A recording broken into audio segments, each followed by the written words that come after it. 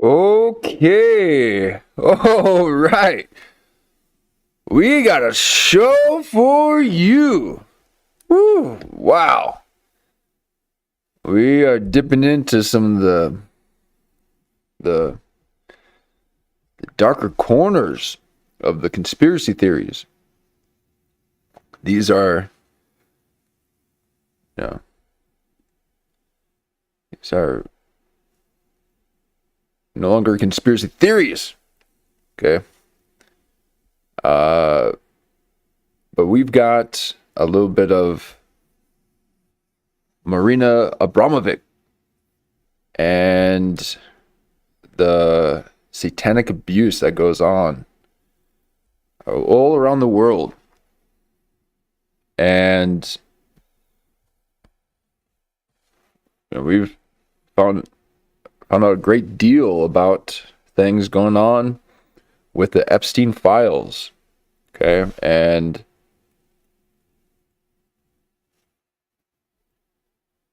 a lot of the conspiracy theories were confirmed. So we're just going to take a look at what people are saying. I mean, all these are, we got a little bit of a backstory of Abramovic here. And we're just going to kind of see what's going on.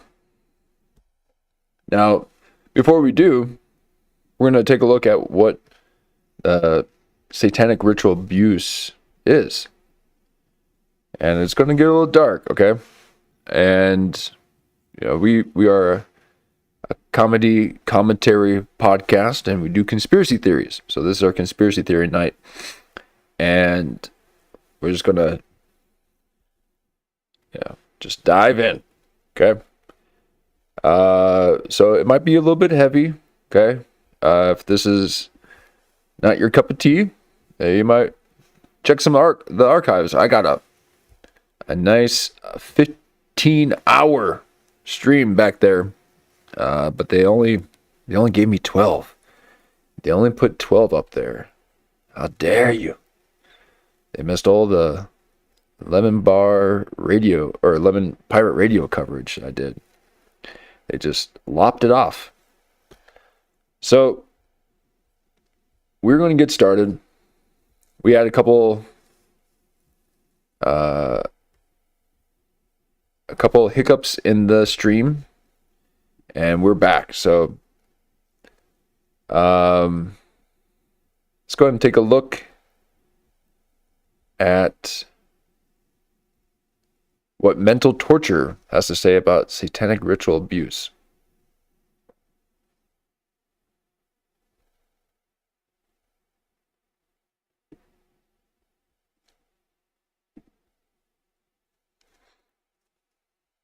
Forgetfulness. The idea, Lord. Child. All right, here we go. Satanic ritual abuse, also known as SRA, is a form of abuse and trafficking, most of the time targeted towards children, that involves repeated abuse within a ritualistic or ceremonial context, sometimes invoking symbols, beliefs, or practices that are leveraged to control and traumatize the victims, and is usually carried out by organized groups. These groups traffic children, isolate them from anyone who could help, and destabilize the child, making them dependent on the group that is harming them. In this video, we would like to discuss some cases involving SRA and some of the effects that survivors go through. This is a difficult subject, and we would like to warn viewers before continuing. Viewer discretion is advised.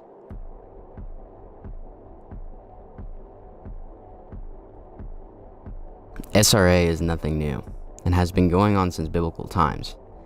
Moloch is an ancient Canaanite god that resembled a giant golden calf and was worshipped through child sacrifice. He is mentioned in the Bible in the book of Leviticus, which says, "Again, you shall say to the children of Israel, whoever of the children of Israel or of the strangers who dwell in Israel, who gives any of his descendants to Moloch, shall surely be put to death. The people of the land shall stone him with stones." It also states, "And you shall not let any of your descendants pass through the fire to Moloch, nor shall you profane the name of your God. I am the Lord." Child sacrifice rituals were also described during the Second and Third Punic Wars. The Romans portrayed their Carthaginian enemies as extremely immoral and barbaric. It was alleged the Carthaginian priests sacrificed the children of nobles to a god by placing them into a heated statue and burning them alive. The Romans wrote that the children's parents showed no emotion during the process, and that musicians drowned out the cries of pain. According to additional descriptions, these sacrifices were made to Baal Hammon, a Carthaginian deity. Many historians believe these accounts were propaganda used to justify Rome's invasion of Carthage. However, in the 19th century, French archaeologists led an expedition in Carthage and unearthed a burial site known as the Tophet. It seemed like they really liked, these kind of, statues and all this. We don't really see much of this being paraded around anymore. But this was, and it seems to be that this seems to have been the thing that people did. I mean, we got one gifted from us by France. The Lady Liberty. Statue of the light bearer. Lucifer himself. And we just got that peering over New York. So no one's really, although there are the, where is it, in China they got like a huge one that they're building. But this kind of these like Trojan horse kind of stuff, that you can go inside of it and all this, and these little easy bake ovens. It's like, look, Mom, I did it on my own. To a god by placing them into a heated statue and burning them alive. The Romans wrote that the children's parents showed no emotion during the process, and that musicians drowned out the cries of pain. According to additional descriptions, these sacrifices were made to Baal Hammon, a Carthaginian deity. Many historians believe these accounts were propaganda used to justify Rome's invasion of Carthage. However, in the 19th century, French archaeologists led an expedition in Carthage and unearthed a burial site known as the Tophet. It reportedly contained more than 20,000 urns with the remains of young children and animal bones. Many of the urns had... Wait, what does this Wikipedia thing says? The Satanic Panic is a moral panic consisting of over 12,000 unsubstantiated cases of satanic ritual abuse, sometimes known as ritual abuse, starting in Northern America in the 1980s, spreading throughout many parts of the world in the 1990s, and persisting today. Yeah. It sure is.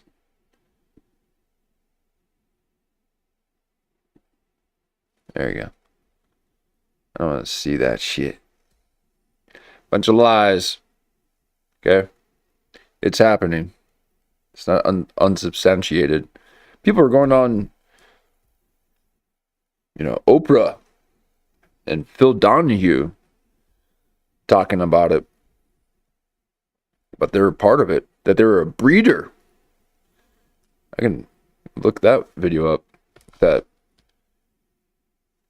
Jewish lady saying that she was a breeder for her parents' satanic rituals, and they would sacrifice children. Okay? Yeesh. Inscriptions dedicating the contents to Baal Hammon, and often included a vow of fulfillment or a favor granted, suggesting the burials were linked to ritual obligations rather than normal funerary practices. Whether described in scripture, recorded by rival empires, or uncovered beneath the soil of Carthage centuries later, the idea of ritual child sacrifice has echoed throughout human history. Now, so that I could maybe that's how they took care of their dead. They just threw the dead in the furnace, the fiery furnace. Shadrach, Meshach, and Abednego.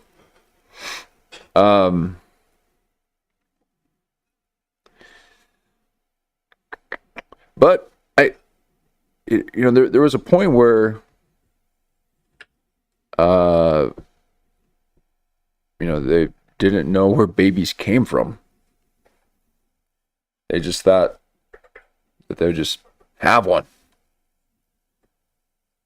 I heard that there's these tribes where they didn't realize that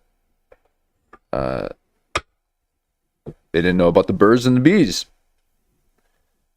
And yeah, so I could see how maybe if this thing is just developing inside of you, you don't know what's happening. Yeah. Yeah. I mean, obviously, it does not excuse any of this. But if you're living in these ancient of days, yeah, you're not understanding how you got the baby to begin with. Maybe there were, these type of ceremonies. Yeah. Because, they didn't know how they're having babies at some point, So maybe that's why it was so normal to them. They just like, oh God, what's this? So, but here we are. And according to some, has not stopped.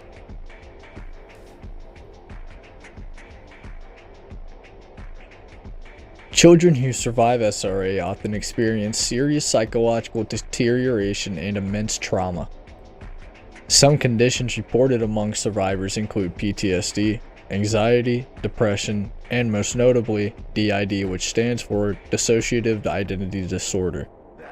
Dissociative Identity Disorder, or DID, is a recognized psychiatric condition listed in the DSM-5.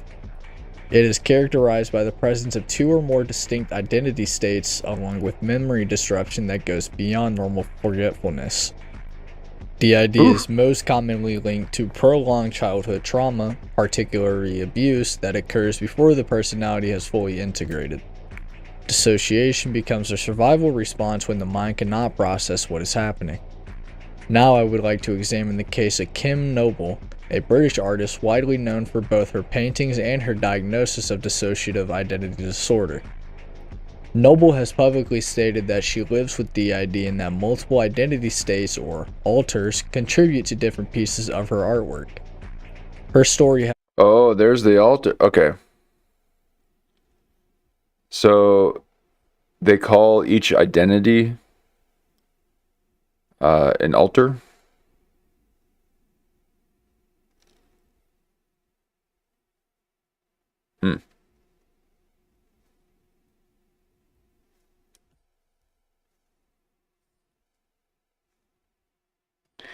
Well, interesting. Call it an altar. And then was it Abraham that was going to sacrifice his son on an altar?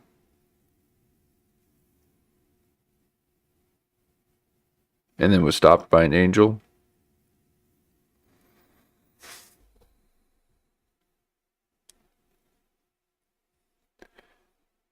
I'm sure altars were actual altars and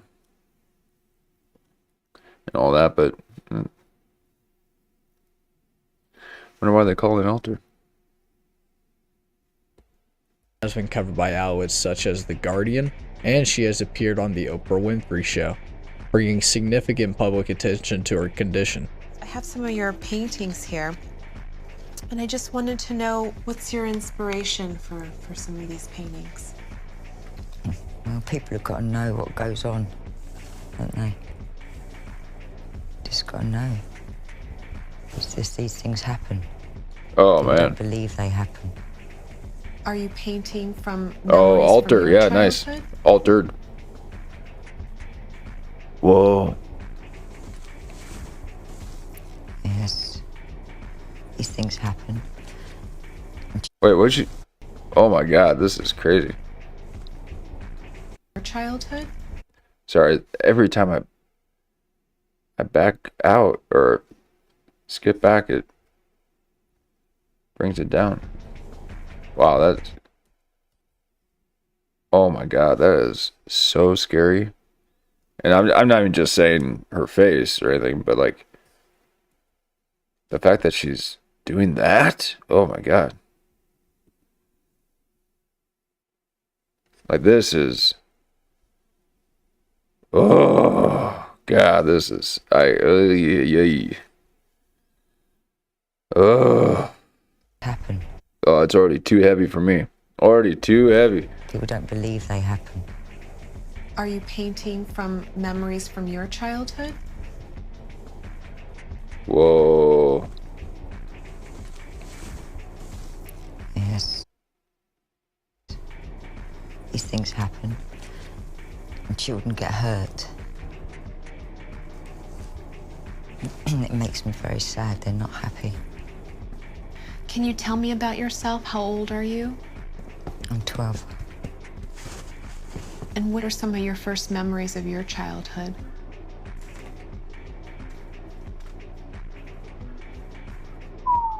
The reason her Sheesh. name frequently comes up in discussions surrounding extreme abuse allegations is the content of her paintings. In a piece That's her titled "It's a paintings. Dog's Oh my Life," God. children are shown naked and on leashes, restrained and controlled by adult men. Now, what is with... What's with these... What's with this stuff? You know, they got this sword, they got this... Does a sword like charge up the electrons in the air, you know, like, or is it just this, you're just priming your body, or you're just, you know, getting used to this idea of thrusting and stuff, you know, these, you know, these rituals and all that. You can also notice at the top of the painting that the children on the leashes appear to be dissociating while this is happening. The imagery presents domination, humiliation, and physical abuse in a direct and disturbing way.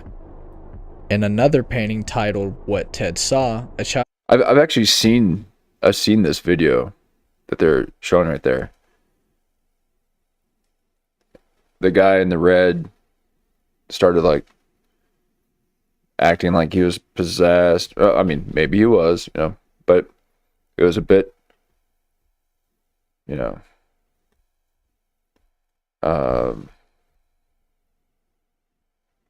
bit theatrical, a bit. Oh God, who's that? Who's that actor? Cumberbank or Cumberbank? Cumberbank or something. What was that? British guy. Yeah.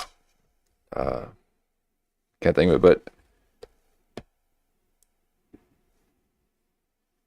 but it seems so dumb.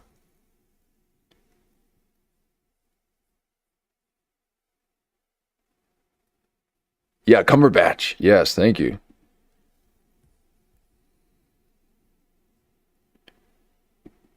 Oh God,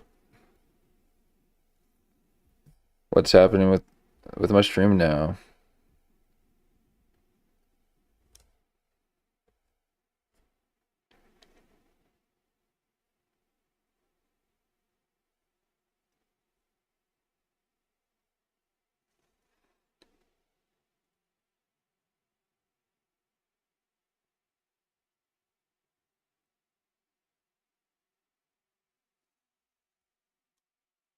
How is it that they're going to try to take my stream down for botching? Like, I'm doing commentary on videos.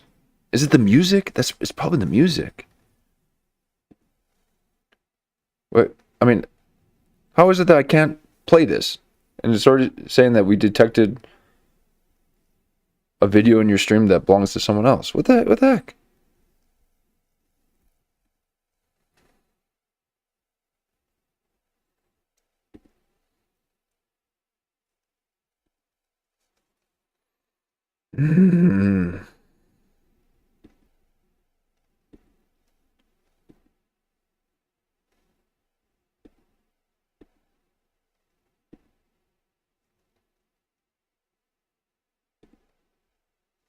Child is depicted lying on a bed while a man is positioned on top of the child in what clearly is portrayed as sexual assault.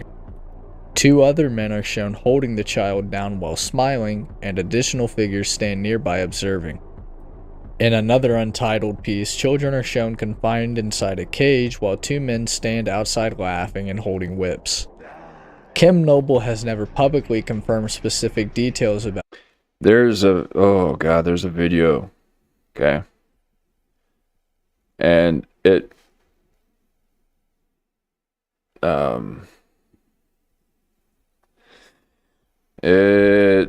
it's messed up, but there's some video in the Epstein files of, I think it's Epstein taking a magnifying glass to a naked girl, and I mean girl, probably, yeah, 12 or 10, 12. Oh god. Anyway, they were outside. She was tied down, arms and legs tied down, spread like that on the ground, and he was taking a magnifying glass and burning her, and she was screaming. Oh.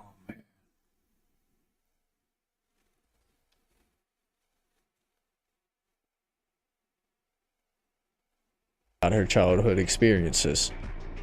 In interviews, she has stated that some memories are inaccessible to her, claiming that one of her identity states may be withholding. And this too, like this whole thing, like that reminds me of Cobra, or the Cobra guy from G.I. Joe.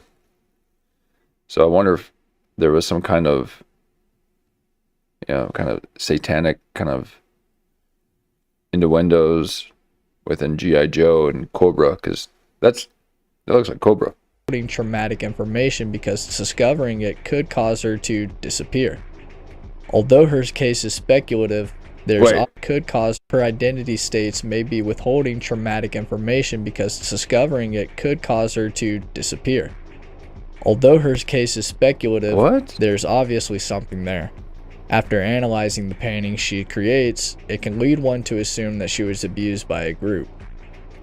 I would also like to mention as a side note that her paintings are owned by Tony Podesta and are a part of his art collection, which is very bizarre to say the least.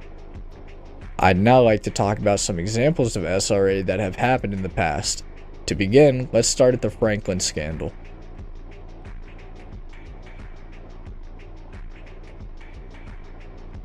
In 1988, the Franklin Community Federal Credit Union in Omaha, Nebraska, came under investigation after millions of dollars were discovered missing under the management of Lawrence E. King Jr. What began as a financial inquiry into embezzlement and fraud soon evolved into one of the most controversial and disturbing scandals in Nebraska history. Lawrence E. King Jr. was not an obscure figure. He served as chairman of the National Black Republican Council and was viewed as an emerging presence within Republican political circles. Officially, he earned approximately $16,000 per year as director of the Franklin.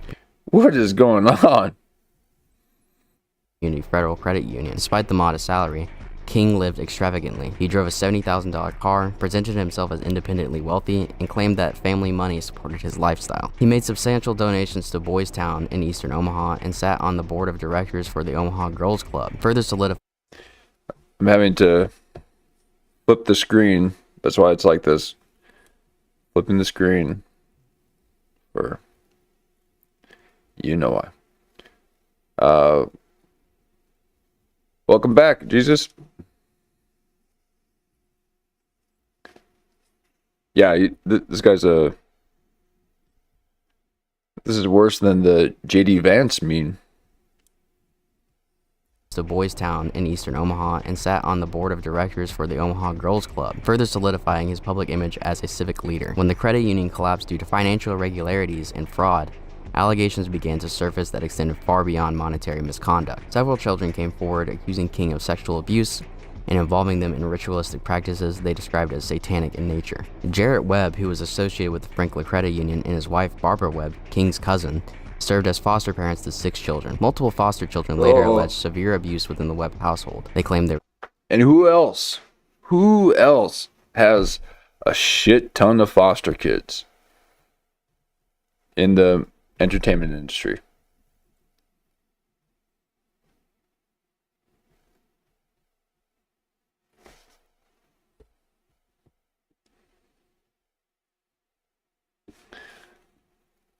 Brad Pitt, Angelina Jolie. And Christian Bale had announced that he's starting a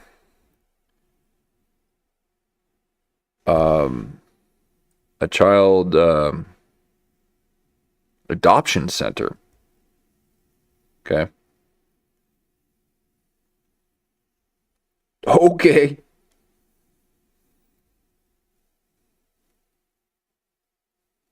stripped naked and beaten, deprived of food, and left with visible injuries. One of the children, Lisa Webb, reported abuse that she said continued until she was 9 years old. She reportedly passed 4 polygraph examinations, yet authorities dismissed her allegations as too fantastical to be credible. Other foster children claimed they had discovered photographs and videotapes in the Webb home depicting children being abused, and they alleged that these materials had been supplied by King. Nellie Webb further alleged that King attended events at the Omaha Girls Club and would call to request specific children. She claimed she was flown to Chicago, New York, and Washington, D.C., where she attended parties guarded by bodyguards and accessible only with key cards. Oh my god. According to her account, powerful politicians were present and engaged in sexual acts with underage boys. These allegations were reportedly given to law enforcement, but no charges were filed. Although the Webbs eventually lost their foster care license, they were never criminally prosecuted. In a separate account, a 17-year-old girl and her mother reported that photographer Rusty Nelson had attempted to persuade the girl to pose nude. They also claimed to have seen other nude photos of children in his apartment.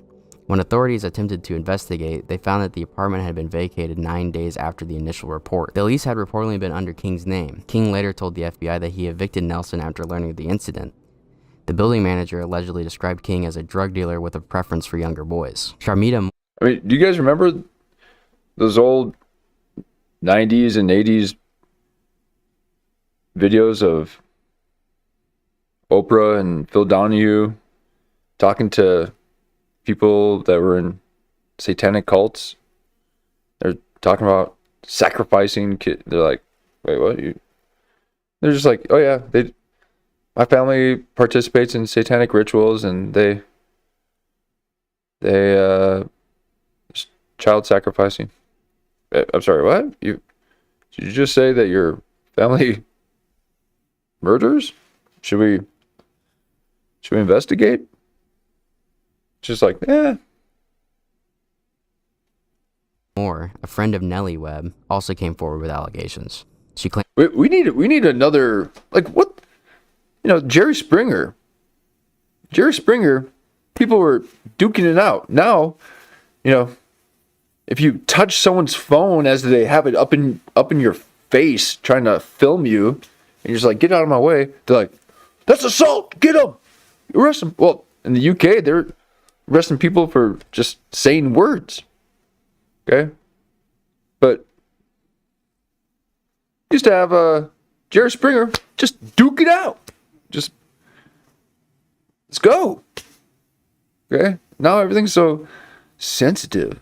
And it's not sensitive. It's actually very dark, very sick shit that's happening, but they're trying to make everything super sensitive so that we can't actually talk about it or defend ourselves. And they're making it so that people who can defend themselves, who who can defend other people, they deem them as the problem, as the aggressor, as toxic. Unbelievable. And she had been subjected to abuse involving influential individuals participating in what she described as satanic rituals. She said she had posed nude for an unnamed photographer believed to be Nelson, and alleged that the buyers of photographs were leaders connected to the Omaha Girls Club. Moore identified King by name and claimed that parties were frequently held at his residence. She described men wearing long robes, ritual settings lit by candles, and ceremonial elements. In one of her most extreme allegations, she stated she was locked in a room with an infant and told she would gain power by killing something that she loved. She claimed the infant was decapitated and mutilated, and that she later witnessed cannibalism and dismemberment at subsequent gatherings. Her report was incorporated into the broader Franklin Credit Union investigation. As the number and severity of allegations increased, a state investigative body known as the Franklin Committee was formed. The committee hired private... So, imagine saying that, like, you'll gain power if you kill something. Oh, God. And, you know, what they're saying is that you're going to go through this mental trauma, this physical upheaval.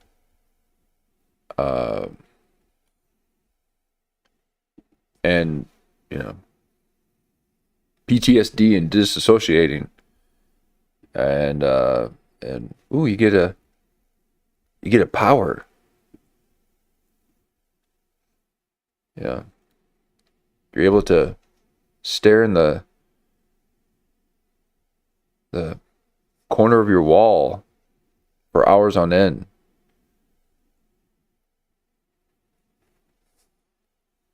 Investigator Gary Caradori to examine the claims involving King and other individuals. Caradori publicly called for additional victims to come forward. 4 individuals responded: Alicia Owen, Troy Boner, Danny King, and Paul Bonacci. Alicia Owen stated that her involvement began in 1983 when she was 14.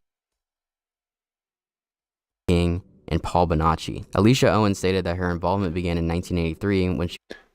I was going to make a childish joke about the name.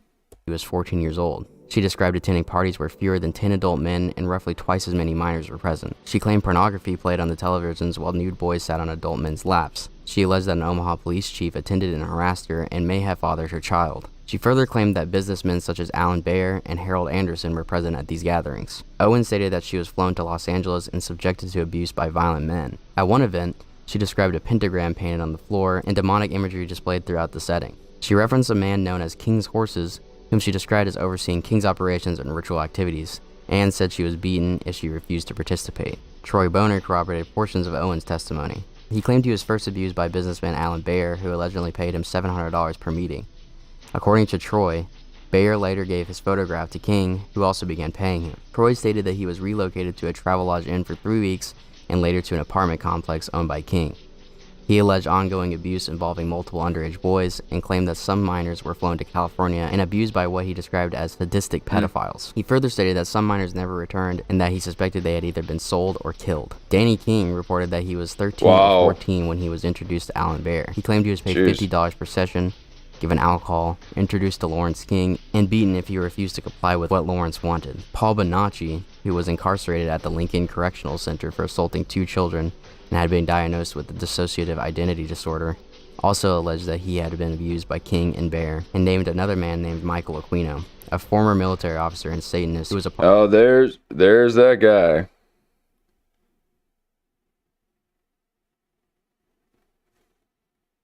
Okay. That's that will let you know. Okay, if you got eyebrows like that, you are pure evil.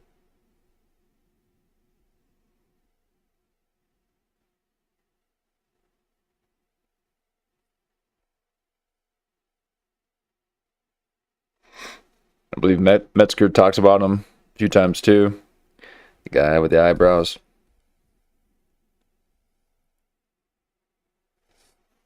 And what was that movie where... Was that a Lynch film where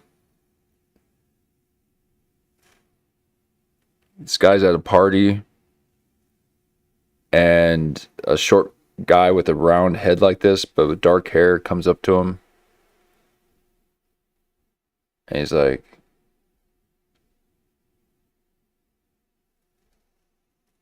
says something about like, yeah, we have met, or we've met already. He's like, no, I don't think we have. He's like, oh no, I'm almost certain of it.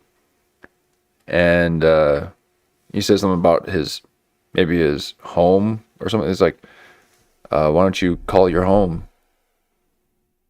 And so he calls his house, and then he answers it. He answers the phone on the other line. But he's like standing right there in front of him. He's like, how do you do that? So it's kind of portraying him as a vampire. I wonder if it was off of this guy.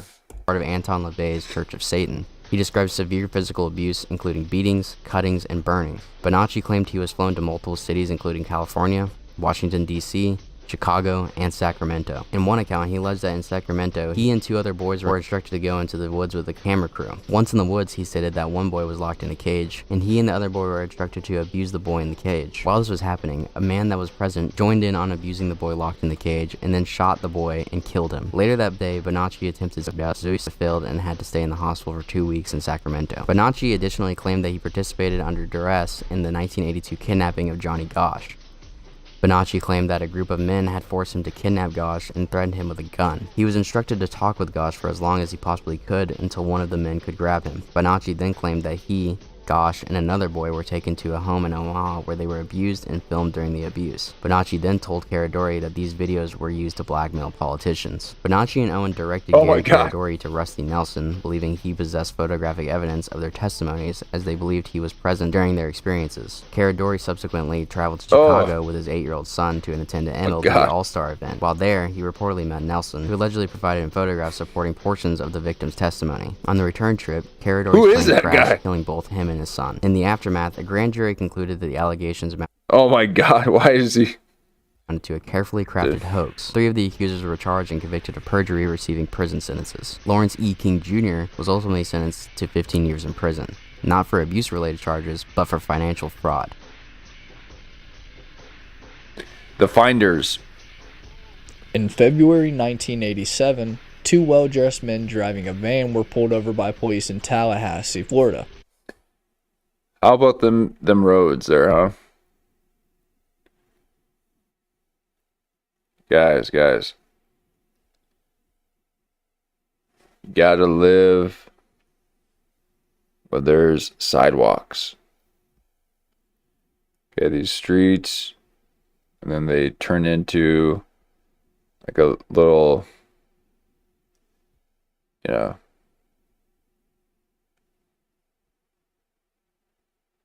cul-de-sac of houses and so. Guys. In the back of the van were 6 children who were described as looking or just the homes just right off this side of the highway like this, like a 2-lane highway, and the home kind of off on the side of that. So if you just walk out of your house, this is all you see. Obviously you're like kind of tucked away a little bit, but there's a sign right there for the little community living.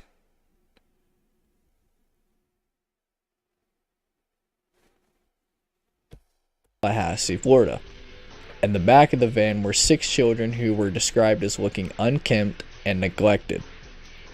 The men were identified as Douglas Amerman and James Michael Hallwell. Yeah, I remember hearing about this. When asked why they were transporting 6 children in the back of a van, the men responded that they were on their way to Mexico to establish a school for gifted children. This explanation immediately raised suspicion.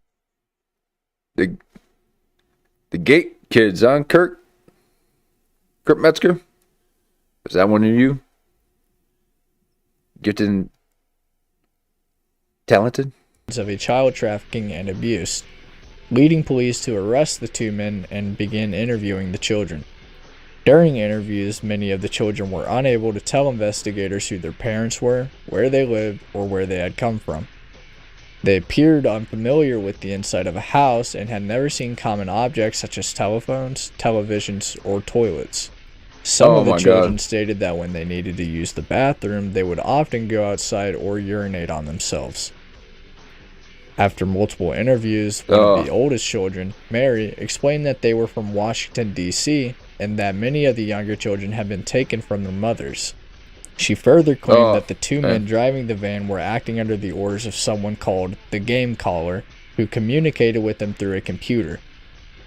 Mary said the children were living on a farm and were not allowed inside the house on the property. According to her, they were only given food if they did good things, such as playing certain games. When asked what kind of games they were playing, Mary described one in which the children would completely undress a man, put on his clothes, and then search his pant pockets for money. She also described another incident around Christmas time in which men would come down the stairs to the house completely undressed while the children were made to watch. When investigators asked whether she had been sexually abused, Mary became evasive and asked to end the interview.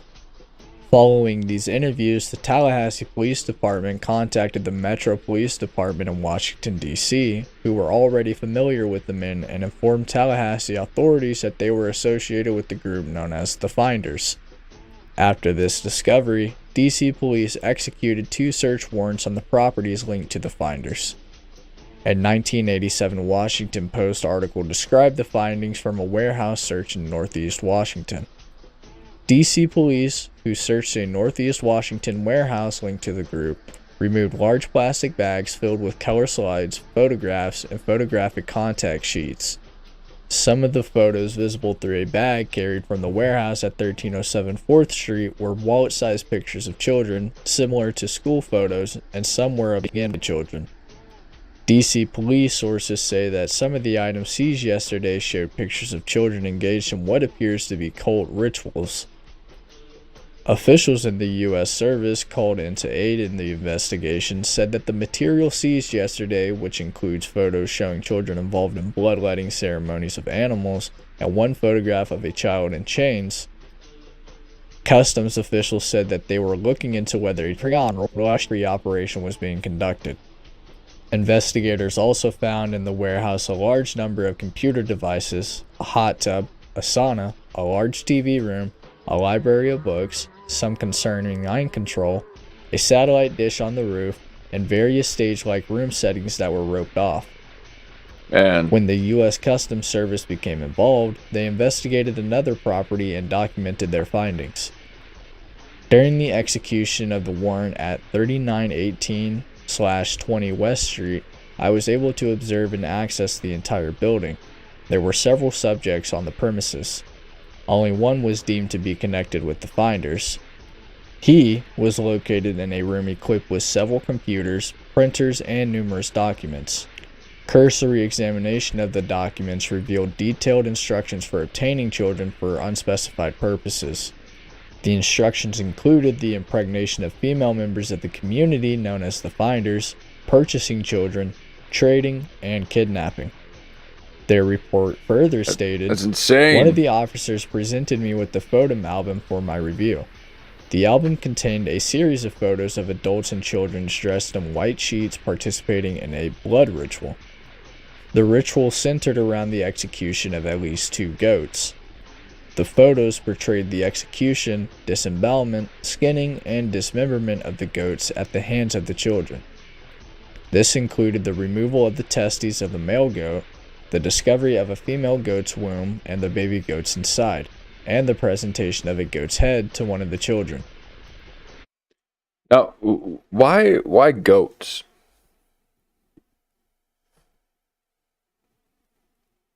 I kind of think I know the answer. Do you guys know?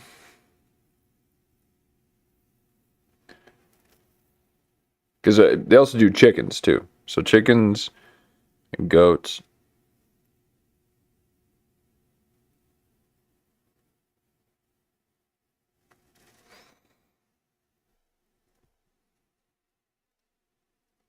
Because of Baphomet.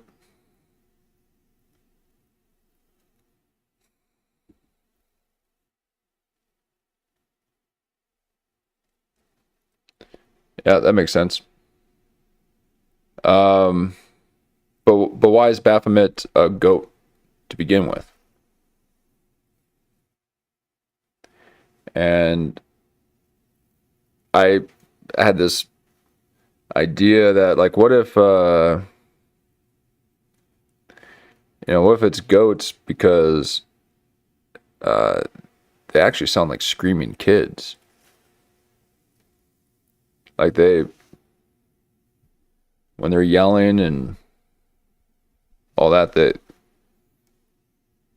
um, don't they sound like a kid squealing or crying or something? I don't know how. Baby goats are called kids too? Oh my god.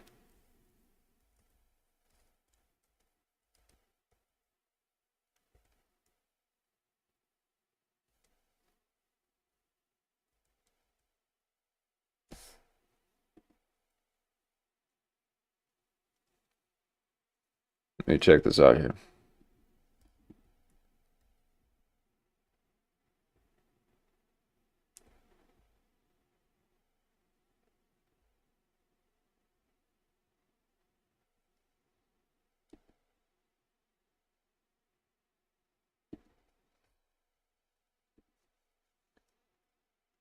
God, they're called kids. That's so fucked up. All right, so here's why I think they do goats.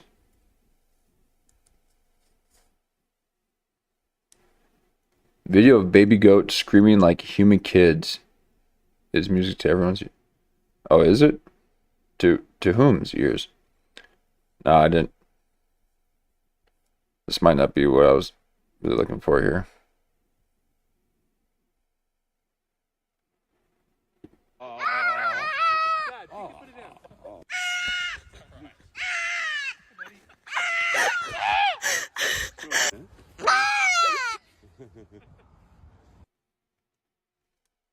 Oh, they're so cute.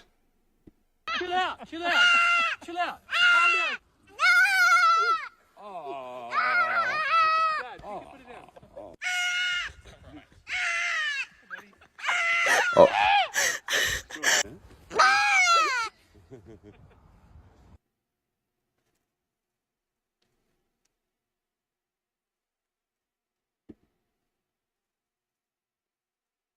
Yeah, I'm like, what?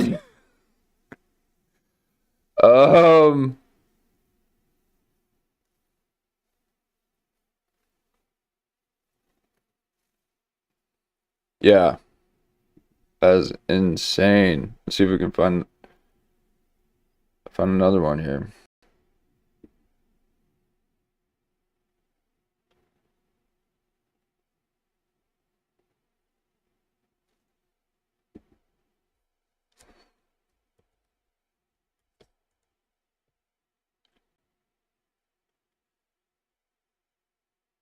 Screaming goats. 3 times goats yelled like humans.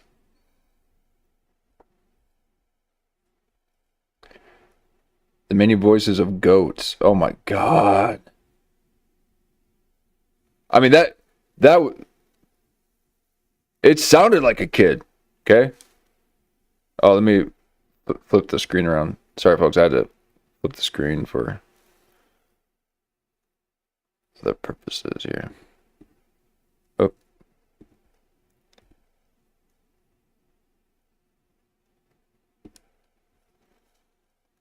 Oh. The many voices of goats. In the video below, you'll witness many different voices of goats. Strangely enough, they sound almost like human beings. See? That's what I'm saying.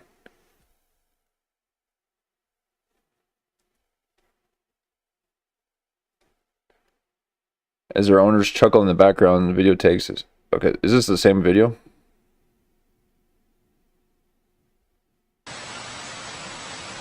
Yeah.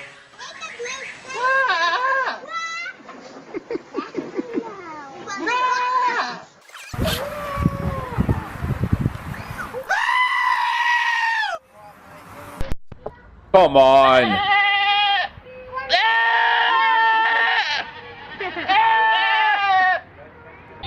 What?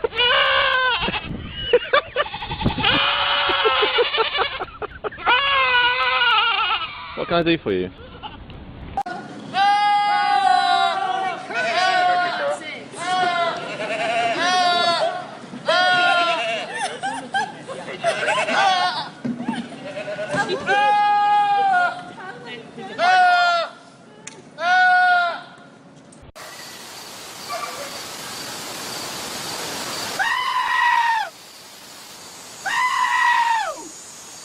No. ¿Qué opina usted del gobierno de Zapatero? Pues igual que yo. ¿Y qué opina usted? ¿Qué opina usted? That's basically what I do when I. ¿Qué opina usted del gobierno canario?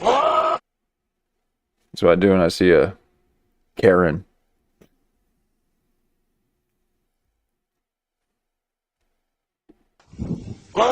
¿Y de los ayuntamientos de la isla?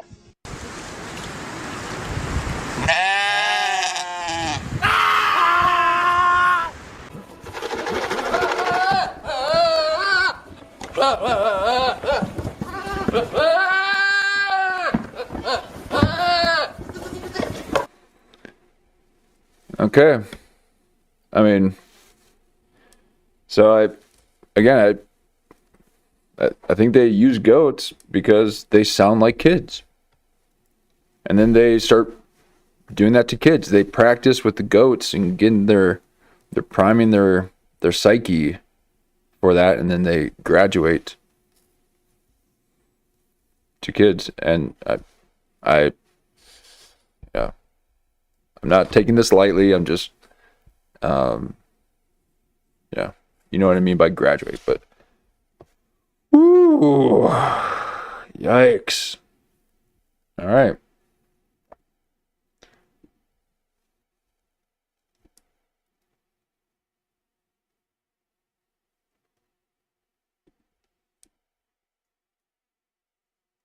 Let me flip this. The warehouse contained a large library, 2 kitchens, a sauna, a hot tub, and a video room.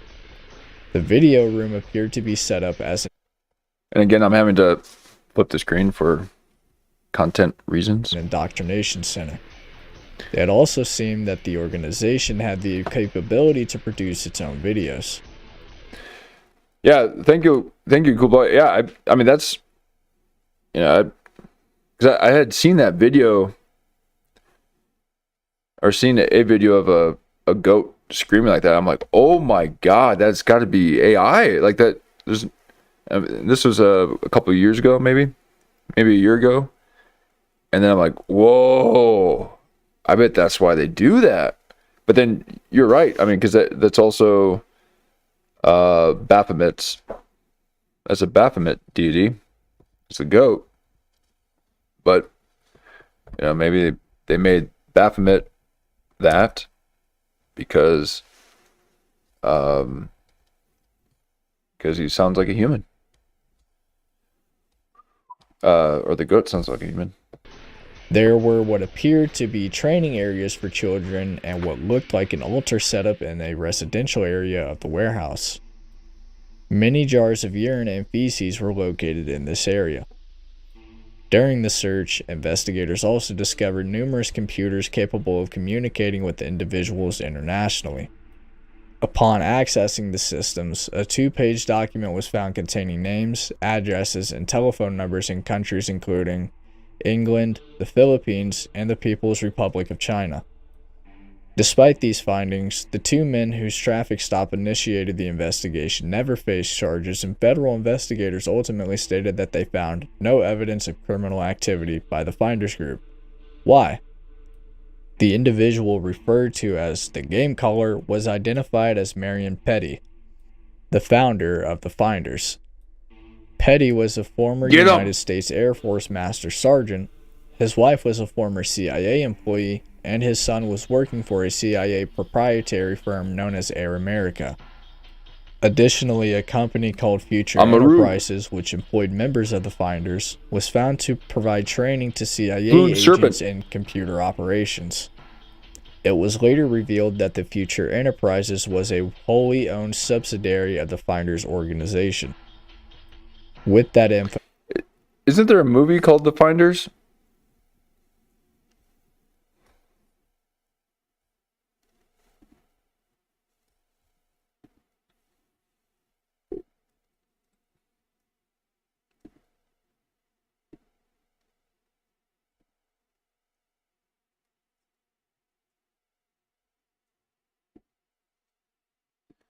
Yeah, flip this over here.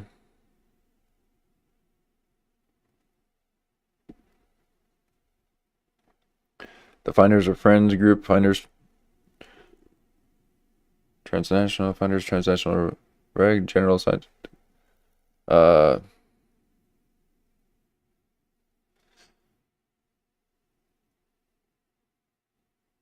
is such a sick world. I'm just like, hey, we gotta take this world back. But then I'm reminded, well, yeah, it really isn't our world, right? I mean, it is. This is, at least, the Bible says that it is Satan's domain.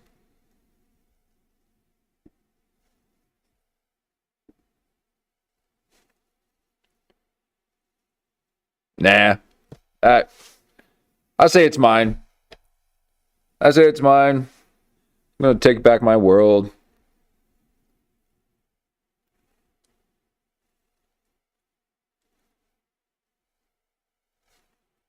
It's a messed up. Oh, I can't. See, this is why I can't get into politics. Oh, man. The revolutionary comes out. Okay? It's in my blood. Okay? I'm meant to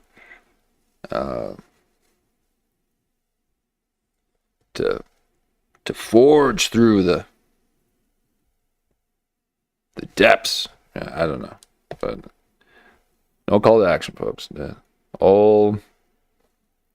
violence. But these are some sick people, and I hope all of them get what's coming. I know they will.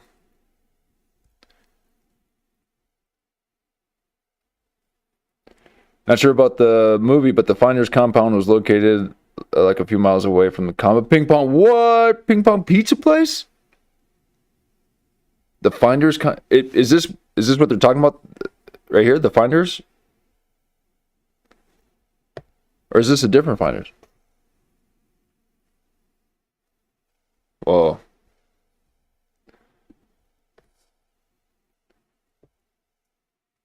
That's right, Jesus. We got to take back our world, okay? We got to take it back. This is some sick shit. And just know, in the darkest of days, that the light is within. Okay? And we must shine. Okay? We must shine. And the way to do that is through truth. Stand in truth, so that you may shine in the darkest of days.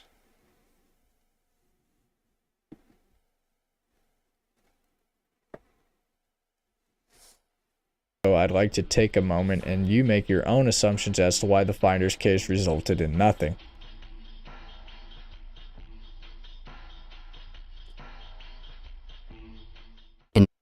I'm really curious about the Finders compound was located. Wow. 1983, a mother named Judy Johnson reported to the police that her 2-year-old son had been sodomized by a teacher at his preschool, the McMartin Preschool in Manhattan Beach, California. Her son alleged that his sexual abuser was Ray Bucky, the grandson of the school's owner, Virginia McMartin. Following the accusation, Ray Bucky was arrested on September 7th, 1983. Shortly after the arrest, the police sent a letter to all parents of children enrolled at the preschool. The letter stated, "This department is conducting a criminal investigation involving Shiet Selmbach. Ray Bucky, an employee of Virginia McMartin's preschool, was arrested September 7th, 1983 by this department. The following procedure is obviously an unpleasant one, but to protect the rights of the children as well as the rights of the accused, this inquiry is necessary for a complete investigation. Records indicate that your child has been or is currently a student at the preschool. We are asking for your assistance in this continuing investigation." The McMartin case is really is that what that's what they're talking about right here, right? Oh, so you're aware of it. Oh my God. So the department is conducting a criminal investigation involving child molestation. Ray Bucky, an employee, Virginia Martin preschool. Oh my God. Is this where they? Oh my God.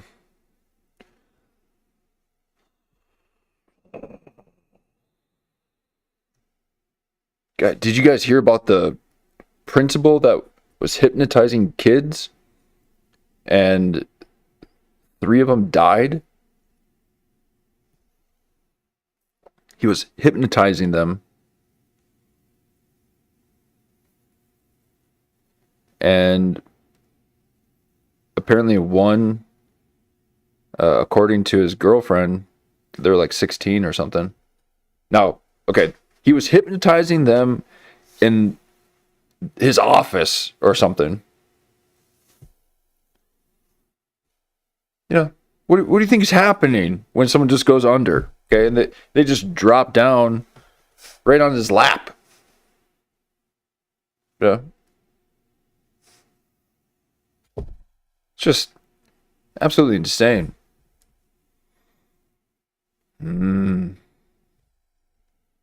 what they do, okay, to remain doing all this stuff is they get rid of people like us. Okay, they tell everyone that people like us are the problem, that we are there's, you know, that testosterone is toxic, and people who actually have the wherewithal to put someone in their place. Oh man, I can't. I'm getting worked up. Please question your child. See if he or she has We been a gotta fight witness to back, any crime, okay? or if We gotta he or fight she back has in this been a victim. shit. Our investigation indicates that possible criminal acts include oral sex, fondling of genitals, buttock or chest area, and sodomy, possibly committed under the pretense of taking the child's temperature. Also, photos may have been taken of children without their clothing. Any information from your child regarding having ever observed Ray Bucky to leave a classroom alone with a child during any nap period, or if they have ever observed Ray Bucky tie up a child, is important. After the letter was distributed, several children... And what in the naps, you know, like, I mean, I guess, yeah, kids that age need to take their naps, but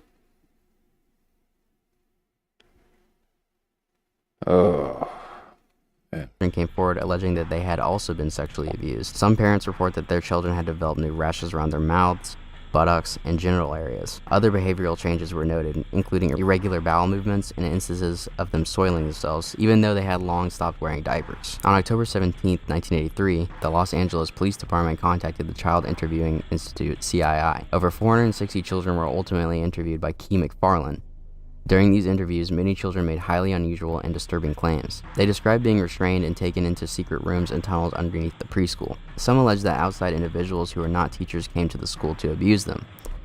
Others claimed that staff killed animals in front of them, threatened their lives and their parents' lives, performed a ritual sacrifice, urinated and defecated on the children, beat them with sticks and other objects, forced them to witness child sacrifice at an altar, and were... What? What? They beat and defecated on these kids and then sent them home?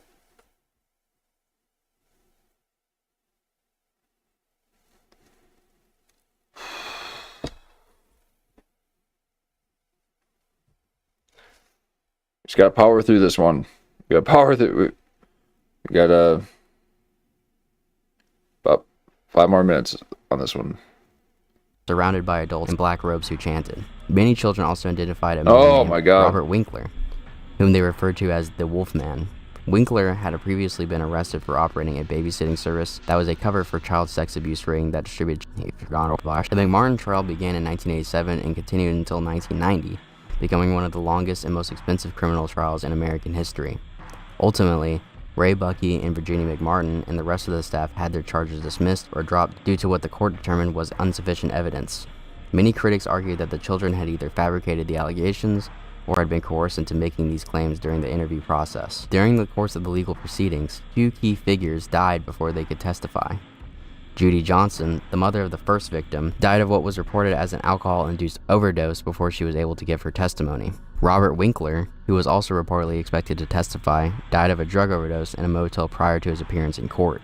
Following the trial's conclusion, several parents expressed dissatisfaction with the outcome. They hired archaeologist E. Gary Stickle to conduct a new investigation of the school property. Stickle and his team began excavating the site in hopes of either confirming or definitively disproving the children's claims about tunnels beneath the preschool. According to Stickle, by engaging a highly recommended professional and archaeological team, the parents hoped to bring scientific authority to whatever might be found or a definitive resolution for whatever was not to be found. The team reported discovering not 1, but 2 tunnel complexes, along with previously unrecognized structural features that they had stated defied logical explanation. Both tunnel complexes matched the locations and functional descriptions provided by the children years later. One was described as providing undetected access to an adjacent building on the east side, while the other provided outside access beneath the west wall and contained an enlarged, cavernous space corresponding to children's descriptions of a secret room. Stickle's report stated that the contour signatures of the walls and the nature of recovered artifacts indicated that the tunnels had been dug by hand beneath the concrete slab floor after the building's construction. He asserted that the features met the research pre-qualifications for tunnels designed for human trafficking and that there was no alternative or natural explanation for their presence. He concluded that if the children's stories were merely fantasies, there would be no explanation for tunnels discovered under the school. Alongside Stickle's report, the FBI in 2021 released documents concerning the previously mentioned group known as the Finders through FBI records, The Vault. On pages 47 and 48 of those documents, reference is made to the tunnels discovered beneath the McMartin preschool. The document is titled, "The Tunnels Found at the McMartin Preschool, a Preliminary Report." According to the report, a 45-foot tunnel was discovered beneath the property. A 9-foot wide subterranean entrance was located under the west wall of the dog room, classroom 4. The tunnel proceeded south, then east for approximately 45 feet, running through classrooms 4 and 3. It then turned north and continued east to an additional 10 feet within classroom 4.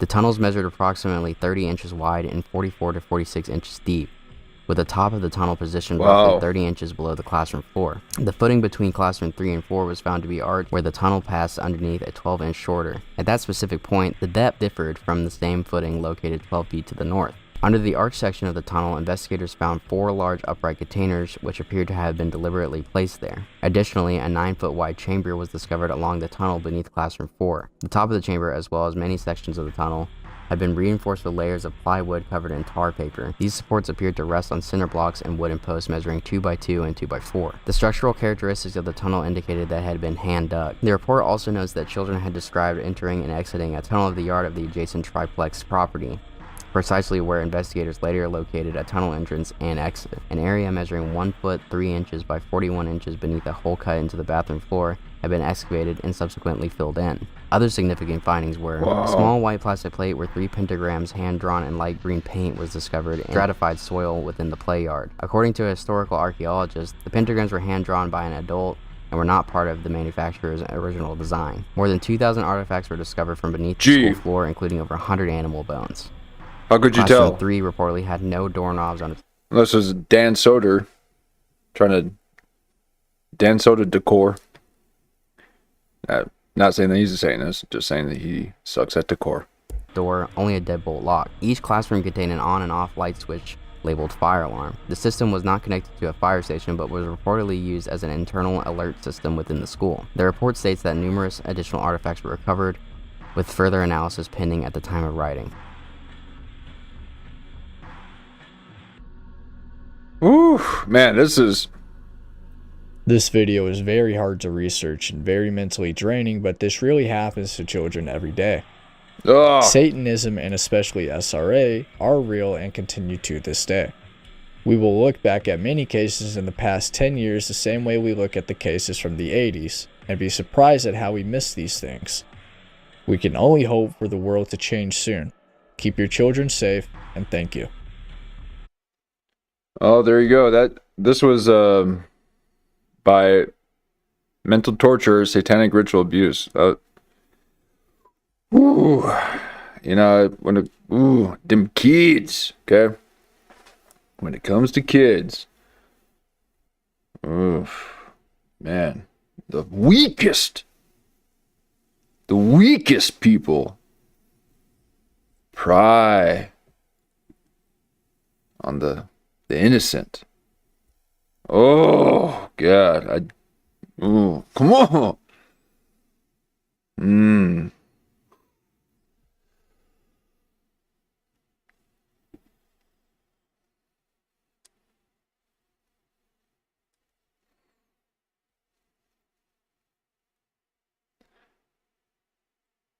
So let's change it up a bit. Let's get into something a little bit lighter, like Abramovic Satanism. Oh God. We just gotta, do this, this stint, and then we can get back into some. I miss conspiracy theories back when they're a theory. Okay, God, I miss those days of like, yeah.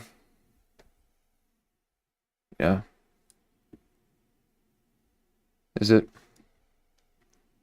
Bill Gates? Why is Bill Gates trying to dim the sun? Okay, now I gotta. Well, probably because he wants everyone gone for all the sick shit he's done. Allegedly. Sicko.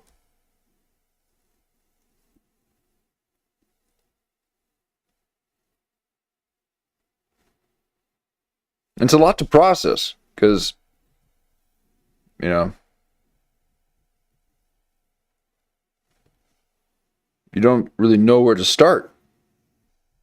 Abramovic is lighting them a little bit of a little bit of witchcraft to lighten up. But we don't, when there's so much, that we realize that's happening, and we knew it was going on. But they would, gaslight you, or it just be in the dark corners.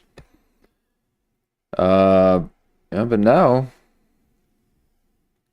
all the normies are knowing it. Oh, the days of a normie. No, I do not like living in blissful ignorance. Okay, I will take on the weight of knowledge. And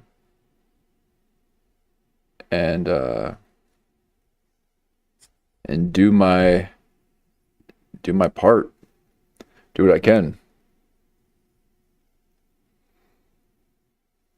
Yeah, you think it's to desensitize us? I think so too. And as a matter of fact, it reminds me, there was like an Old Spice commercial that I saw, and I don't even know how I saw the commercial.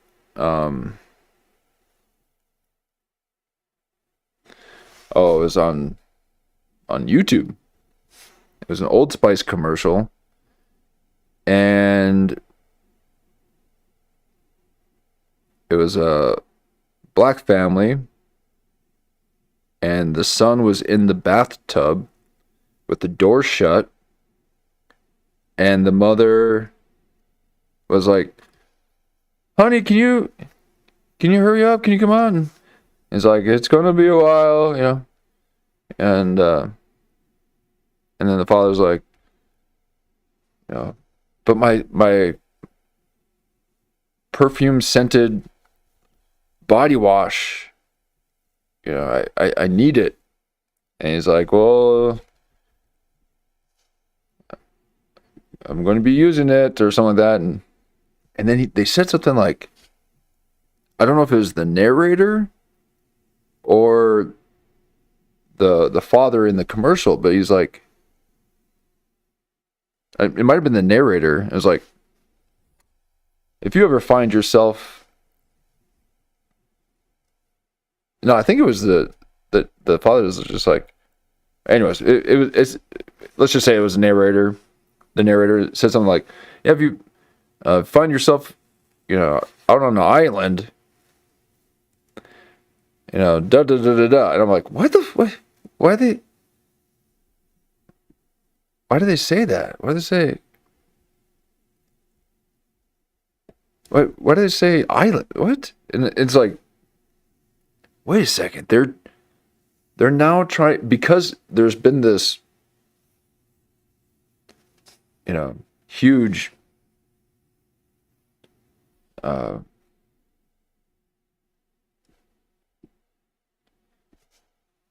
discovery, I guess. They're now trying to kind of put it into everyday vernacular so that it then kind of it dilutes and waters down the potency of when you hear island. Okay. Island boys, huh? Supposedly an Epstein kid. Those are Epstein twins. That's what the internet says. Yeah, it felt really awkward, and it was very forced. And it, dare I say, demonic. There was something, and it was because of how everything's just like this kind of yeah, and like, what? Anyway, man, we need it. What's up with all this shit? What's up? But now we know, and now we need to get them out of here.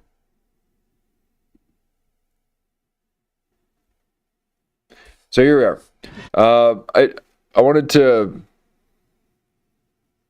do a few videos on Abramovic here, and now I've been aware, somewhat aware of her for quite a few years now. Maybe less than 10.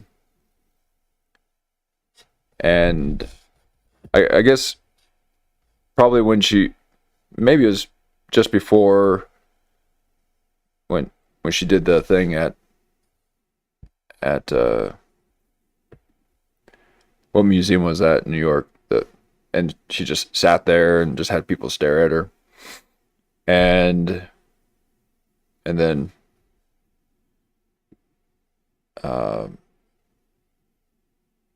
Shia LaBeouf tried to do the same thing, where he wore the paper bag, and he had a room. He rented this kind of like this little storefront room in LA, and people, or maybe New York or something, and people would walk in, and he basically said he allowed them to do anything that they wanted to do to him with a bunch of items on the table. And which, come to find out, it sounds very much like this satanic ritual abuse. So, and him being a child, maybe he undergone some of that stuff, and but here we are. We're gonna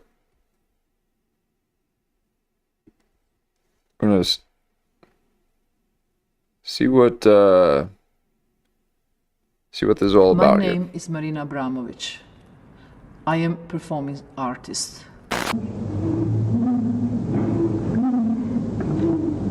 Cut deeply into the finger of your hand. Eat Okay. Now this right here already. deeply Oh God. into the Now, so cut with a sharp knife deep into the middle finger of the right hand and eat the pain. So this, you'd, who's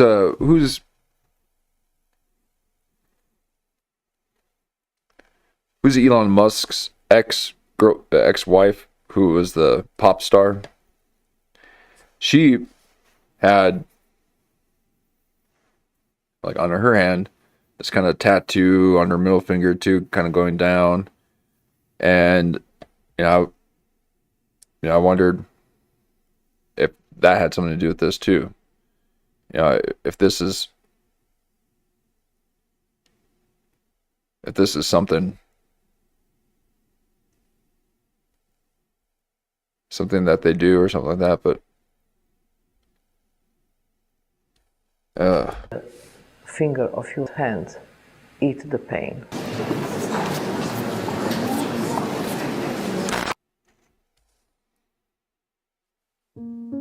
And are you guys aware of the retreat that she had, where Lady Gaga went to, her like wellness center, and they would basically like lie naked, hugging a stone, and kind of put themselves through all these strange, rituals and stuff like that.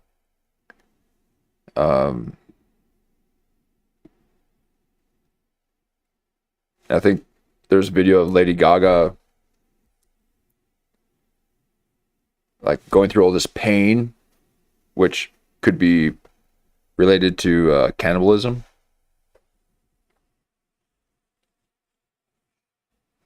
They get these like shooting pains through their body. That's why,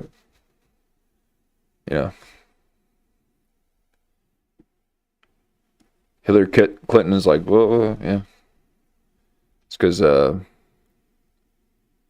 she's all gooped up on the hot sauce.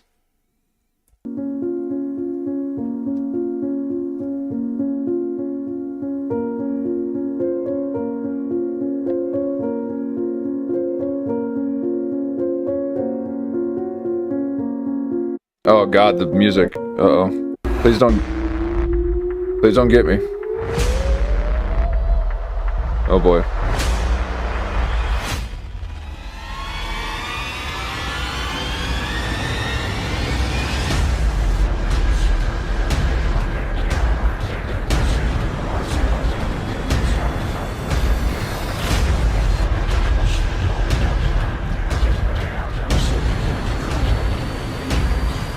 Oh God. Quit making controversial seem so scary. Oh my God.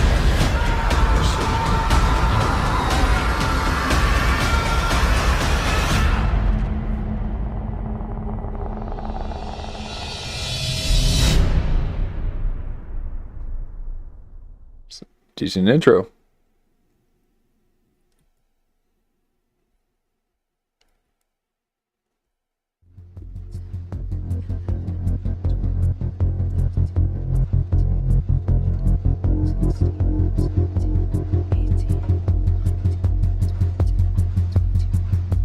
I have always wondered how the brain of an artist really works. What do they see that the rest of us do not? And why the hell does some lame scribbled painting that looks like a small child spilled a few colors seem exactly like that to us? And to them, it is some kind of priceless masterpiece. These are the questions.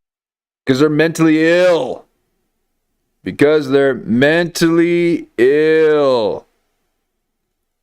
Questions to which I would like to receive an answer, and I deeply believe you will like that as well. However, although us poor, uneducated people will probably never realize or understand it, we certainly cannot escape the impression that the work of some of these people really stands out and lean more towards shock and disbelief. Because you have lame paintings, you have ridiculous invisible art, you have a banana taped on canvas. Oh, I hate that shit. And then you have the work of Marina Abramovic.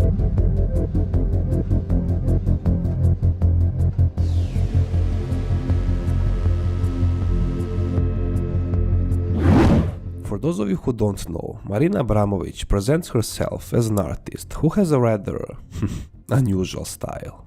That style causes a lot of controversy, not only in Serbia. Wow, who did that look like?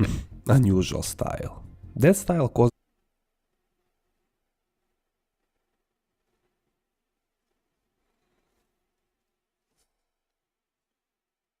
Huh? Who does that look like?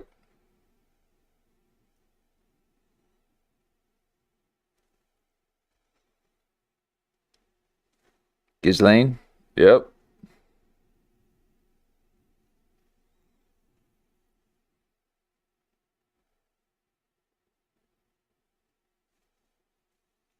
Damn. Yep, me too. Yep, I thought that immediately. There's a lot of controversy, not only in Serbia, her homeland, but all over the world. Serbia. And it is precisely because of her unique style that she has often found herself in the crosshairs of some theories. Now, I won't say conspiracy theories, because I don't overly believe in that expression myself. But, accordingly, Can we just be done with, like, I don't believe in that term, conspiracy.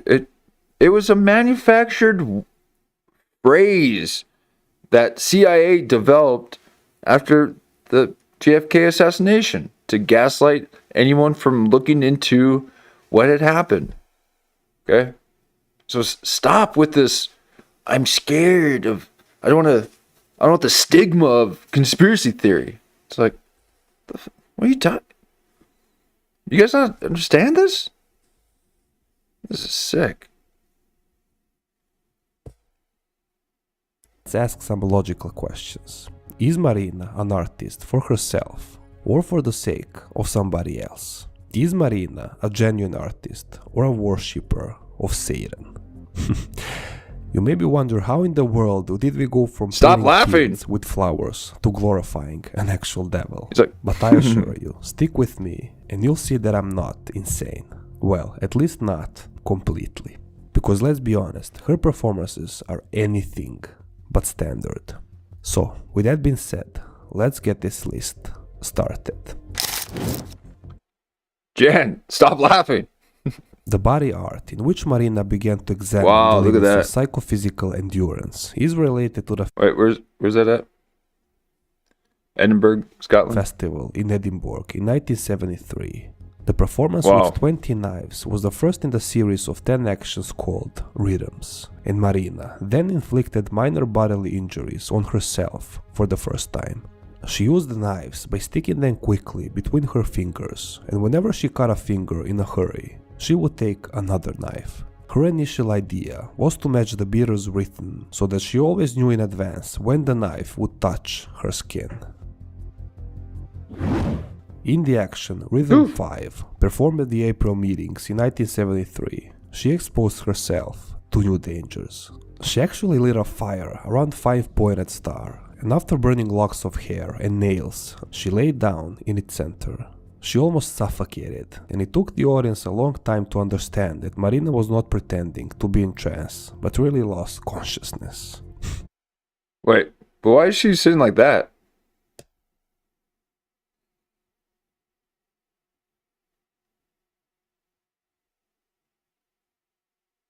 Wait, does that still work? Leg, arm, head. Yeah. I was thinking that she should lay like this, arm, head, but I guess that's the same thing. Whoa.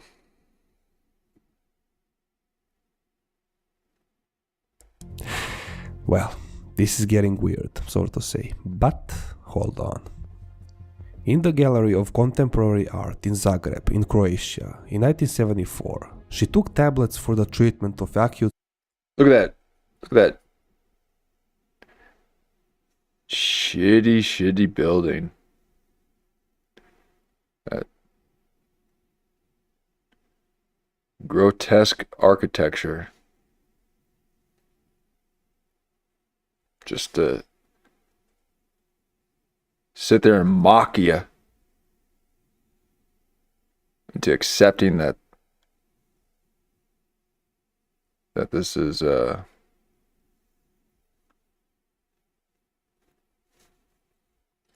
this is design. It ain't. It's not even Tetris. Okay? I draw these accidentally. Zagreb, in Croatia, in 1974, she took tablets for the treatment of acute schizophrenia in front of the audience, wanting to bring her body into unpredictable psychophysical states, such as muscle spasms, loss of orientation, etc. And after that, she wanted to feel similar effect under the influence of physical forces. But then came a performance from Naples in 1974, which has the official name Rhythm Zero. The performance included a full 6 hours of standing still, along with 72 objects on the table, among which were perfume, honey, bread, scissors, this is what Shia nails, a metal LaBeouf did. rod, and even a gun with 1 bullet. Abramovic wanted to do a performance by doing absolutely nothing, while she allowed all the people who were present at a time to use any of the offered items on her in a way that they wanted. In the end, she ended up with cuts, torn clothes to bare skin, and even a gun under her neck, all for the aim of seeing to what limits human behavior can go. Other mentionable, let's call them side gigs, were staring into the eyes of a donkey, and as we said at the beginning, mouth-to-mouth breathing. I wonder, this is the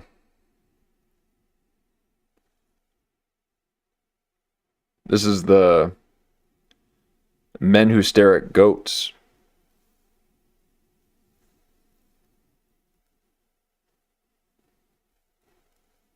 Which we got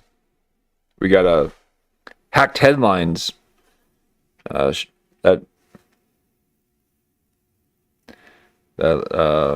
channel put out one about men who stare at goats, and I bet that's what she was trying to do. She's trying to turn its heart off. Were staring into the eyes of a donkey, and as we said at the beginning, mouth-to-mouth breathing with your partner, licking some concrete and carving some symbols into your skin. Yeah, seems like fun. Naturally, that was just not enough.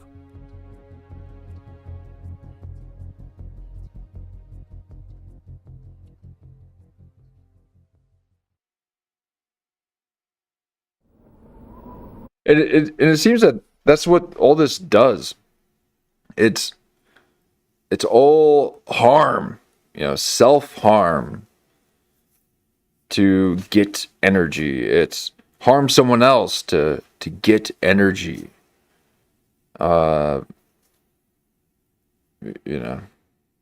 When you can get energy yourself. You can breathe. You can run, move around. Sit and meditate if you like. But they're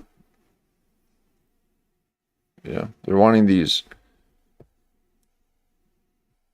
strange ways of obtaining energy,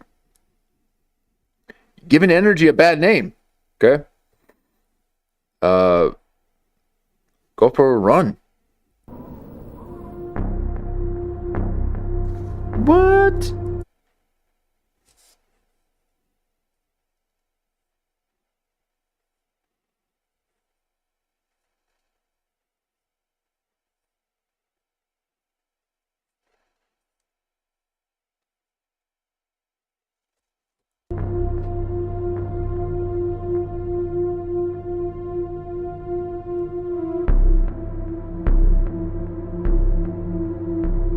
One of the most horrifying performances, called Balkan Baroque, involved removing the meat from the cow's bones over the course of several days. Marina spent 6 hours every day cleaning hundreds of bones. In the dark and stuffy basement, the stench that spread from the rotting flesh was terrible. People who... Right, and now, is this a way for them to then hide actual remains? Or actual human remains in there? I mean, they all look pretty big, so maybe not, but... who came to see the performance held handkerchiefs over their noses and mouths. Since the performance lasted for several days and took place during the summer months, the worms began to appear in the bones. Marina came every day, put on a blood-stained white dress and stayed in the basement for a full 6 hours. As she says, the goal of this performance was spiritual cleansing and symbolism over the war that was taking place at a time. However, nothing has caused so much controversy and the development of numerous theories as the thing called spirit cooking, an event that would normal person consider as bizarre and morbid. But for Marina and many Hollywood and music stars, it is completely normal. Marina would organize dinners where food is served in the form of human bodies or corpses. And those types of dinners would only have exclusive guests, such as... come on.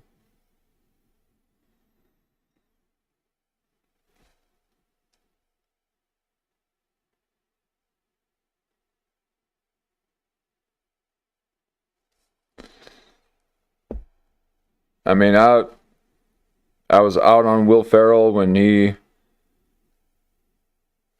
started getting political. Movie stars, singers, and even politicians. Now, that same guests would often take their part in this and have fun with cutting out imaginary organs. Now, me personally, I cannot find any resemblance with anything other than cannibalism. You know, just chilling around some human heads and eat some body parts. Again, this is that, what Jan was saying is, yeah, just to desensitize you, like, it's a head. Okay, this is what, yeah, let's pull it up.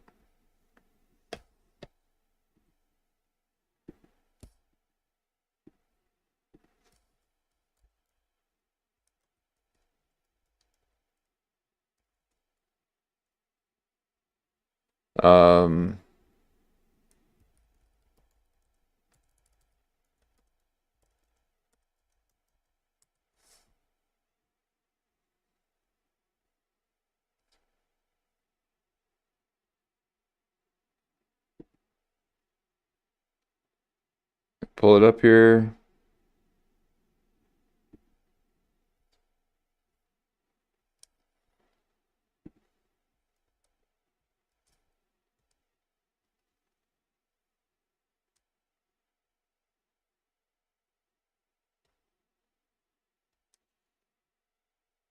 Okay. Oh, Kanye. Kanye changed his life. I'm still, how's it go? Still Gemini. Kanye changed his life, but I'm still the same old me. So they are.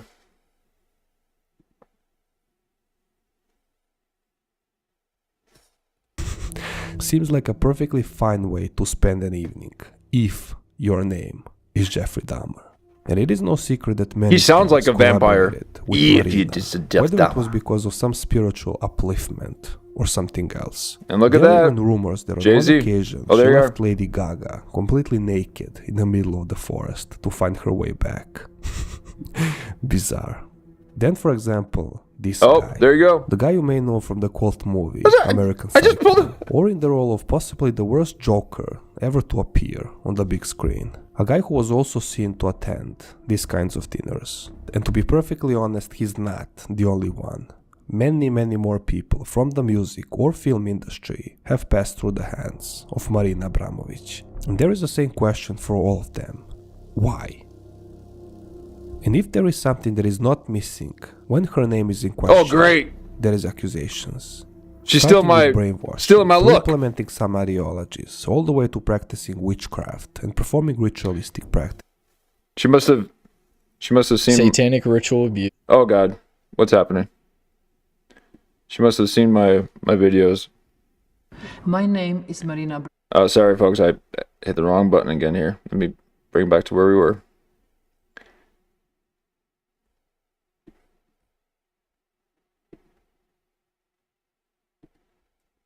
These kinds of dinners. And to be perfectly honest, he's not the only one. Many more people from the music or film industry have passed through the hands. Yeah, I haven't seen his Joker, and I bet there was something pretty dark about it. And I have a Joker theory. Okay, my Joker theory is, let me see if I can pull it up.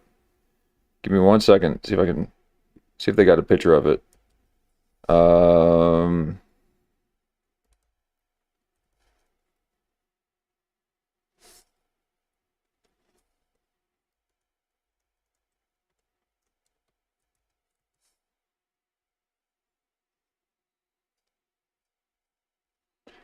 Because I think this is really sick.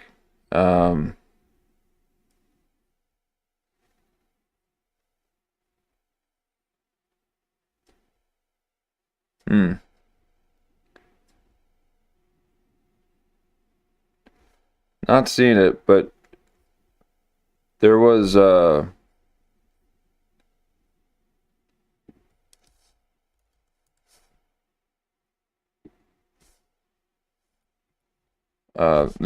me call it something else. Let's do clown makeup here.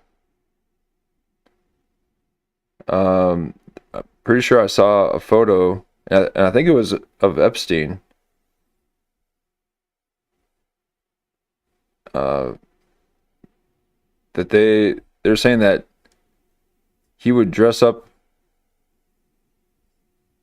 in a clown face, looking like the Joker, as he would drug, torture, and abuse children. So then I'm like, oh, really? Is that the rite of passage of playing Joker? You have to participate in some rituals on Epstein Island in order to, really give it your all? Was that what Jack Nicholson had gone through? Is that what Heath Ledger had gone through? You could tell he was affected by something.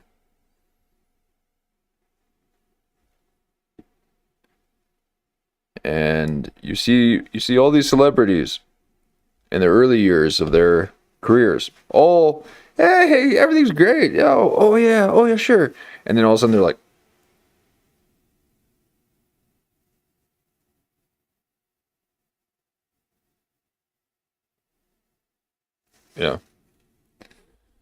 it's like, okay.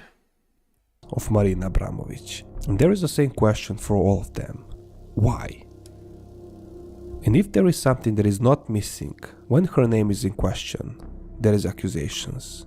Starting with brainwashing, through implementing some ideologies, all the way to practicing witchcraft and performing ritualistic practices. She said that she was just sick of all of that, and that she hoped it would all be over soon. But Marina, come on bro. You paint over the wall with pig's blood, have a stare down with a donkey, carve pentagrams on your body. And I know all this is a lot to take, but you thought the weirdness ends here. Nah, I got one more for ya. There was an artist called Vito Atonci, who in 1972 had a performance called the Seedbed. He hid under a slanted surface installed on the floor of a gallery, watched the visitors go into the gallery, and he played with himself over the course of 8 hours. And he did this 3 times per week. Akonchi spread his gasping voice through the gallery using a speaker, which the visitors of the gallery, naturally, could hear. In Marina's version, she performed the work at the Guggenheim Museum. In this performance, Marina hid under a circular stage and continually, well, once again, played with herself. The voice she created covered the whole museum with a large speaker, and with the spread of her voice, even the spiral exhibition space of Guggenheim Museum created a sexual feeling. When she reached to the zenith of this feeling, she was done, and within several minutes, she started again. For 7 hours, in front of 300 people in that space, she just kept, quote, performing, end quote. After you probably suffered permanent brain damage and your brain appetite is officially ruined, I would like to ask you one simple question. Do I look or sound like a guy who wears a tinfoil hat on his head after I told you all these stories? Okay. Do I seem crazy? Because for me personally, I can't find any normal thing about these performances. Worshipping the devil or whatever may be a bit too far-fetched, but again, I don't know. Something's definitely off. Or I don't think it's too far-fetched. Okay, well, there's a little bit of Abramovic report. We're gonna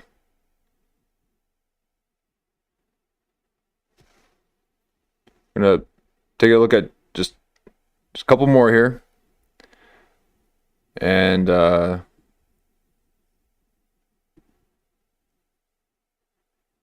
my first party ever. Okay, looks like we got a fellow streamer. Hey, with African ancestry type witches. I'm a show talk about Marina Abramovic, her and another witch. Uh-oh, what happened?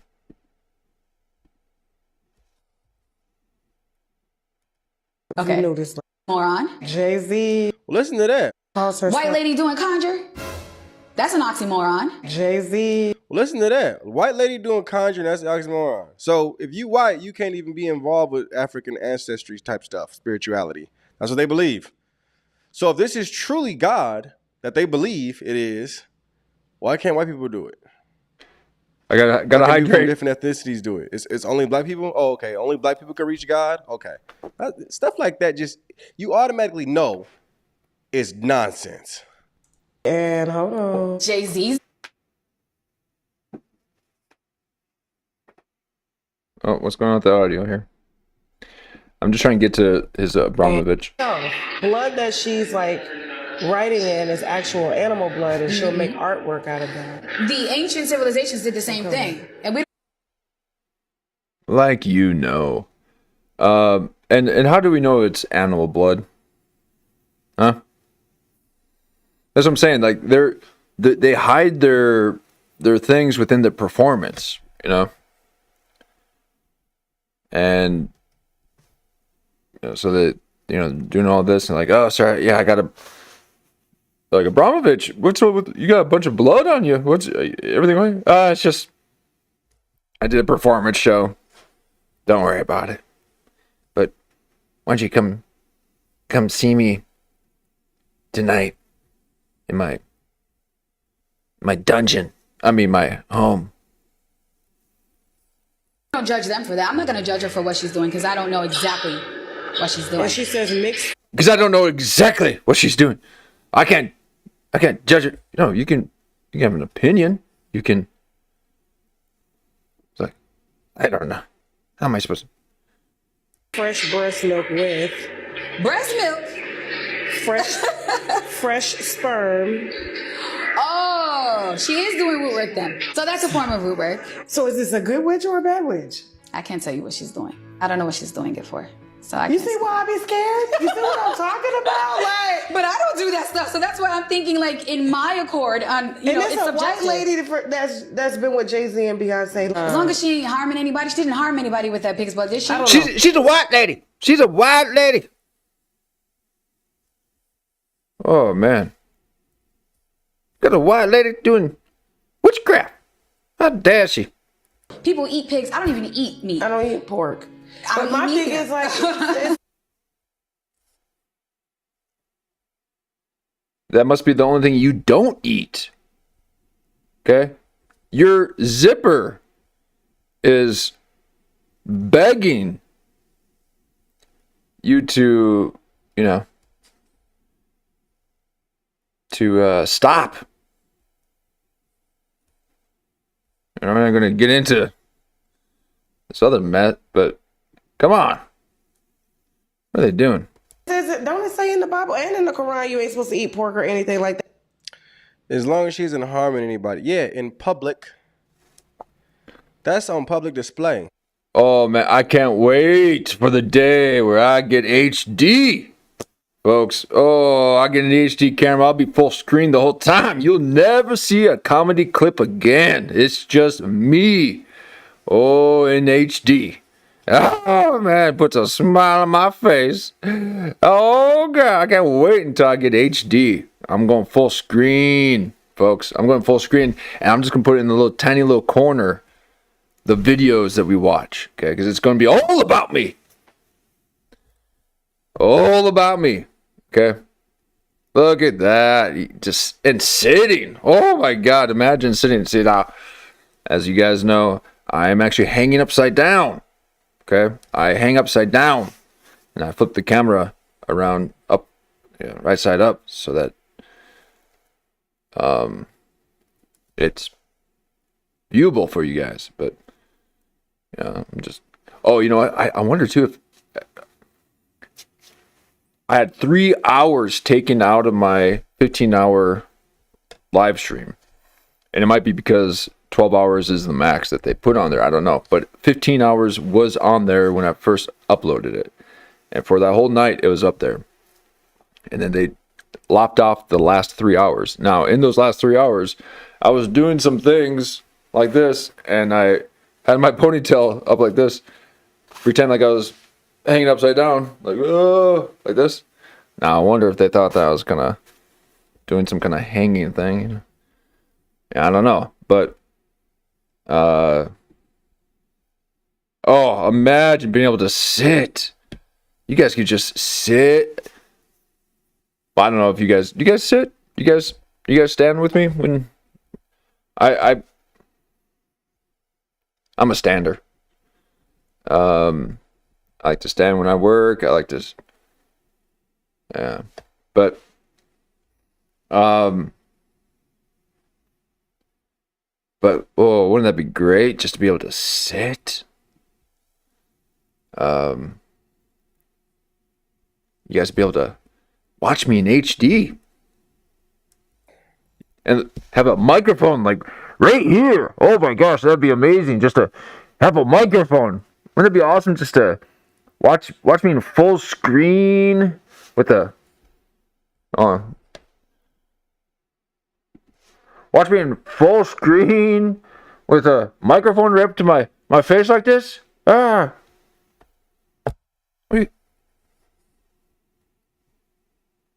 You know, for all the money you're spending on these microphones, you would think that you could... Oh, wait, sorry. For all the money you're spending on these microphones, you would think that you can maybe back it up a little bit. But no, they gotta be... Get the baritone. Get that baritone. You know what be going down in private rooms and private dungeons and underground situations with these people? You do realize that on Black Mass, they sacrifice individuals. And other than that, I'm just speaking of a specific time that they most definitely sacrificed a young man on Black Mass. Why do you think that is? It's symbolic and it's counterfeit of Yeshua being sacrificed. Boy, oh boy. Isn't that crazy? And Marina Abramovic is who Jay-Z was tied up with. Oh, yeah. But here's what I want you guys to hear, because I'm about to show you this next witch. See, that's what I would do. But it would be even smaller, okay? It would be even smaller. Talks about what they're doing right here. It's symbolic of the third eye coming and being connected with another third eye, saying, I see you. Whatever you have, I want it in me. Oh, boy, it's real.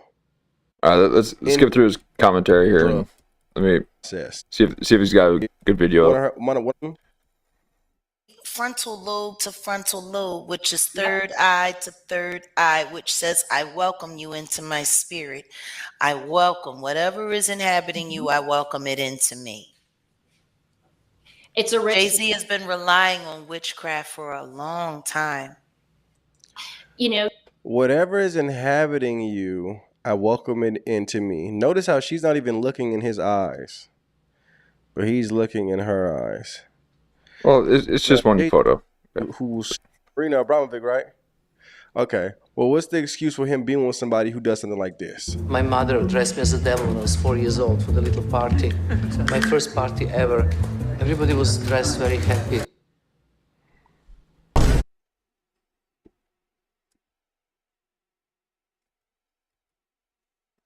Got audio issues here. For all the naysayers, this one's for you.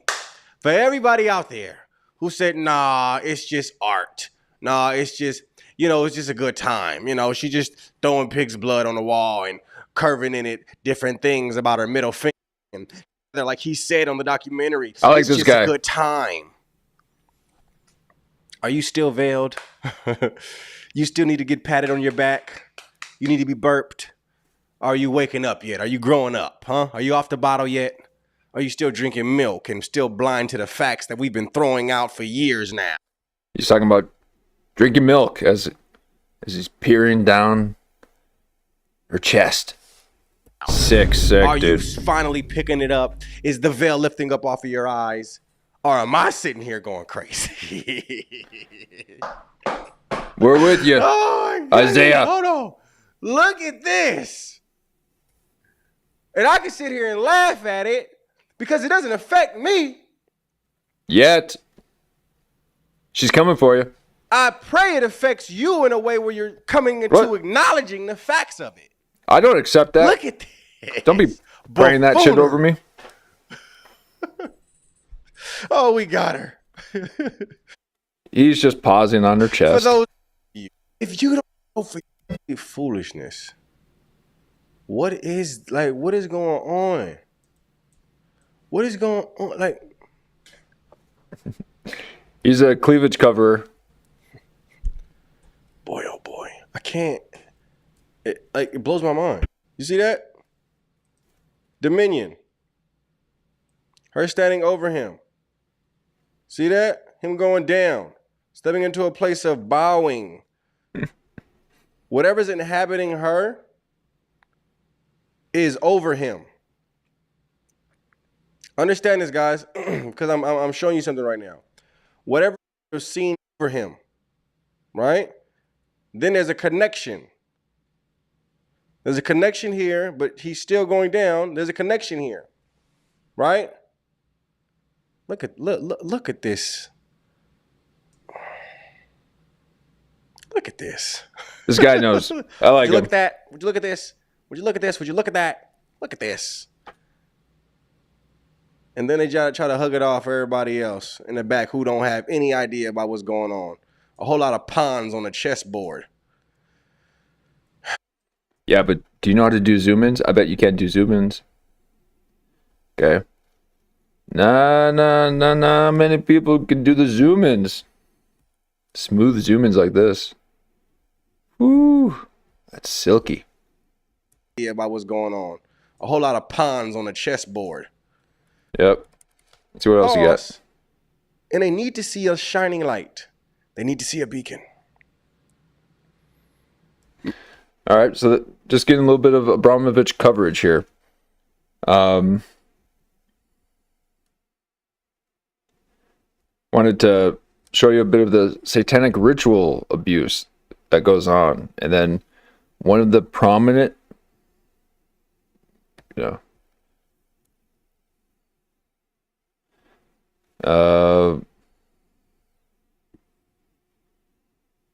performers out there who's got ties into all the people, okay, so, and into these kind of rituals. So let's take a look at this here. Can we talk about the Pizzagate thing? The what? The Pizza Gate thing. That must have been stressful. Oh, gee. Oh. All right, guys. So, was that stressful for you, Abramovich? Can we talk? What was it stressful to hear about Pizzagate? You know, not walking the entirety of the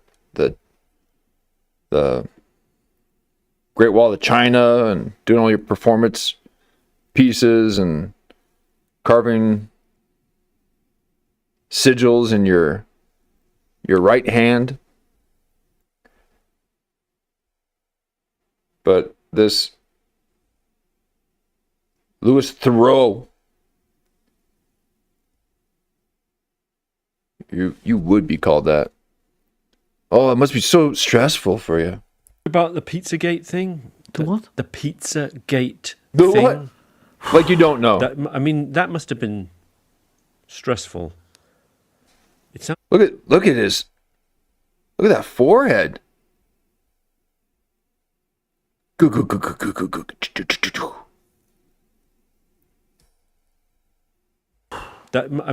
must have been.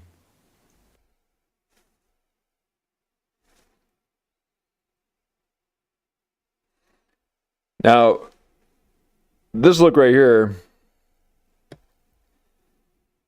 This look of surprise seems like the look that he got when he first discovered what she's all about. Like, what? Oh my God. And so maybe he's just kind of playing nice to make sure she... Oh, Spotify. What is this?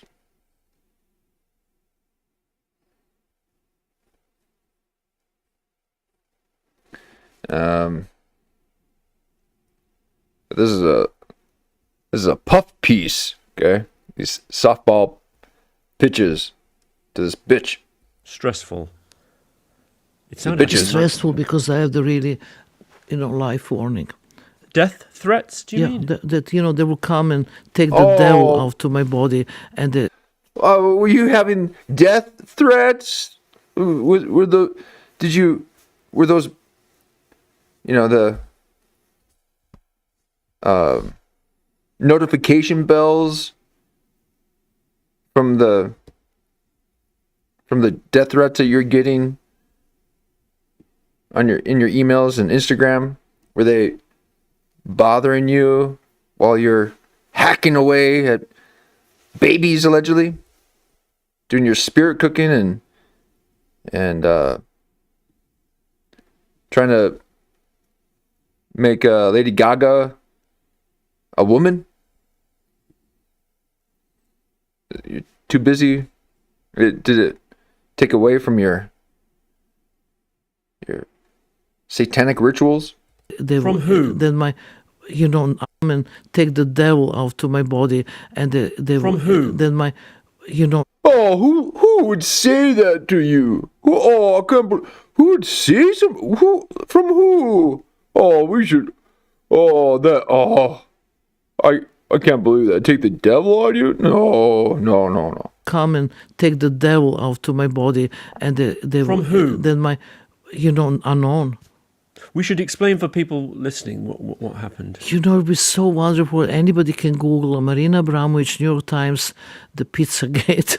I have two huge report of this with title, I am not Satanist, I am an artist. But if you want a story, it would take a few minutes to explain. Was basically, you were... She said that she's not a Satanist, she's an artist. Oh, okay. Oh, sure. Friendly with, who is it? John Podesta? Tony Podesta is a collector, which I work with. John Podesta is his brother. We worked with the Clintons. We worked for the... Now, is that the same one who owns the artwork from the lady who was abused, sexually abused with those drawings? Was that that same... Did she say that Podesta had all of her paintings? It was in the first video we saw. Clinton for a long time. And he was in town, Tony, and I invited him for dinner.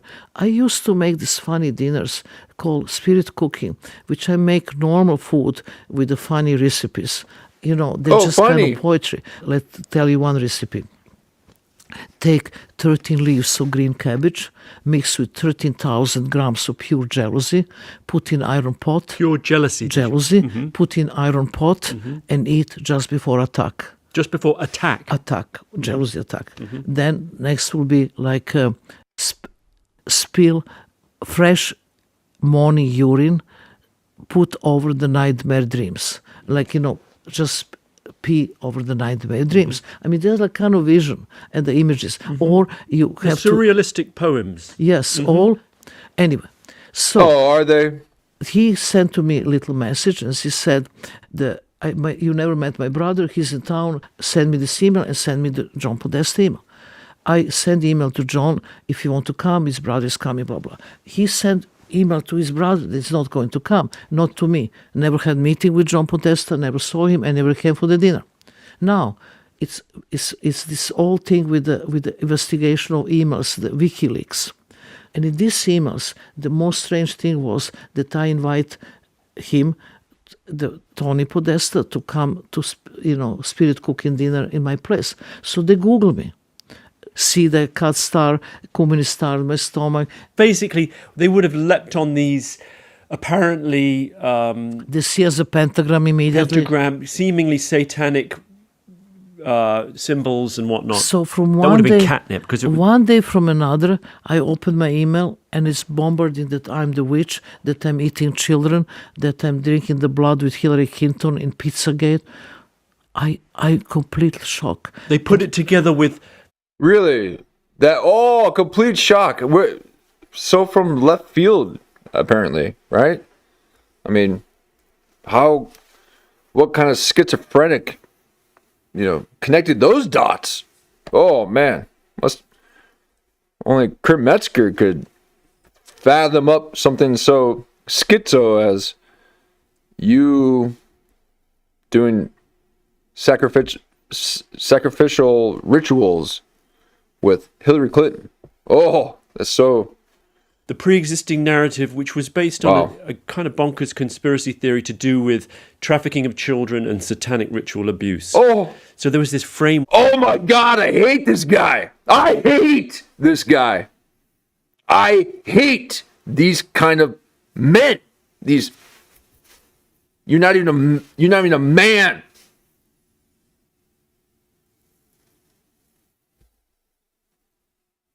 This enabler. This little puff piece pussy.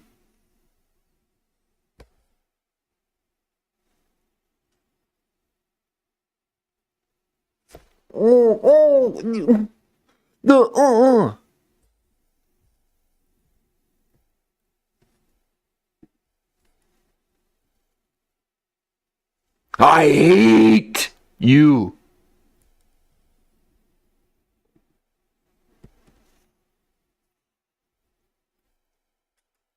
Theory to do with trafficking of children and satanic ritual abuse. So there was this framework for it, and you slotted into it perfectly. Completely. And then came horrible, I had to change my emails. Oh my God, I can't stand men like that. Because there was a time they were going to come and, they cut my throat, they're going to take devils out of me. And Crazy then, QAnon type. Do you know about is it that cute? Oh, you better be playing her. Okay? You better be playing her, because if you are seriously talking like this,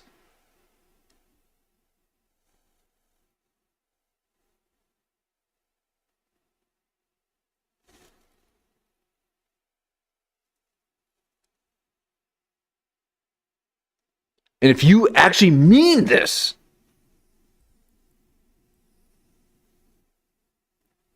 then you are the problem. This is a male Karen. I can't stand them.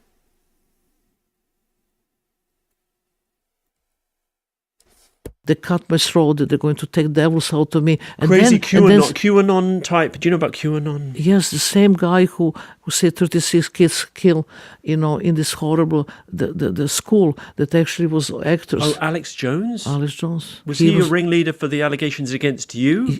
That is Alex Jones. Really? Did he get in touch with you, or he was talking about you? No, talking about me, not in touch. Then he actually... Yeah, and I'm talking about you now, too.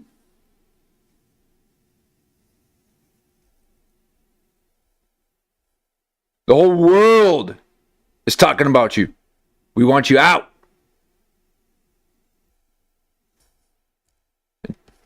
Take this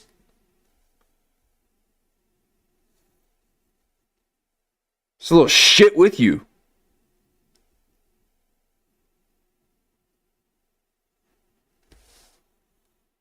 In touch with you, or he was talking about you? No, talking about me, not in touch. Then he actually promoted me from the priestess into highest priestess. Now I'm high priestess. According to Alex Jones? Yeah.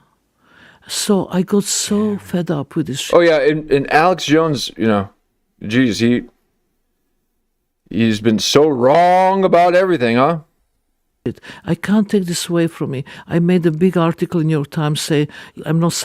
I mean, do you guys, the lawsuit, trillions. Apparently, trillions of dollars, losing his company, losing all this stuff. That should be the first sign that he's speaking the truth. Okay? That should be the first sign. When they attack like that, then you know it's true. All right? Just know that.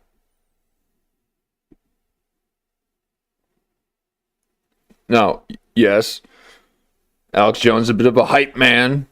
He likes to hype things up. And he might, he's got his way of getting intel. And maybe they feed him a little crazy intel every once in a while. Whatever.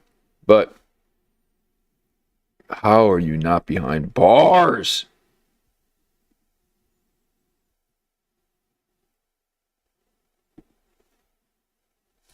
I'm an artist, and nothing I can do, and it's still there.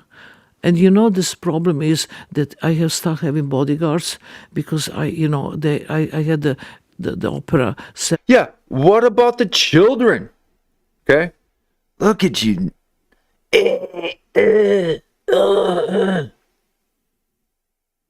Oh wow.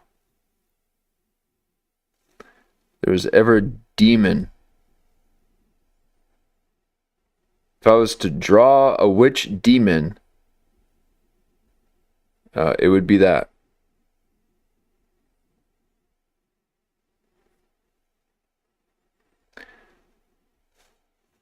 You better be playing, boy. You better be playing. I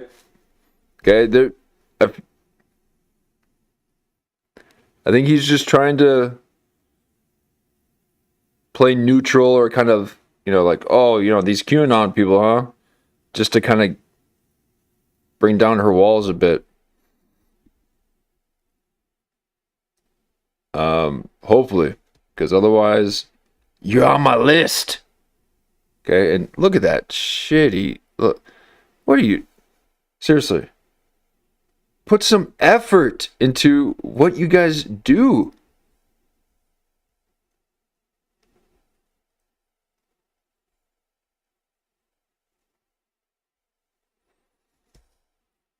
That's Maria Callas in Carre Theatre in Amsterdam, and I lived there for 30 years. I had to be bodyguard every single day to go to theatre and back because there was an announcement, the alarm that there will be people in the weapons in the theatre when I'm there. Because of the and you had a AK-47 in a museum.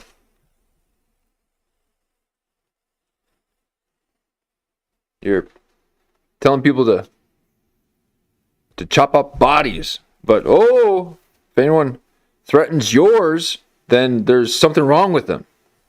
Okay? You're eating, allegedly, You're eating, or making it look like you're eating people, allegedly. Okay? And now the magnifying glass is on you, and we want to see you burn. Alex Jones stuff. All of this, yeah. Then, when I was leaving the last day of performance, there was enormous, beautiful made from fresh roses, the heart in the front of the theater. And I was thinking this was for me, finishing the work. And they said, no, this is a protest for the children you just eat. Honestly.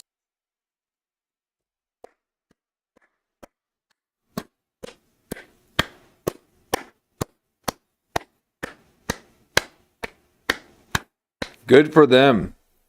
Good for them. It's not fun at all.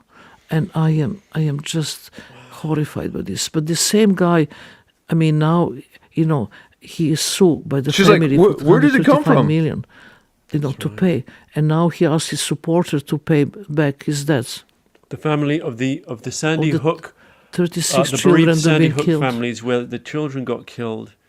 I think now he said, okay, maybe I got it wrong, and you follow what happened to him? What There's do a you think? documentary. It's a pretty good documentary. It's called "The Truth versus Alex Jones" that follows the trial. I never saw it. I should look. I think you'd find it interesting. And then he goes up to the family, and you can sort of see. I think he's a pretty cynical guy, in the sense that I think he knew that his audience loved the idea of satanic ritual abuse taking place.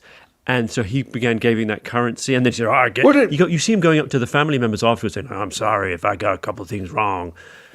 I have two like satanic ritual. Yeah, you know, that's okay. No, we just looked into it, and you're doing everything that. Oh, that's satanic ritual.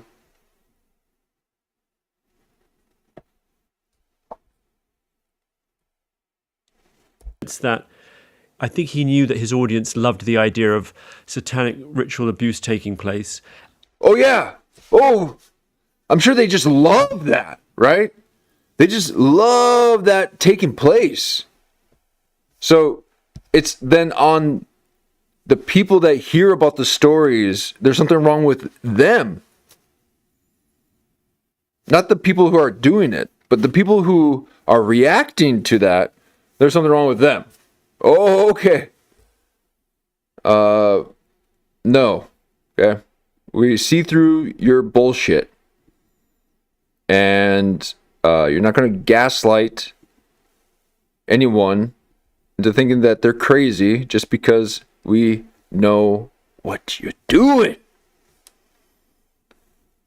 And so he began giving that currency, and then he said, you see him going up to the family members afterwards saying, I'm sorry if I got a couple of things wrong.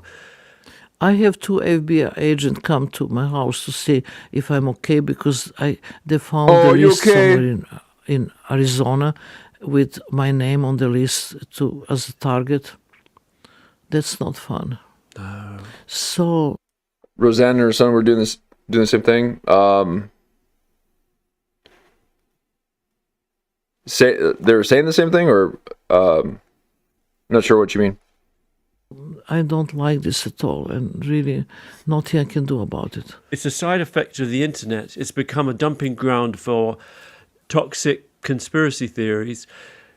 And I wish I could say... Oh, he said conspiracy theory again. Okay. Look at... Just know, anytime they say this kind of stuff, they're hiding behind,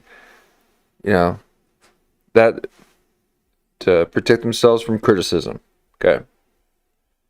So, just know, if they're going to use a conspiracy, look at it. Gotta warm my hands because you're so frail. Sorry for yelling, folks. But, ooh. I'm not sorry. I'll yell all I want.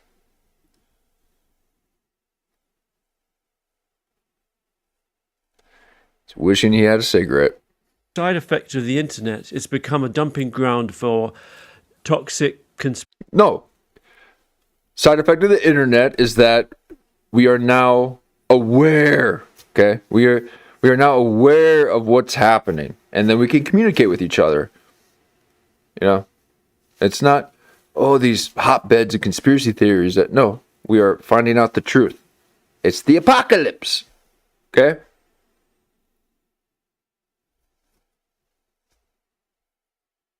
It is revealing the unknown, the hidden. Conspiracy theories. And I wish I could say, oh, you know, oh, put it out of your mind or move on. But you're right, it festers and it never really affects me. And also, one other thing this. Oh, it affects you. Oh my God. Just want to. Really terrible is it is actually America is so full of this kind of people who can really go and blow your head. You mean Christians? People who are sick of Satanists? You mean people who want to protect their family? Where are your kids? Oh, that's right. You don't have any. Probably hacked them up, allegedly. Yeah, we don't like shit like this. So why don't you go back to your country? Fat, nasty bitch. Disgusting little. Oh. For no reason. There is a group of people who absolutely believe that Earth is flat. Mm-hmm. You know? Do you still? Oh, what is? See, now they're trying to do the compounding. Oh, okay. No one said anything about flat Earth. Okay, we're talking about your satanic rituals. We're talking about all the shit that you do. And then when we are now saying, hey, you're doing this shit, you're like, whoa, no. I'm not doing that. I'm an artist. Okay? It's like comedians saying, oh, I'm just a comedian. These are just jokes, folks. Live in America? I do. So you have to be careful. I am. I'm trying my best, really. Wow. Well, there you go. Oh, God. You better be playing a character, buddy.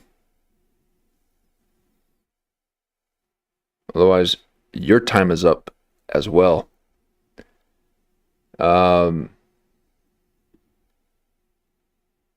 If he's protecting a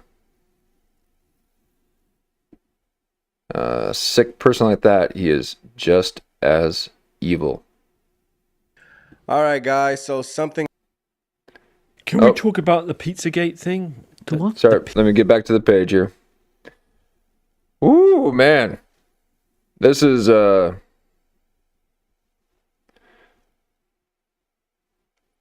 it's wild stuff. Well, here's the men who stirred the goats. Let's take a look at this. I need to get out of this Satan shit. Okay. That's what I'm saying. Like I miss the old conspiracy theories where it wasn't about eating babies and doing sick shit to them, you know?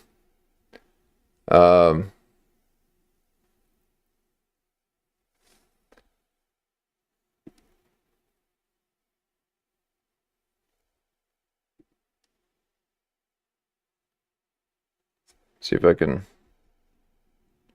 Where's the other page here?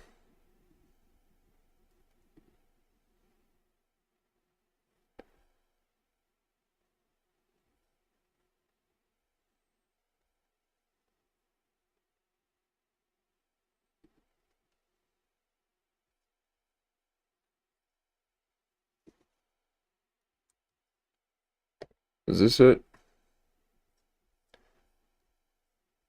Oh my God.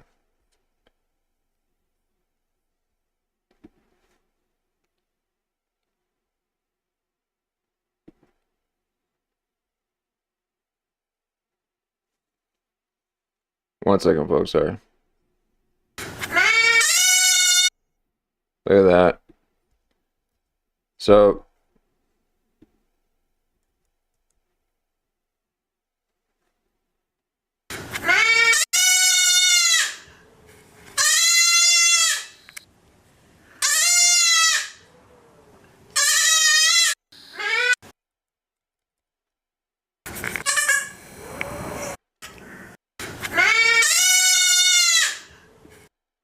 no, that's not the one. Where is it? These goats, man. These goats.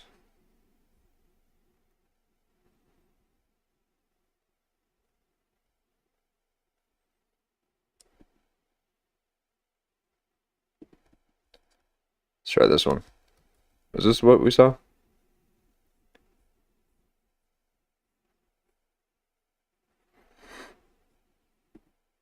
So why do they use goats? Why do they sacrifice goats? Because they might sound like children. Yeah.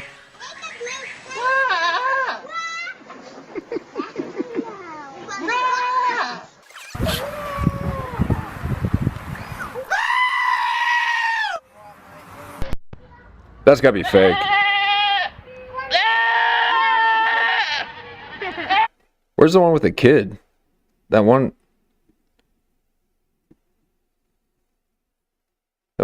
where the sound like a baby.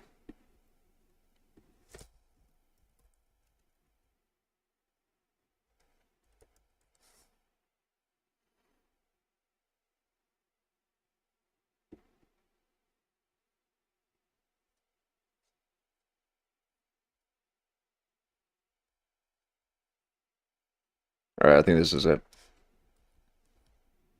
Let's try this one. Still can't believe it.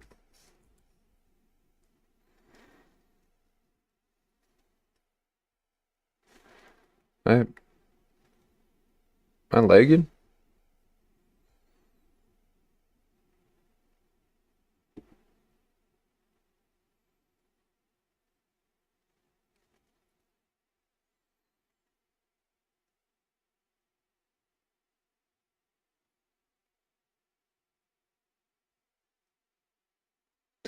Have you used the goats that... Oh, have you seen the goats that clap? Yes. Yeah, that's hilarious. Like, you scare them and they... Oh, there it is. You scare them and they just... Oh, my God. They just drop over. And stiff, too. There's like...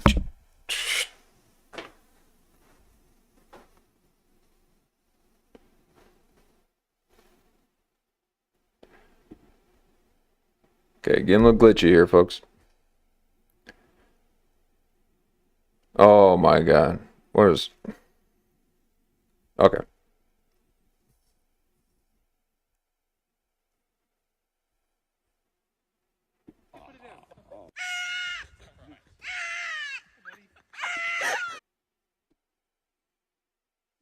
Chill out.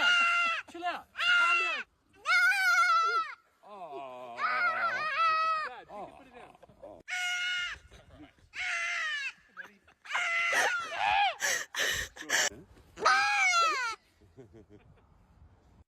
Chill out. Chill out. Chill out. So... Oh my God. Okay, that sounds like a kid. That sounds like a little baby. So here are...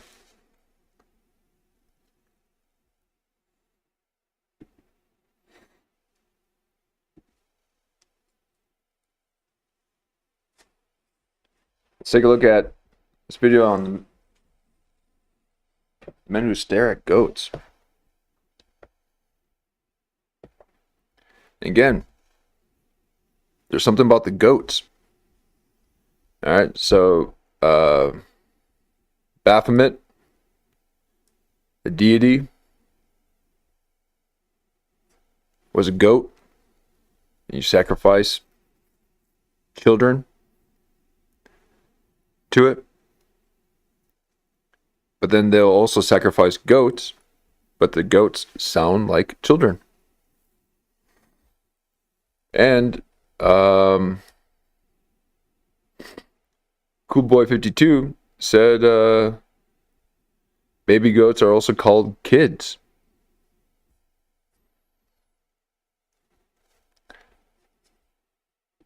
I didn't know that.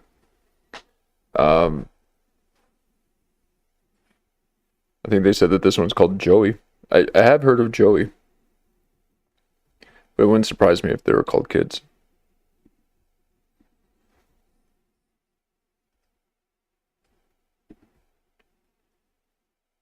So we're gonna put all that aside because I mean there's still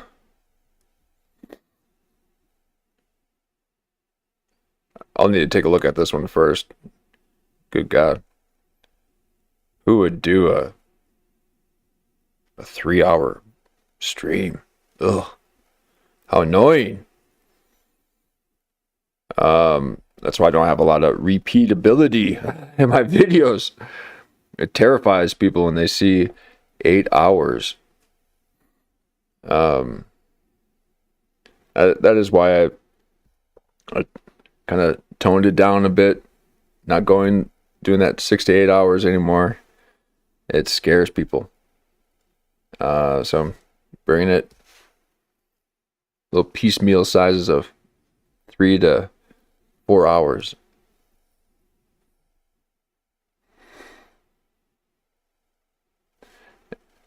Here we are.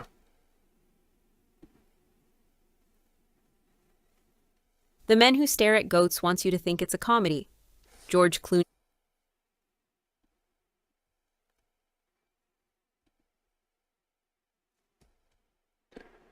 Okay. So this is Hacked Headlines, Men Who Stare at Goats, MK Ultra, Secret Societies, and Sacrifice. So I guess there is still a little bit of sacrifice in here, but trying to get away from all this child abuse and satanic shit. But I wanted to show you, like, yeah, the stuff is out there, and it's now out there more than ever. And Abramovic is dead in the center of it all, looking like Ghislaine Maxwell. With a ridiculous mustache. Jeff Bridges as a stoned hippie creating a new age army. Soldiers trying to kill goats by staring at them. But at the very beginning, it shows I would love to be a new age army. More of this is true than you would believe. They're not asking you to suspend disbelief. They're telling you up front that you're watching a documentary disguised as entertainment. And then they spend the next 90 minutes making sure you don't take it seriously. Ewan McGregor plays Bob Wilton, a journalist whose wife leaves him for his one-armed editor. To prove himself, he goes to Iraq in 2003 to cover the war. There, he meets Lynn Cassidy, played by George Clooney, who claims to be a psychic soldier, part of a secret U.S. military unit. Lynn tells Bob about the New Earth Army, a program created in the late 1970s by Bill Django, played by Jeff Bridges. The idea was to create warrior monks, soldiers trained in remote viewing, psychic abilities, and paranormal warfare. The film follows Bob and Lynn through Iraq as Lynn tries to complete one last mission. Yes, exactly, Jen. Same thing. I haven't seen it since I've been aware of MK Ultra. This is actually the first time that I'm like seeing them together like this. I'm like, oh, it'd be really nice to watch that again with a new lens. All while the history of this project is revealed. We learn about Larry Hooper, Kevin Spacey's character, who took the same psychic training and weaponized it for torture. And there we have it, folks. Okay. Self-hypnosis.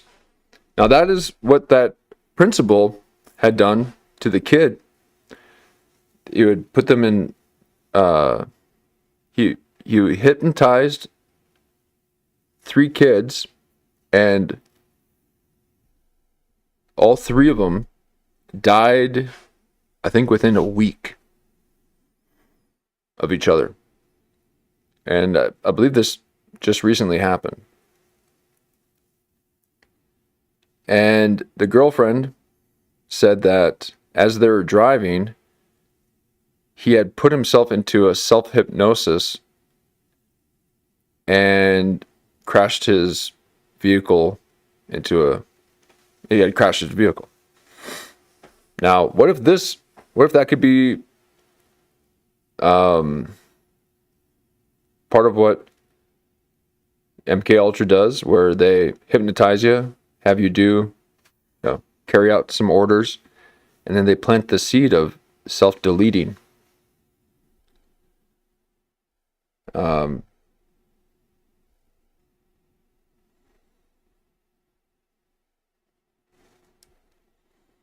there you have it.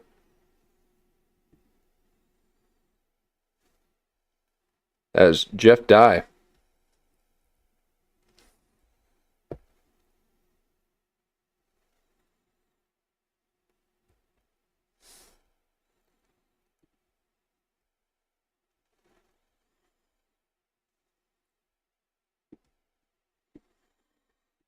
Let me get one for the old slideshow. Okay, that counts. That counts. An interrogation. They put a thin veneer of comedy and absurdity on these ideas, but every single thing they show you is based on declassified programs that actually existed. This film is about how the US military learned how to control consciousness itself, how they took occult knowledge that's been guarded by mystery schools for thousands of years and turned it into weapons. The New Earth Army in the film is based on the real First Earth Battalion. In 1979, Lieutenant Colonel Jim Channon actually created this program and wrote the manual. We know the manual exists, it's declassified. Everything shown in the film, psychotronic weapons, remote viewing, consciousness warfare, it's all in there. Before we dive into the programs and symbols, we need to understand why they made this a comedy. When you present truth as comedy, something psychological happens. The audience's critical thinking shuts down. You're in entertainment mode, not analysis mode. You're laughing, not questioning. So when the movie ends and someone explains, these are real military programs, their brain immediately rejects it because they've been conditioned for 90 minutes to think it's ridiculous. Comedy is the perfect delivery system for disclosure. They have to tell you what they're doing. That's the occult rule. Consent, even manufactured consent, is required, but they don't have to make you believe it. So they wrap the truth in jokes. They attach it to goofy characters. They make it seem absurd. And you consent by laughing. You consent by dismissing it. You consent by not asking questions. This is psychological warfare being used on the audience itself. The movie is about weaponizing consciousness, and they weaponize the movie against your consciousness while you watch it. One of the central concepts in the film is remote viewing, the ability to psychically perceive locations, events, and information without being physically present. In the movie, they treat it like a parlor trick, making it look goofy and unreliable. But here's what they don't emphasize. Project Stargate ran from 1975 to 1995, 20 years, with a budget exceeding $20 million. Multiple intelligence agencies involved, the CIA, the Defense Intelligence Agency, the NSA. They conducted thousands of experiments. They worked with people like Ingo Swann and others who could allegedly describe locations they'd never seen with stunning accuracy. They deployed operational remote viewers for actual intelligence gathering missions. And it worked. That's why they kept funding it for 2 decades. That's why even after the program was officially shut down in 1995, people who worked on it have stated that similar programs continued under different names and classifications. Remote viewing is real. The US government proved it works. Extensively. Repeatedly. But they can't let you know that. Because if remote viewing works, if consciousness can perceive information beyond the physical senses, then everything you've been taught about reality is wrong. This isn't new technology. This isn't some modern discovery. It's the same practice that's been taught in mystery schools, esoteric orders, and occult traditions for thousands of years. This is great. Now, I still can't tell if this is a real voice or an AI voice, or if it's an AI script being read by a real voice, or a real script being read by an AI voice. I can't tell. Okay, this is the uncanny valley. It sounds like the script is AI. And then maybe she reads it, cuts out all the pauses, and then adds the B-roll footage to it, which is great. Because the AI videos that are out there, they'll have just like random footage of things. So this is very specific to what she's saying. So it makes me think that, okay, it's a real person, but sounds so robotic. Mystery schools, esoteric orders, and occult traditions She sounds for thousands of years. She sounds normal. They didn't invent it. They weaponized it. So they make a comedy about it. They show you it's real, and then they make sure you don't believe it by making you laugh. Now let's talk about the title. The Men Who Stare at Goats. Mm-hmm. The film centers on this claim that a soldier killed a goat just by staring at it and willing its heart to stop. But let's talk about what this actually represents. First, on the practical level, this is about focused intention affecting physical matter. Every culture on Earth has some concept of this. The evil eye, psychic attack, directed energy through consciousness. The question isn't whether consciousness can affect reality. The question is, can it be trained, systematized, and weaponized? And the military wanted to know. But the goat isn't random. The symbolism here is ancient and specific. In occultism, the goat represents several things. The scapegoat from Leviticus 16, the goat that takes on the sins of the community and is cast out into the wilderness. Sacrifice and atonement. Baphomet, the androgynous goat-headed deity. There we go. Hidden knowledge, the union of opposites. Male and female, light and dark, spirit and matter. The left-hand path. Pan and Dionysian traditions, wildness, primal energy. The untamed aspects of nature and consciousness.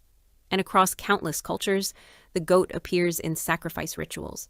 It's an offering, a life given to appease, summon, or communicate with forces beyond the physical. So, when the film shows men attempting to kill a goat with their minds, they're showing you something much deeper than a psychic experiment.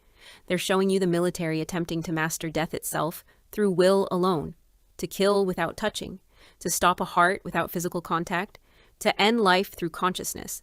That's So, do you think that that's what Marina Abramovic was trying to do to that donkey? Okay, she was staring right at it the whole time. Come to find out, she was staring at the people too. When she sat down, she was staring at all the people, trying to kill them. not a training exercise. That's ritual magic. And the fact that they're doing it to a goat specifically ties it directly to thousands of years of occult practice. The goat is the sacrifice, the offering, the life given to prove mastery over life and death. Now let's talk about the symbolism found throughout the film. In the beginning of the story, the journalist Bob draws a pyramid with an all-seeing eye in his notebook. Then he discovers Lynn Cassidy has the exact same symbol tattooed on his body. Lynn tells him it's a sign Bob is in the right place and they were destined to meet, but that's the symbol of the Freemasons, the Eye of Horus, the same thing on the dollar bill. It represents the third eye, psychic perception, and the hierarchy of power. Remote viewing is training the third eye, opening the pineal gland to see beyond physical space. And they marked both characters with this symbol to show you they're initiated into something bigger than just a military program. Then there's the concept of becoming the true human being. This phrase appears in the film when they're describing what these soldiers are meant to become. In Gnostic tradition, the true man is the awakened human who has escaped the demiurge's material prison, someone who has activated their divine spark and remembered what they really are. In Hermetic philosophy, Truman Show. It's the adept who has completed the great work, transmuting the lower self into the higher self. Every esoteric tradition has this concept, the idea that what we call human is actually incomplete, that we're meant to evolve into something more through consciousness development and spiritual practice. The New Earth Army wasn't just trying to make better soldiers, they were trying to create the true man, post-human warriors who had transcended normal limitations through initiation into ancient knowledge. Then there's the monarch butterfly that lands on Lynn's character Monarch. as he talks about how the serpent made its way into the garden, Project Monarch is often represented by the Monarch butterfly, which was an MK Ultra subprogram focused on trauma-based mind control. The butterfly represents transformation, metamorphosis, and programmed personality changes. They're showing you exactly what's happening. These soldiers are eating from the tree of forbidden knowledge, and they're going through a programmed transformation within these secret military projects. They're telling you this is about initiation into forbidden knowledge, consciousness programming, and forced human evolution. Then there's a scene where Hooper doses someone with a large amount of LSD, and he ends up as an active shooter on base who shoots himself afterwards. But this scene is showing you exactly what they were testing, dosing someone to turn them into a weapon, triggering violent behavior through drugs and programming. It's classic MK Ultra protocol. So this flashing right now, that flashing, you guys realize that is happening on your phones, right? Like the ultraviolet light there's a strobe light that's happening in the front facing camera, and it's taking an image of you. And I think it could also do other things. Triggering violent behavior through drugs and programming. I think it could trigger violent behavior. You ever get that strobe light in your eyes when after you're on your phone and you close your eyes and go to bed, you can see the in your eyes? You gotta turn that strobe off. There's a way to turn that. It's called a LiDAR, and it's taking an image of your face. So you got to turn that off because it's flashing you. It's classic MK Ultra protocol, and the film mentions the program directly, but it breezes past it. But that's exactly what MK Ultra did. They dosed unwitting subjects with LSD and other psychedelics. They combined drugs with torture, sensory deprivation, hypnosis, and trauma to see if they could fracture minds and reprogram them. Hooper explains how they use specific songs to invoke certain mental states in soldiers, different songs for different purposes, to make them aggressive, to calm them down, to trigger specific responses. This is showing you sonic programming, using music as a trigger, anchoring emotional and psychological states to specific sounds and melodies. This is real MK Ultra technique. Songs. Jump in that fire! Jump in that whip! Come in that fire! Jump in that bitch! Come in that bitch!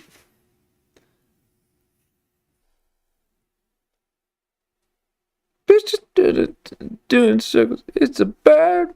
Take him to the party. He's a nerd. I see nipples hit the corners in the motherfucking bobs. Pop, pop. Dumb brother taking with the competition. What's the word?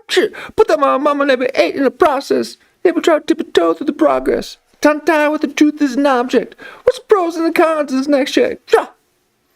Well, nobody around. I was independent. And then I sent a bum with the windows tinted. Heard a bum got strapped in the party. Who the fuck did?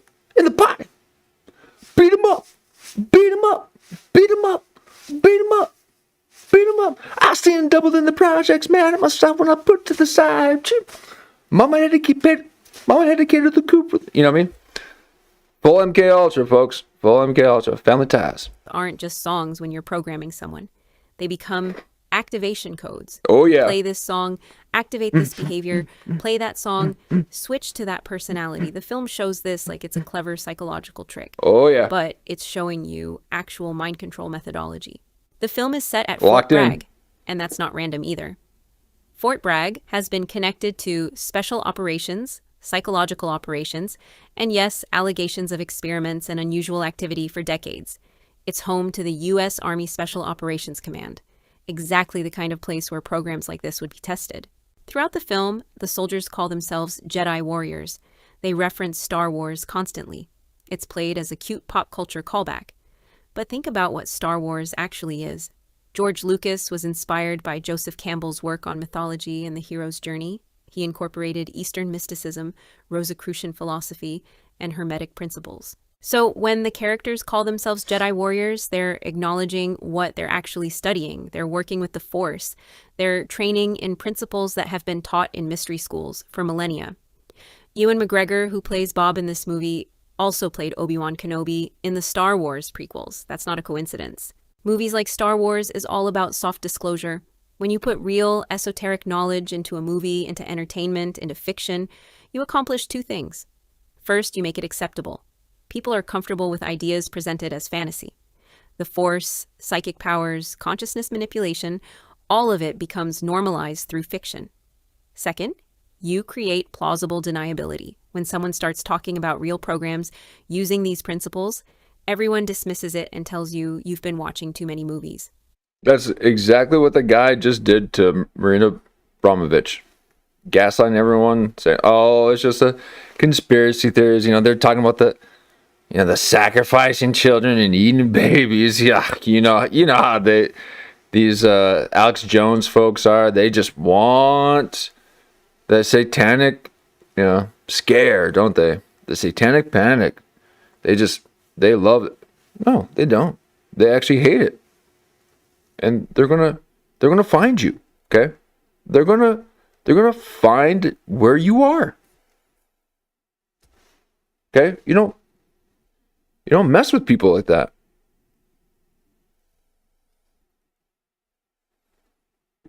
So, good luck. Fiction becomes the shield against the truth. At the end of the film, Bob Wilton returns home. The journalist who went on this bizarre journey into psychic warfare and consciousness experiments, and in the final scene, he's wearing a Skull and Bones t-shirt. Skull and Bones is one of the most powerful secret societies in America, based at Yale University. Members include presidents, CIA directors, Supreme Court justices, and some of the most influential people in U.S. history. So why does the journalist end the film wearing their symbol? Producer. Because he's been initiated. He went into this story as a skeptic, an outsider, someone looking for a career-making scoop. And he came out marked, changed, knowing things he can't unknow, part of something bigger than himself. The Skull and Bones shirt is telling you he's no longer just a journalist. He's been brought into the fold. He's seen behind the curtain. He's been initiated into knowledge that separates him from ordinary people. That's what this whole film is about. Initiation into forbidden knowledge. Eating from the tree, crossing the threshold. Bob started as the everyman, the audience surrogate, the skeptic we're supposed to identify with. And by the end, he's wearing the symbol of one of the most secretive elite power structures in America. This movie is showing you the last frontier of warfare, the final battlefield. It's not on land, sea, or in the air. It's consciousness itself. Because if you control consciousness, you control everything. The programs shown in this film, Project Stargate, the First Earth Battalion, MK Ultra, psychological operations, these weren't abandoned. They were refined, they went deeper, they got better, and they're being used right now, not just by the military, by intelligence agencies, by corporations, by anyone who understands that consciousness is the real battlefield. Social media is psychological warfare. Advertising is mind control. News is perception management. Entertainment is... Instagram has gotten so crazy. I had to stop watching it. It's just nuts. I mean, I can't get on there without watching just protesting and street fights, and maybe that's what I'm watching. Yeah, it's just giving me what I'm watching, but yeah, I should be able to watch something and then it should know that I'm going to want to watch other things, okay? But it doesn't. It just keeps going and going and going. And that's how you know it's mind control, okay? It's not entertainment. Entertainment gives you some variety. It gives you, a little bit of this, a little bit of that. You feel entertained. Anytime I'm in Instagram, and I guess my algorithm's real hot, okay? Because, people are murking each other. They're,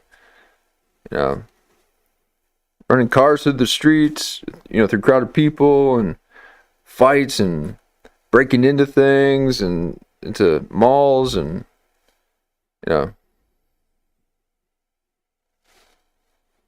insane. Programming.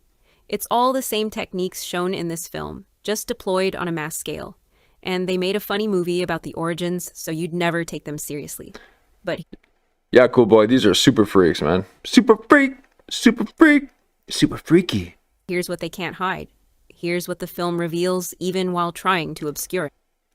Look at that.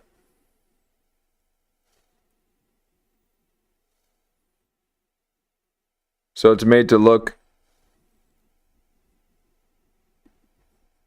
like it's like a face looking at you, but then it's giving him devil horns.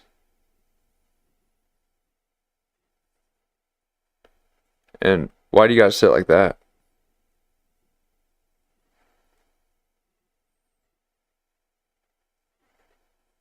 It's like a demon staring at him, and then he becomes the demon.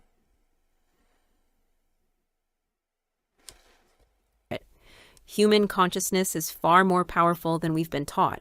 The Men Who Stare at Goats is a documentary disguised as entertainment. It's disclosure wrapped in jokes, it's truth hidden behind absurdity. They told you everything, they named the programs, they showed the techniques, they displayed the symbols. They just made sure you'd never believe it was real. They want you asleep, programmed, controllable, staring at screens, consuming entertainment, never questioning, never developing, never waking up. Consciousness is the battlefield, and the war for yours is already underway. The question is, are you a weapon in someone else's hands, or are you the master of your own mind? Be the master of your own domain, huh? Well, thank you, Hacked Headlines. She puts out some good stuff, or the AI does. I can't tell. This is a new one that she just did. And there you have it. Men Who Stare at Goats. So that reminded me of the Marina Abramovic thing when she was staring at the donkey. I was wondering if that was related to that. All right, let's take a look at some more MK Ultra talk. Let's get out of that child abuse stuff. Oof.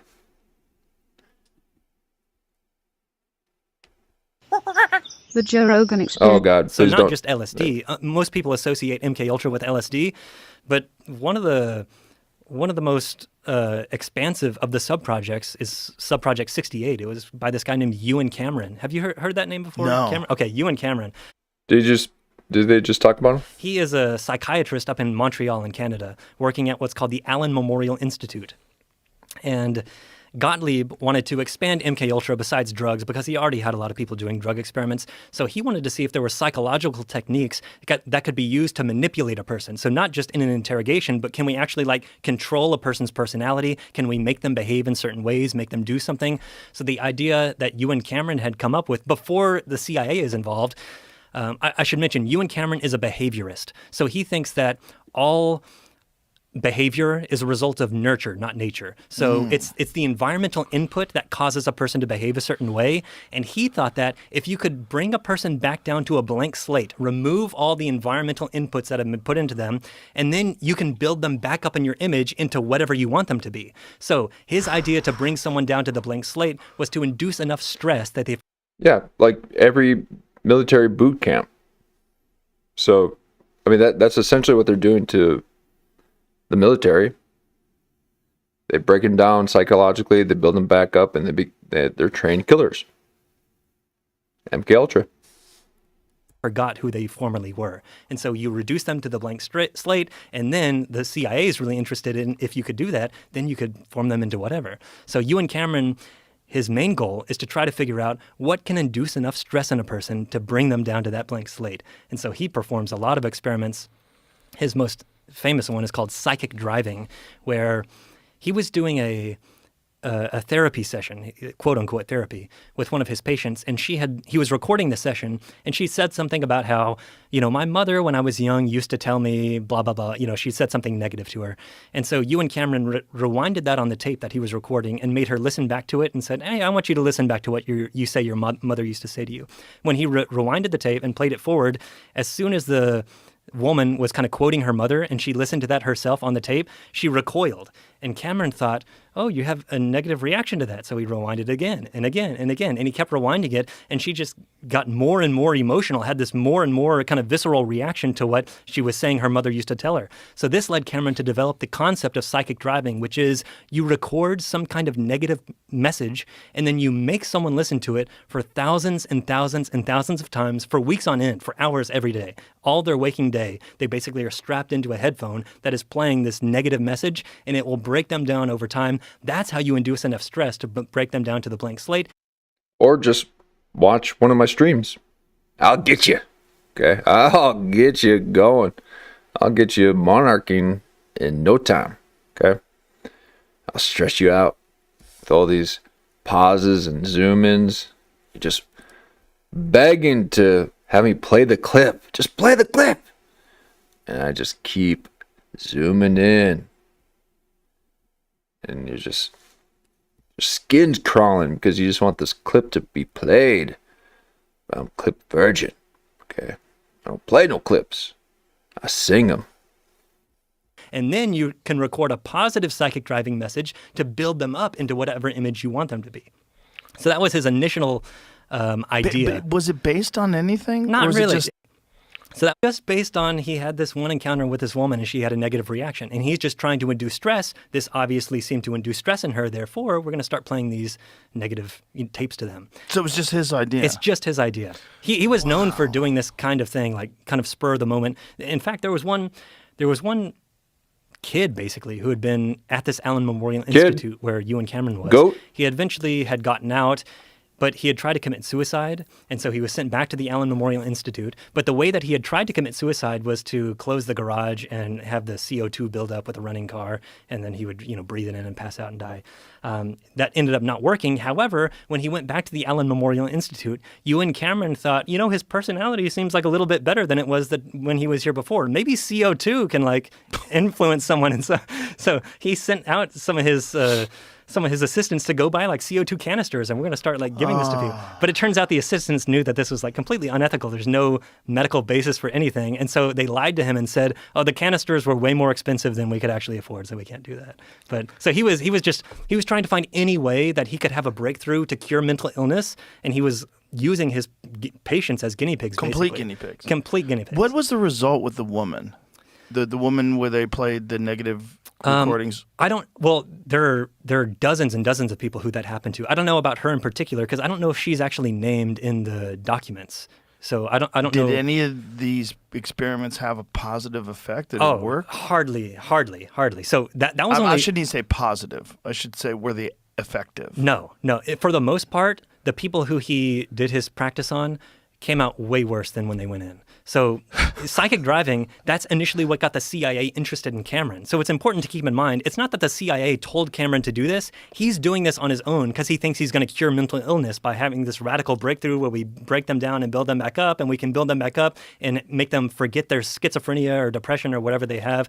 The CIA reads his article about psychic driving, and they think this is the kind of thing we're interested in. So from that point on, they start funding him not only to do psychic driving experiments, but also he does puts people in chemical comas for months on end. And while they're in these chemical comas, he would put an audio device next to their pillow playing these psychic driving messages.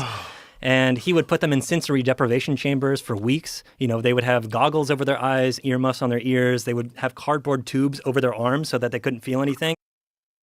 Oh man, I just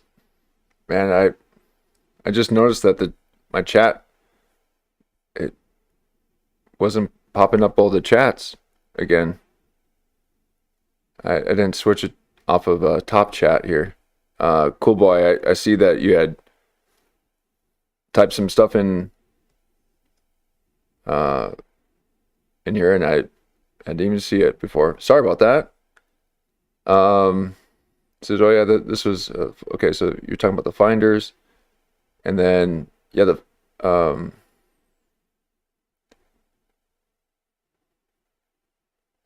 yeah, there were underground tunnels confirmed under McMartin. It got washed away because the satanic panic. Yes, exactly. So they're gaslighting everyone. That's what they do to kids: hypnotize and split their personality. Yep. These groups are all connected to intelligence like CIA and FBI. Yep. Yeah, I didn't get those. See if real quick, let me see if I missed any other.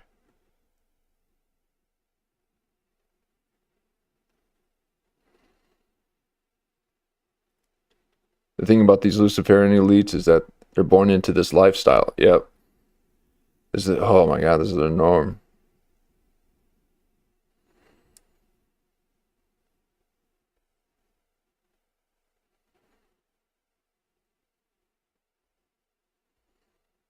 Oh, Lemon's in the chat. Welcome back, Lemons. Lemons, we had covered your page and your video, and it was all taken down. Lemons and Lemon Pirate Radio were did a little segment on them in our 15-hour marathon that we did, and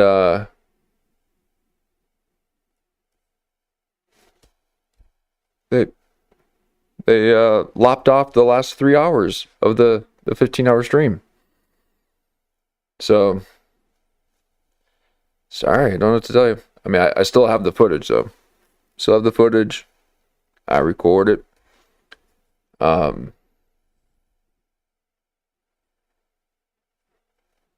But yeah, I guess I think maybe 12 hours is the max, I guess, or something. I don't know. And they would just be in a room for weeks on end. The idea, again, being to induce enough stress so that it breaks them down so that you can eventually build them up. But one of the saddest stories in the book, really, is of this woman named Mary Morrow, who was one of the patients of Ewan Cameron in Montreal. The sad thing about her especially is she had been a resident in training at the Allen Memorial Institute under Ewan Cameron. So she had been training to be a doctor under him, and she had administered some of these techniques, including electric shock. So that's one of the things, too. We would put these electrodes on the heads of people, and he would continually shock them until, again, the idea... And that's what Ariana Grande was talking about, that she had undergone some treatment at she had undergone erasure treatment, memory erasure. Now, I thought at first she was just being funny. I thought she was just kind of joking around because she forgot. And then the whole internet took it as fact. And, looking at her condition, yeah, maybe something did happen. And yeah, what was the clinic that she said? Like Sunny Day Clinic or something like that. But yeah. Was to reduce them to, like, in one case he says, an infantile-like state where they lose control of their bladder, they can't eat, they can't talk, they can't go to the bathroom on their own, they can't put on their own clothes or anything like that. So she was in charge of administering some of these, therapy sessions or whatever they would call it, but just basically torture to these people. She ended up having almost kind of a psychotic break herself. She became anorexic, and she failed her neurology exams, and so she went into a really deep depression. She attempted to commit suicide. That didn't work. She was admitted to the hospital and to another hospital. Ewan Cameron came to visit her, and he said, "I think you should come back to the Allen Memorial, not as a doctor, but as a patient, and let me treat you." So she ends up going back to the Allen Memorial as a patient, and she thought to herself that it's going to be okay. They're not going to do the electric shock to me because you had to sign a consent form and, for that to happen to you. The people who are signing the consent forms, they don't know how bad it's actually going to be. They're just signing their name. But she knows, I haven't signed a consent form, so they can't do that to me. But it turns out in the time since she went to the hospital and came back, they had stopped doing the consent forms, and he would just do this on whoever. And so they ended up doing this electric shock treatment on her. And, afterwards, she would be babbling, incontinent, couldn't put on her makeup or clothes or anything. Eventually, she would call her mother after some of these treatments, and her mother knew something was going on because she just became more and more incoherent as time went on. So the mother sent Mary's sister, Margaret, in order to go to the Allen Memorial to basically bust her out of there. So the sister walked in the front door and said, I'm not leaving until I see Mary. I'm going to call the police if you don't let me through. So eventually she goes to her sister's room, opens the door, and Mary is sitting there just with wide bug eyes, doesn't even recognize her sister. It takes several days for her to figure out where she actually is, and then she gets busted out of there. So it's a very... Was it reversible in any way? Was it... It's in her case, I'm not exactly sure. She went on to have a little bit of a career, but she eventually attempted to commit suicide later again. That was unsuccessful. Then her and several of the victims of Ewan Cameron's experiments in the 1980s, they ended up suing the CIA for supporting Ewan Cameron. And during those lawsuits, the attorneys who are representing them, they took the depositions of several of the people who were involved in MKUltra to try to use this during their trial. So they took the depositions of Sidney Gottlieb, Robert Lashbrook, Richard Helms, the head of the CIA, and many of the victims who were victims of all this. And that's basically the basis for my book. I found thousands of pages of these depositions. That's just verbatim transcript of these people talking about either what they did or what was done to them. And so I'm using that throughout the book to explain, here's what they're doing in their own words, or here's what was done to them in their own words. Yes, I agree, Jen. Now, I just realized my microphone was muted. I hope you guys did. I hope it wasn't muted when I shared that that the chat. I didn't see some of the chat there, but oops, there you go. Wow. Well, so what was the result of the trial? Oh, well, so it was actually settled out of court before it went to trial. So the CIA gave the plaintiffs $750,000 to be split among them. But, after attorney's fees and everything, it doesn't really amount to much anyway. So, they settled out of court. They got a little bit of money, but it never went to trial. And so these depositions, though, since it never went to trial, these were just in the papers of Joseph Rao, who's the main lawyer who was involved in this case. And when he passed away, his papers were donated to the Library of Congress that had all these thousands of pages of depositions in there, 823 pages of which are Sidney Gottlieb testifying about what he did in MKUltra. And so I was rooting around the Library of Congress and happened to find them. So that's how I found basically the basis for what this book is. Wow. I wonder how much of that woman's psychological breakdown had to do with the guilt of performing those experiments on people and realizing that it wasn't doing anything what he thought Ewan Cameron thought it was going to do. In fact, it was destroying people's minds. Yeah, maybe some. I mean, it's just speculation because I'm not sure, Yeah, but of course. that had to have weighed on the consciences. There's in what was called the sleep room, Ewan Cameron's sleep room. This is where they would do the chemical comas. One of the nurses, I have kind of her diary entries basically describing what she was seeing. And she does seem to be pretty reluctant to have done what she was actually doing. And Ewan Cameron, she said, would often come over to her and pat her on the back and say, you're helping these people, just trying to coax her along to go along with what he was telling her to do. Ewan Cameron seems like a complete madman. Like he was almost like too good to be true. Not too good, but too like mad scientist to be true. Was he on any sort of drugs?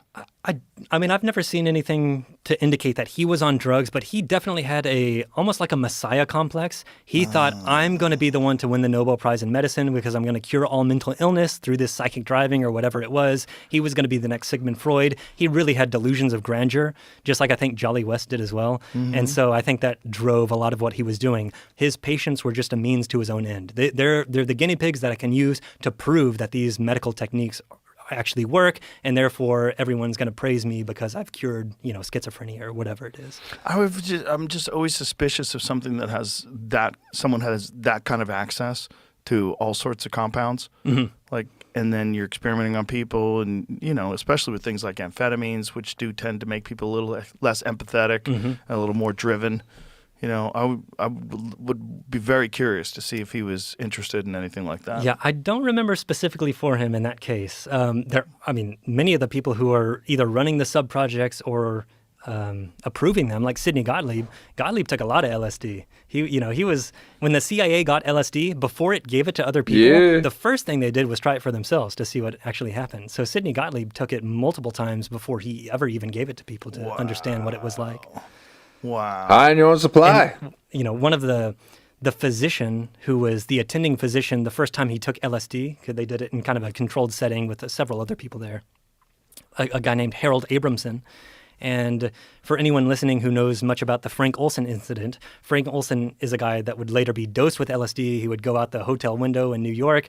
And Harold Abramson is the guy who Sidney Gottlieb and Robert Lashbrook, they took to New York to get treatment from Harold Abramson afterwards. So he had this CIA connection. Wow.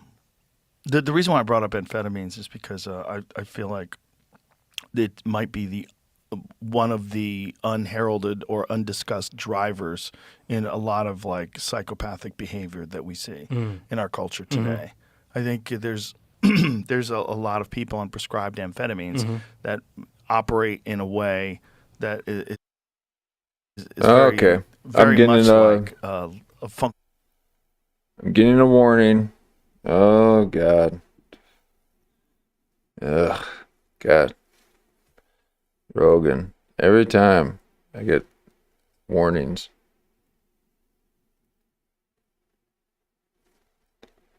All right. Well, I had to take that, turn that off there. Flip that back. There we go.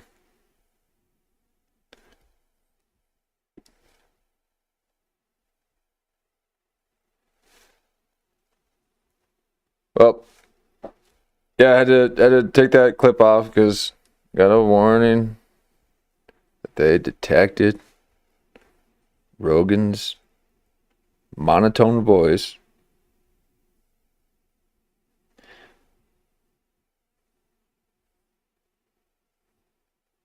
We haven't done Conspiracy Night for a while. Outside of Metzger. Started a whole page just for conspiracy. Conspiracy Nights.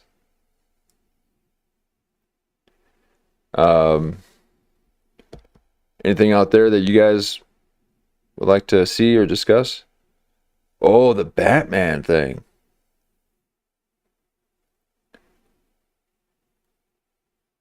Wasn't I telling you guys about this? Where it's like Batman is showing up with all these celebrity deaths.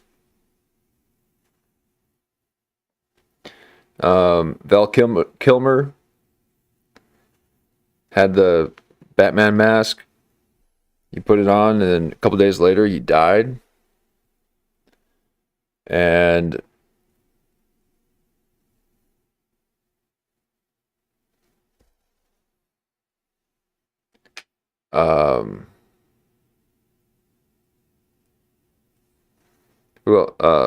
the Matthew Perry had all those strange Instagram posts about Batman. So maybe there's something about that.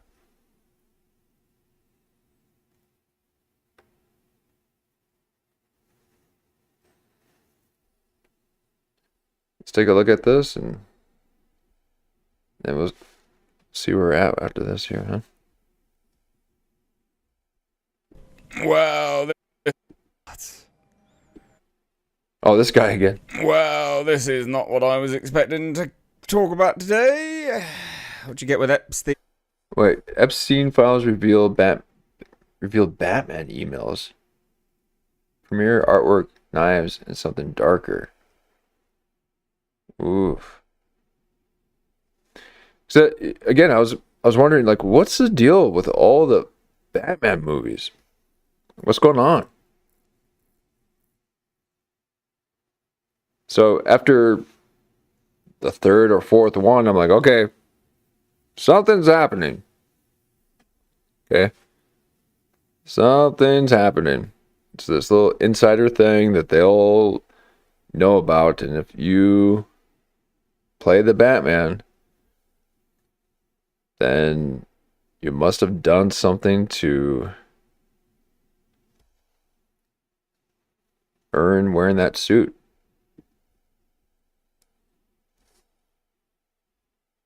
What do you get when you cross Epstein and Hollywood? Apparently, he was attending loads of Batman stuff. Loved the Batman. Loved it. Just couldn't get enough of it. Attended premieres and after parties, in fact. Oh. God. This guy, and all the people around him, because that's often overlooked, I think. I say often overlooked. It's not really. A lot of people online hammer home everyone around him. But this guy, absolute degenerate piece of shit. Absolute scum. Epstein files reveal Batman emails, premieres, artwork, knives, and something darker.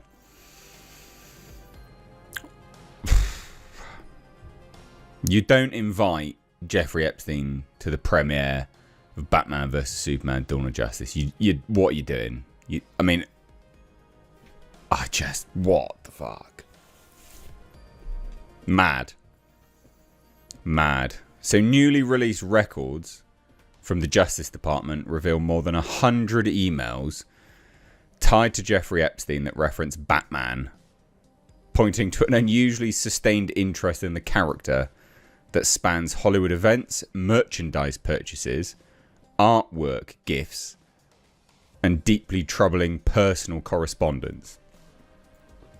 So the emails span several years and show Batman appearing across radically different contexts, from movie premieres and... Okay, so 100 emails tied to Jeffrey Epstein that reference Batman. What? 100 emails.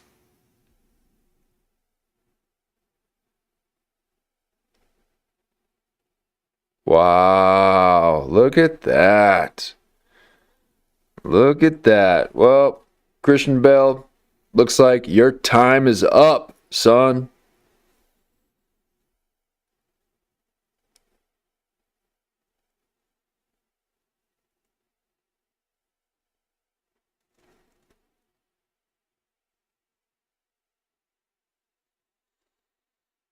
Pointing to an unusual sustained interest in the character that spans Hollywood events, merchandise purchases, artwork gifts, and deeply troubling personal... Wow.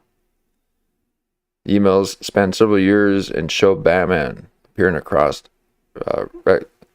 radically different contexts, from movie premieres and fan chatter to private exchanges involving money, control, and coercive language. Wow. Fan chatter to private exchanges involving money, control, and coercive language. So he was at Batman vs Superman. He was at Batman vs Superman. Hi, someone. Premiere is this Sunday at 6 PM at Radio City Music Hall. I have 4 tickets. Can you send someone to pick them up? So he was at the BVS premiere. So, at this point, it is important to note, this was in 2016, obviously, 2016. At this point, he hadn't been convicted. That was in 2019, wasn't it? But still, people knew that he was weird and dodgy, and I think there was rumours and rumblings still around that time. Pretty certain, anyway. But anyway, so Epstein attended BVS premiere and the after party. Emails confirm Epstein attended the premiere and after party. That was in New York City.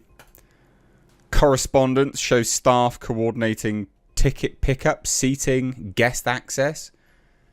Even a Hollywood publicist, Peggy Segal, involved in securing passes and clarifying after-party arrangements. Multiple emails reference Radio City Music Hall and follow-up logistics later that evening.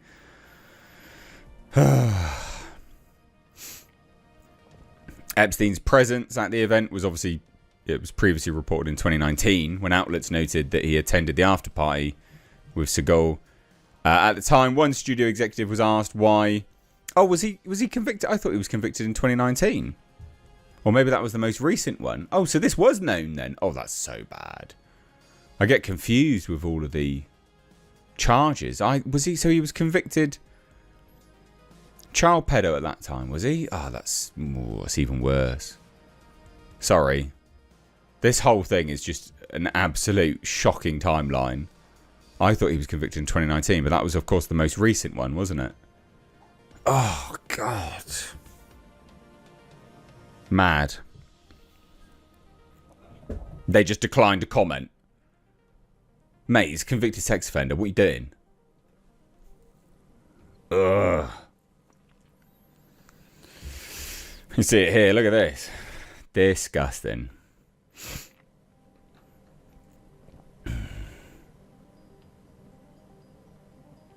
Does Jeffrey not have his 4 party passes, or did he not see those individual invites? And is his name +3 on the door list? I assume security is tight, so please clarify for Jeffrey ASAP. Oh. So emails show coordination for tickets and event access. A series of messages details the logistical efforts behind Epstein's attendance, assigning staff to pick up tickets, confirming 4 seats and after-party passes, verifying Epstein's name on security door lists, addressing last-minute changes tied to his travel. The email shows that Epstein's attendance was actively coordinated rather than incidental, like they went out of their way to make sure he could attend. Literally, this is going out of your way. Well, like, Andres, you told me Jeffrey's invite and 4 seats were all taken care of. Why is he emailing about our passes to the after-party at Gustavino's, blah blah blah? Like, what? You're like, this is madness, absolute madness. His presence appears directly tied to his friendship with Peggy Siegel, who also represented Ben Affleck and arranged invitations for Epstein to attend multiple Affleck film premieres. Oh, disgusting. Siegel also kept Epstein in the loop on Oscar season chatter involving Anne Hathaway, Christian Bale, and Christopher Nolan. Oh, what is going on? Batman artwork was gifted for 80th anniversary. Like, what? Hold on a second.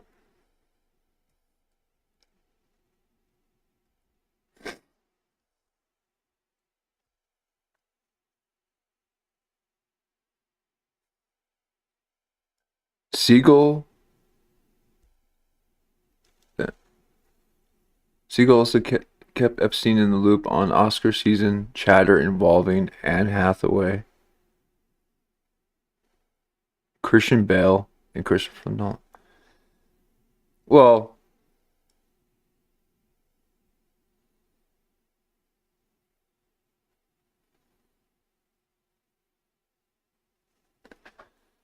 okay, so I mean that.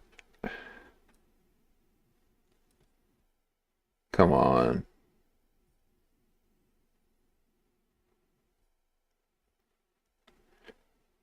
I mean that doesn't really mean anything. Let me take it back so I can hear see if it goes further. Okay. So let me zoom in here. So the emails show that Epstein's attendance was actively coordinated rather than incidental. His presence appeared directly. His presence appeared directly tied to his friendship with Peggy Siegel. Okay. Who also represented Ben Affleck did, and arranged invitations for Epstein to attend multiple Affleck. Oof. And oh man. Again, you see these actors, and then their demeanor completely changes, and so then the public thinks, well, it's probably just because they're famous, and they're just seen out in public all the time. But I saw Jonah Hill change once he did a film with Leonardo DiCaprio. Okay, before Jonah Hill did Wolf of Wall Street, he tells the story of how he met Martin Scorsese. Now,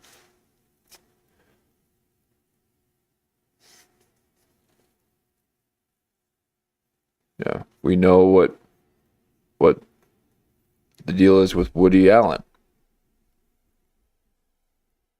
Okay. So Leonardo DiCaprio does multiple films with Martin Scorsese. And Jonah Hill telling the story about how he got Wolf of Wall Street, he said that he was at a premiere. He was sitting down. No, I'm sorry. Martin Scorsese was telling the story at a round table session, the variety round table things during premiere season. I used to watch those things back when it was cool. But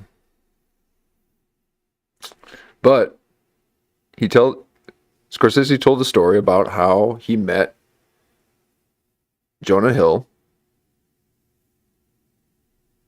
Yeah, that's what it was. He was at the round table for his movie of Wall Street, for the director's round table, telling the story of how he met Jonah Hill, saying that he was at a premiere and he asked, "Hey, who's that?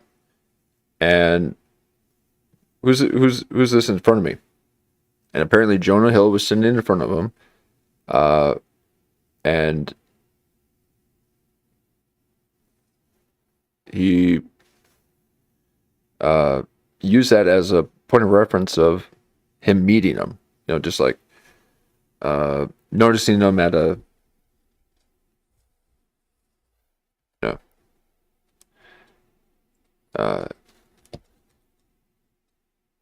at one of those parties, award shows. But the way he said it, though, seemed one, that he was annoyed that somebody was sitting in front of him. Okay. But that there was some potential. So I immediately thought, I was thinking that, well, okay, maybe we wanted to do a film, but it seems a little different. Anyways, so Jonah Hill just seems different after Wolf of Wall Street. And you can tell that he, is kind of, looking over his shoulder a bit, little nervous. There's that footage of Leonardo DiCaprio running at Jonah Hill in New York, like they were playing a prank on him. And then Leonardo DiCaprio was had visited Saturday Night Live when Jonah Hill was hosting. Okay, now if you know anything about Leonardo DiCaprio, he does not want to be on the silver screen or the TV screen. Is that the silver screen? TV screen? Or is the silver screen the theater? But he doesn't like, he goes out of his, he's one of those actors that goes out of his way to not be seen in television, so that the only way you see him is in film. So it's a preservation kind of thing, keeping the mystique. But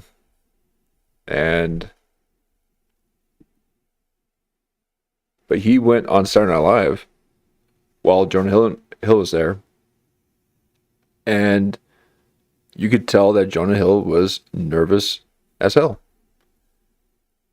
And Jonah Hill had done Saturday Night Live a few times before all that, and killed it. It was great.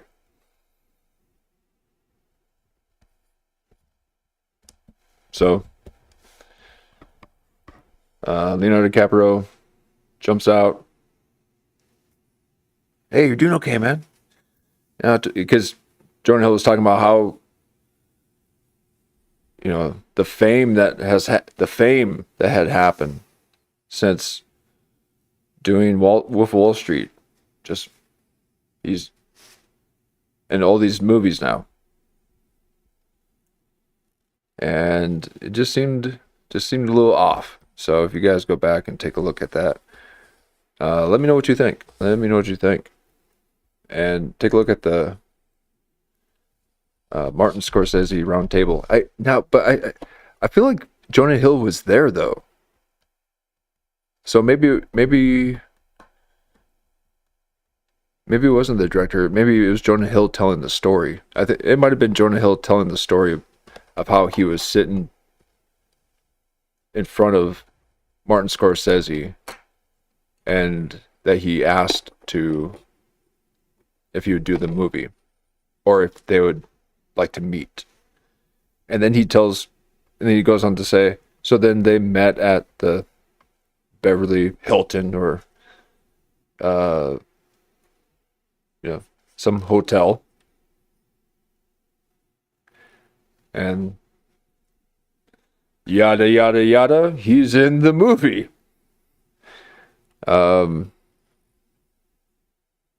Coincidentally enough,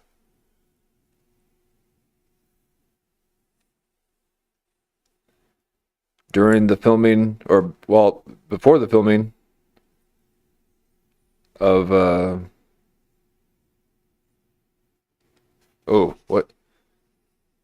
what's the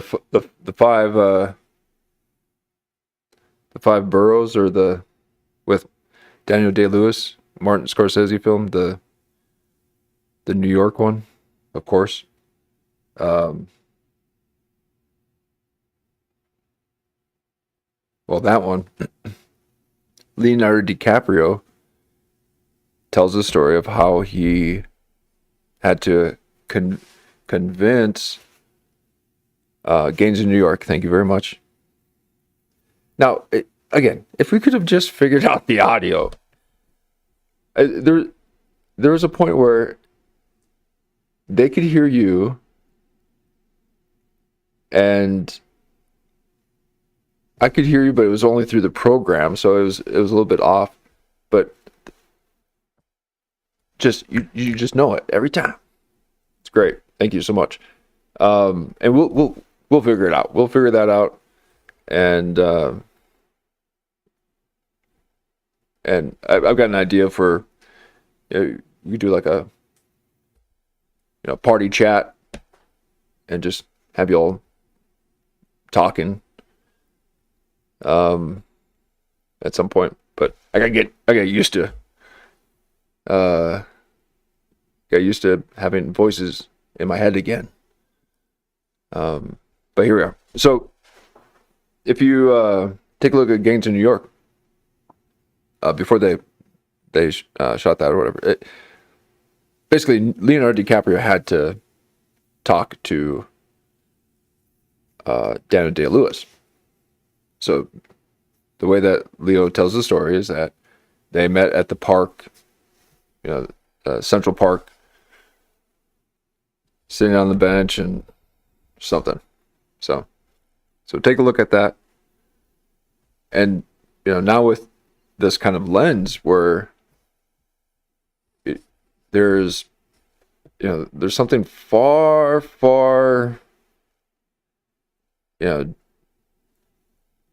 deeper with all this. I mean,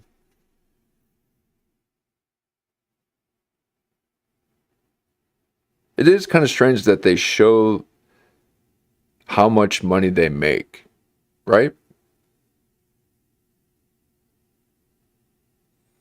You go to IMDb, and you can know how much they've made on a film. They have a rising star, all that. But the money thing, the money, yeah, it's like, so maybe they're paying them for something else. Okay. Maybe, that $3 million to film, or to be a lead in the film, didn't necessarily,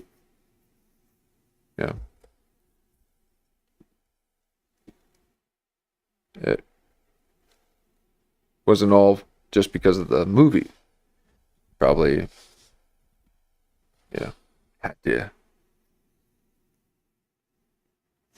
had to do some favors so that they can split that personality and then develop their alter ego, so that they can then become the character. And you hear all the old films, if you go back and listen to the commercials of or trailers of 80s and 90s films, they're all like,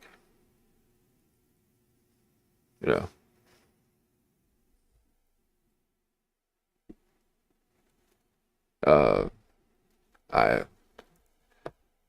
can't even like,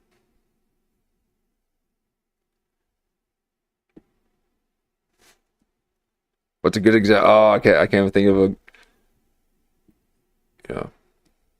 Brad Pitt.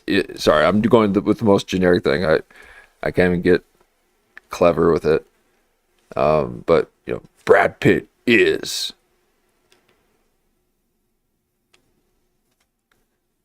No, see, he's too young. It's the older stuff. But so and so is the Punisher. So they're always letting you know that person is lost in the character so much that he's no longer himself, that he is this other thing. So come and watch him. And that's what the whole industry is. They're filming the MK Ultra system. And then you get to experience him being an assassin, or solving mysteries, having these supernatural abilities. So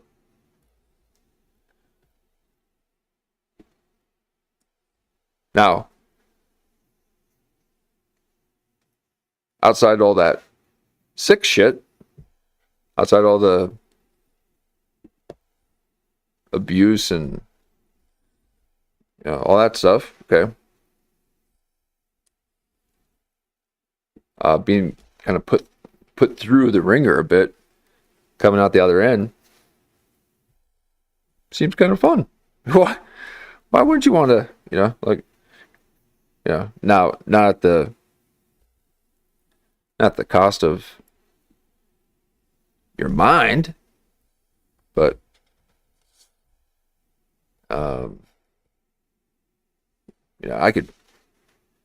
I could make a pizza on my personality, and I got 8 slices. Okay.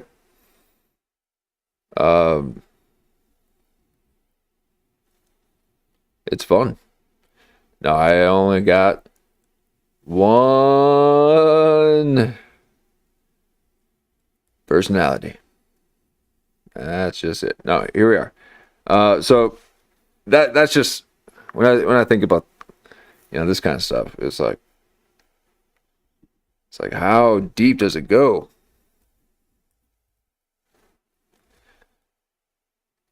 Here we are. Arranged invitations for Epstein to attend multiple Affleck film premieres. Disgusting. Siegel also kept Epstein in the loop on Oscar season chatter involving Anne Hathaway, Christian Bale, and Christopher Nolan. Oh, what is going on? Again, it's like, come on, not Anne Hathaway. Oh, man.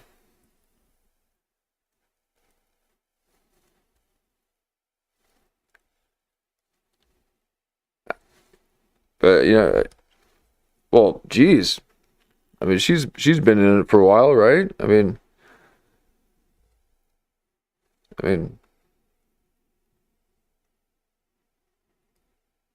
it's funny because in the early days of AI, doing facial recognition, they looked through all the stars, all the celebrities, and one of the major things in their facial expression was contempt. And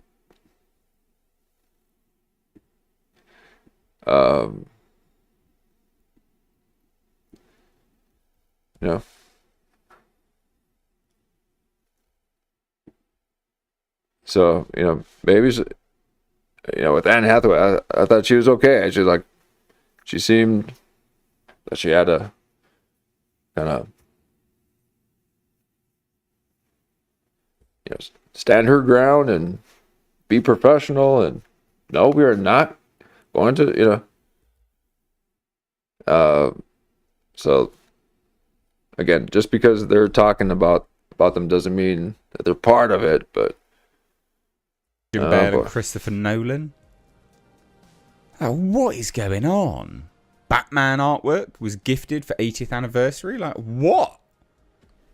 Separate correspondence reveals Epstein was gifted framed Batman and Superman art. Come on. It seriously has to do. Batman has something to do with it all. Batman and Joker. Okay.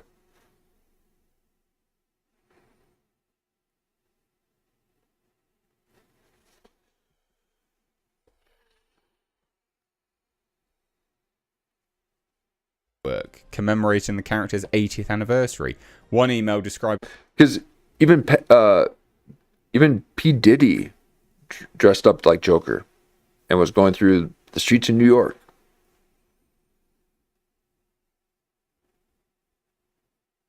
Granted, a lot of people got caught up in that Joker energy. Okay, so I understand that, but this, that's something different. And then what ends up, we end up finding out everything about Diddy, P. Diddy, Sean Puffy Combs. I'll say it. So there is definitely something connected with Batman and Joker and Epstein. Yeah, Diddy did Whiteface. And they had Whiteface and Baby Keem's little video that he did. Man dressing up in whiteface, thinking that he's being cute.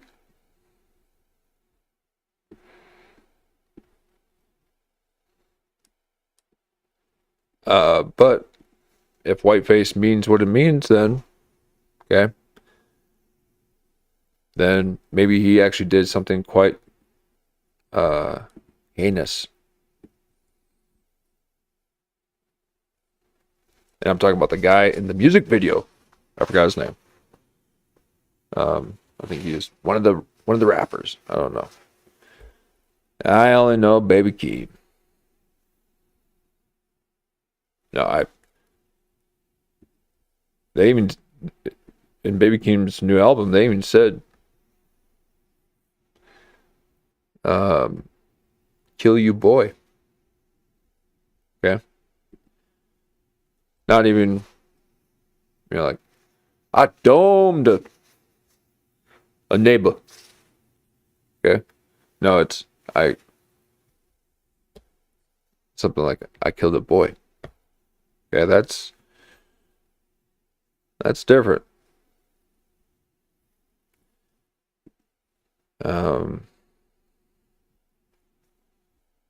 So I didn't like that lyric.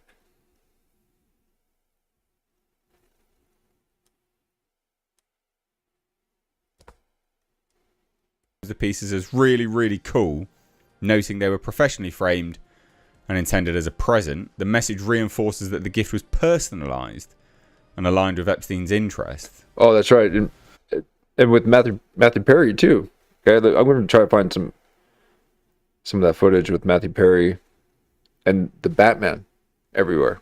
Okay, there's something happening, folks, with Batman and the tie to child abuse, sacrifice, satanic ritual sacrifice, and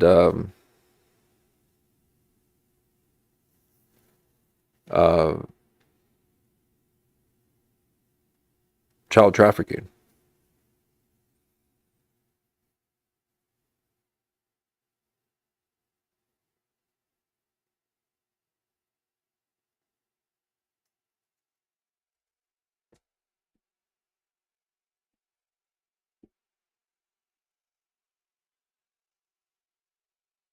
Let's take a look at this. What was I even gonna pull up here? The Matthew Perry's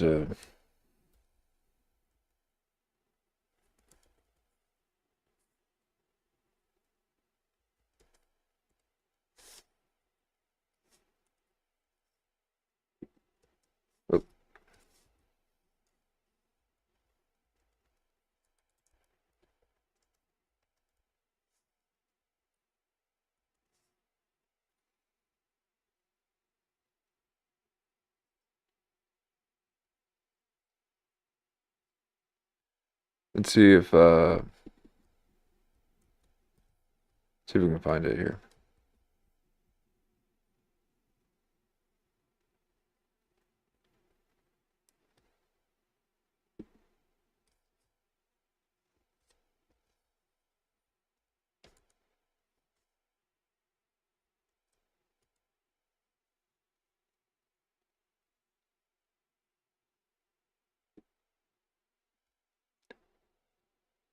Matthew Perry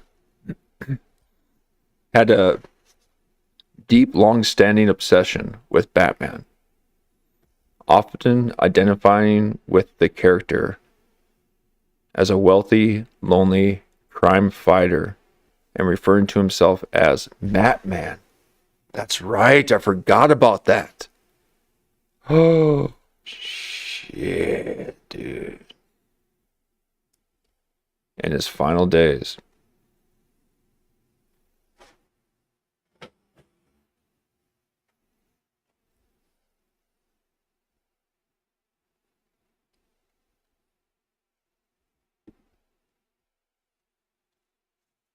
Okay.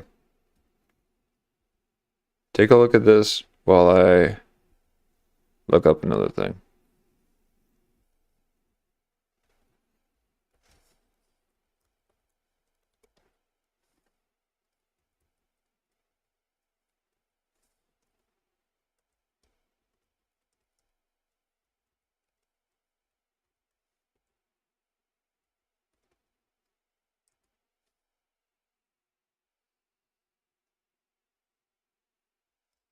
Let me see here.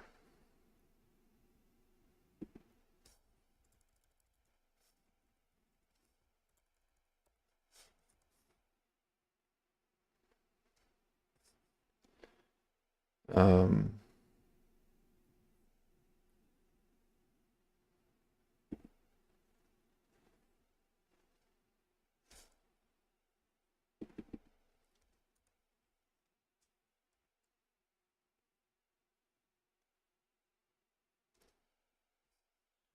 okay, what if I do this? Okay.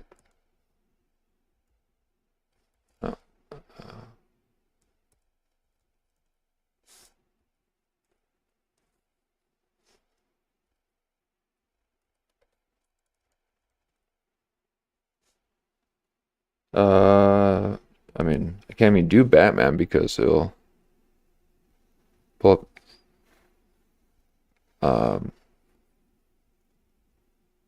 Here, let's just try Batman. So final days.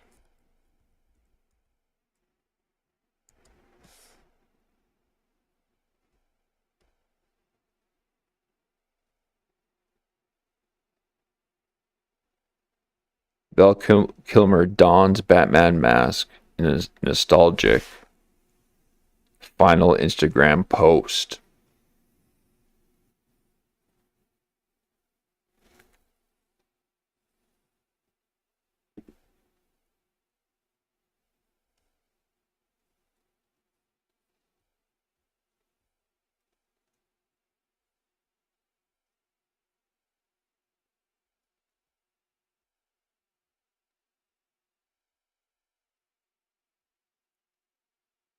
Matthew Perry's bizarre Batman. Wait.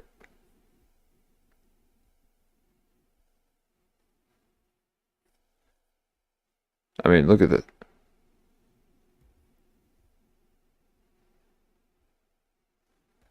There was one that mentioned his social media post too.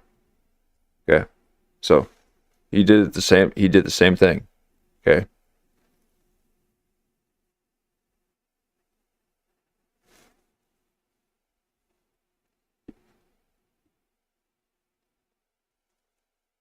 Right there. Matthew Perry's love for Batman was well documented down to his final social media.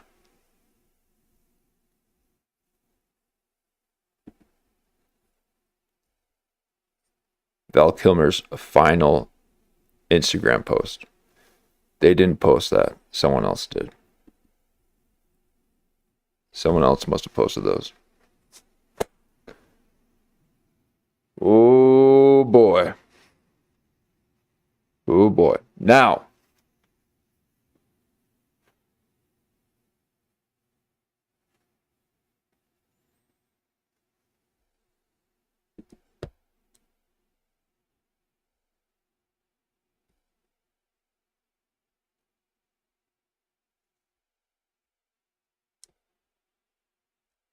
Declaring I am ready. It's been a while. All surrounded by his own artwork. Okay. Let's hear. Pneumonia. Is that what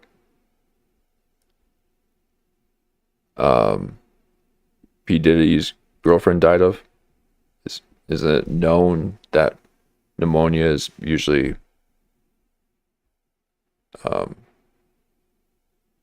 or when people are dying from pneumonia, it's usually because they're being poisoned.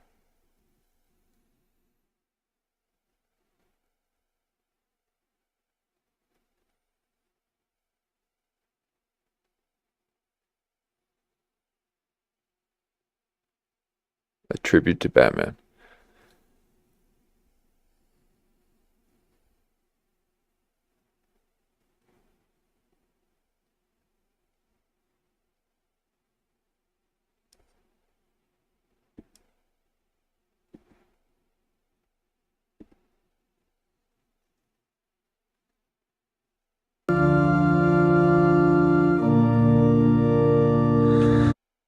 All right, so it looks like it's a E times.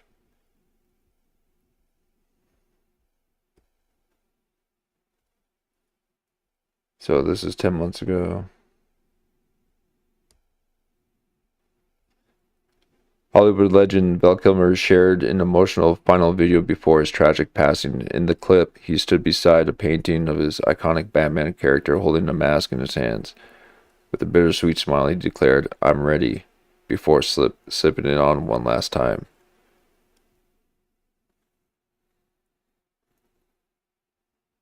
It's been a while.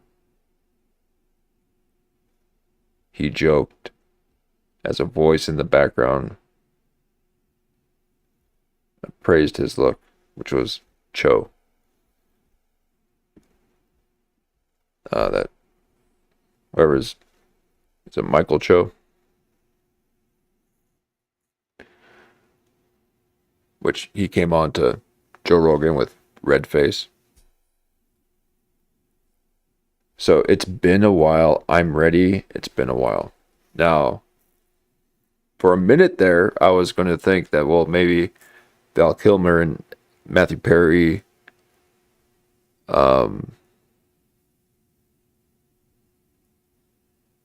wouldn't abuse children, wouldn't do something crazy like that.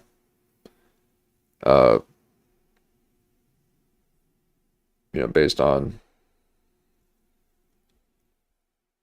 Epstein being very, very much interested in the Batman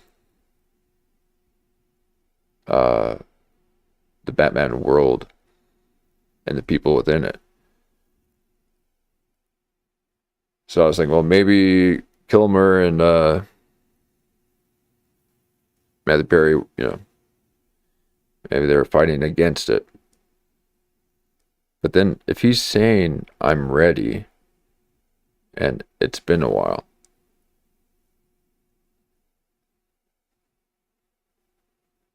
now, what was it that they were doing while wearing the mask? Because again, more than likely, that there's footage of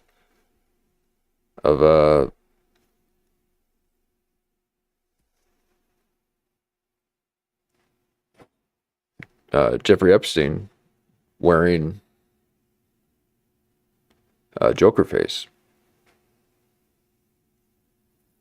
And he was just coming out of a room tormenting and abusing and who knows what to a little girl. So what if these masks that they wear that while they abuse children?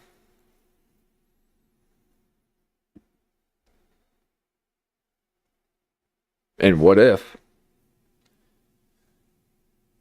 it's the jokers that are actually good? But nope, they're not. They're not.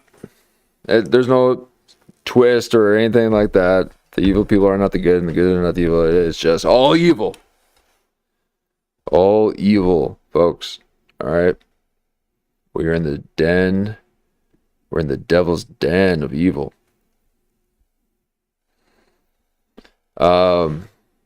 So if he's saying, it's been a while, one last time, I'm ready, or I'm ready, it's been a while.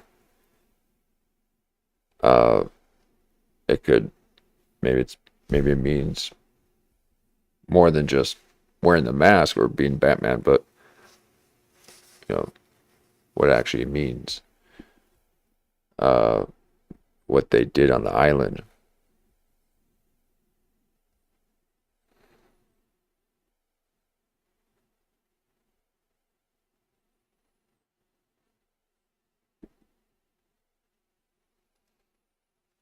And there's people that have said that there's Hollywood murderers, that they're killing the stars. I've mentioned it before, that actor that was in the National Lampoon Christmas Vacation. But all right, here we are. Wow. All right, I'm already sickened. I don't know if I can even watch. This looks sick, especially after seeing Epstein files and anything that's shot with a phone. I'm sickened by. But I mean, this already, like that thing right there.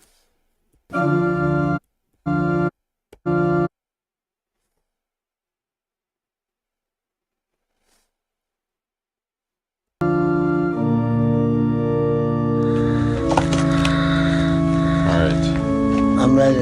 You're ready? Sure. I have an answer for it. Oh, okay. So we have all this in the way. Oh man, I hate when they do this.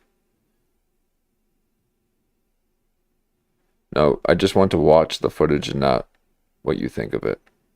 All right, here. I'm sure that's what all you guys are saying now to me. All right. All right. I'm ready. You're ready. All right. I'm ready. You're ready. Yes, I have an answer for us. It's been a while. Oh, you look great. Yes, I have an answer for us. It's been a while. Oh, you look great. And who's the other actor that just died? Who was on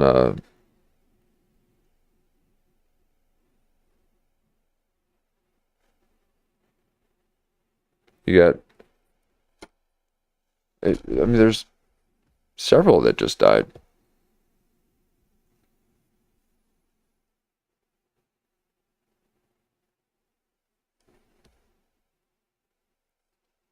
But the other one had like this throat thing too.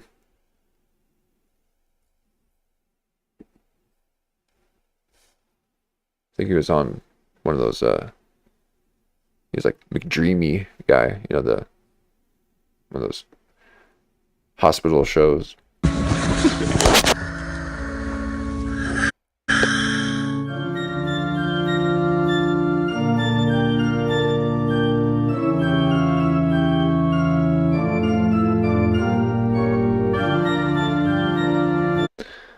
Come on. I can't. Eric Dane? Oh, that might be it? Yeah. I can't imagine he would do that.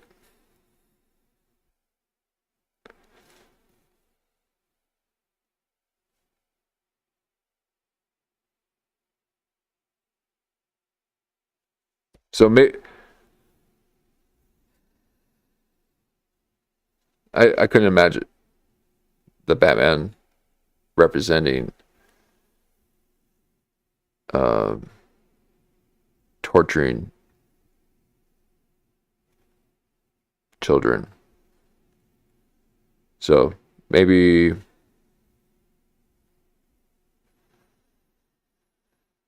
I couldn't imagine Val Kilmer doing that. And I think that he died because he didn't do it. You know, I think a lot of this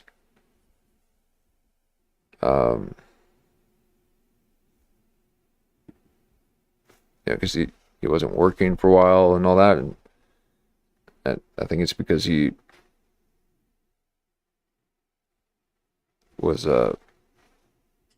trying to resist all this. But there was something very strange with him and Nicole Kidman and Tom Cruise with like before, well, actually during the whole time of Eyes Wide Shut, like during the filming and even after the premiere. And I think Nicole Kidman and Val Kilmer were together for a little bit or something.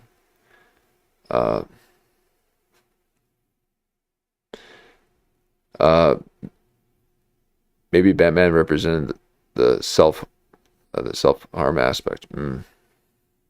I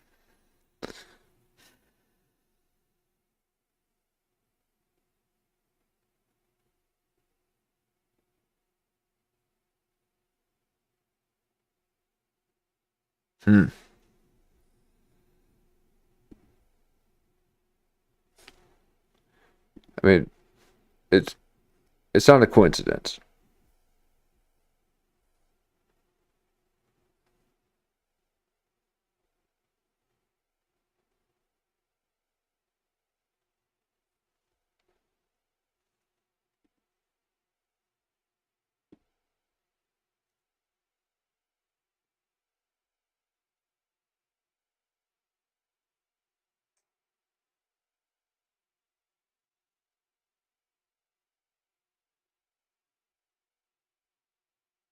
Madman.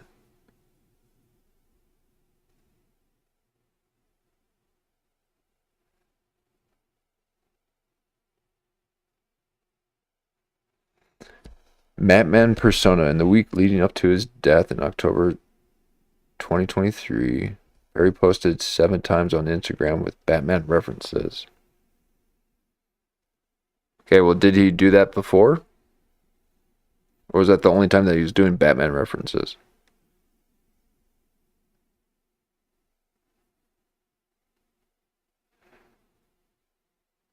Including images of the bat signal and a video with the caption, "Do you understand what I'm trying to tell you? I'm Batman." Exactly. Oh, man, there's something there, obviously. I mean, yeah. Yes. Yeah, exactly. It would be very interesting to explore because just this, do you understand what I'm trying to tell you? Sends chills down my spine.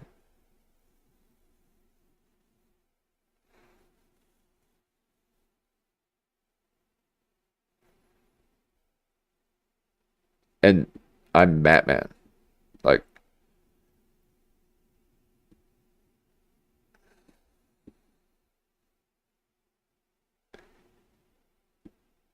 and he was doing that so that he wouldn't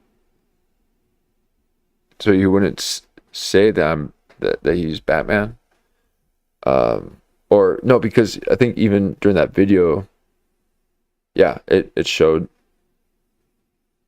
Yeah, it showed the Batman. So his video seemed, if he was the one to have done it, which I don't believe he was. Okay,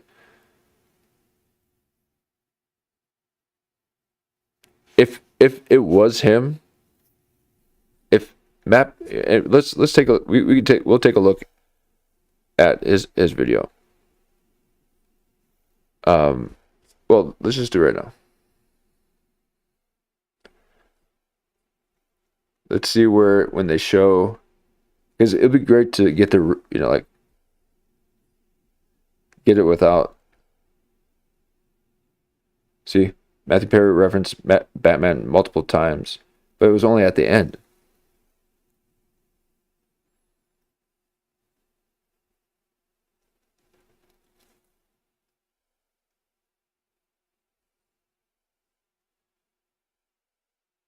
And they have the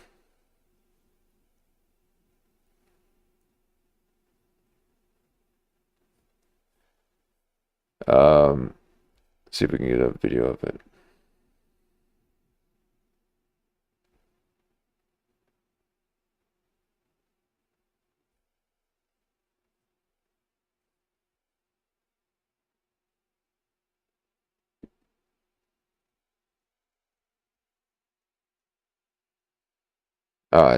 I just want to see the original thing without no one else talking about it. Oh my god.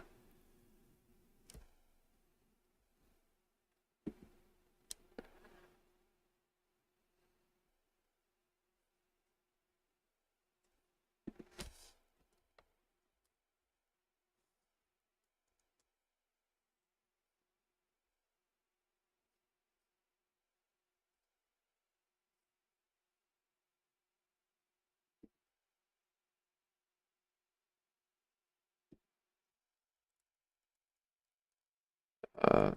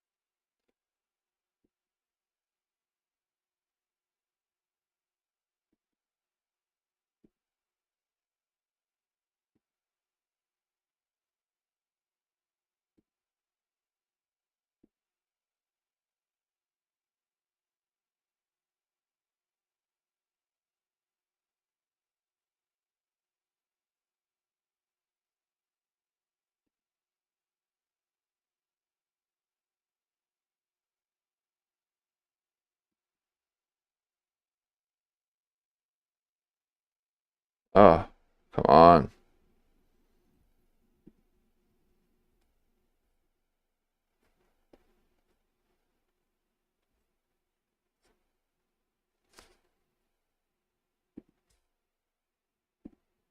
Let's see here.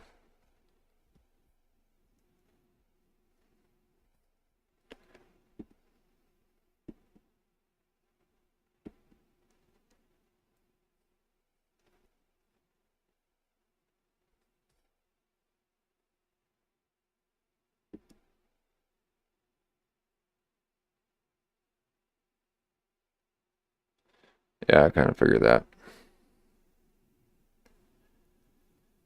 Well, let's just see if it shows here.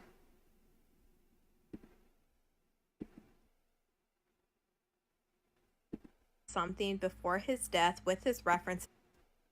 In the week prior to his passing, he would post multiple posts referencing Batman. And this is what had people speculating for a long time that something isn't right with Matthew Perry's death. It would start out with no need to worry, everybody. I've got the streets I just wish you would just tonight with the Batman movie showing, and this was October 17th, 2023. And then 2 days later, he would post this Batman symbol in the water saying, "Sleep well, everybody. I've got the city tonight, Batman."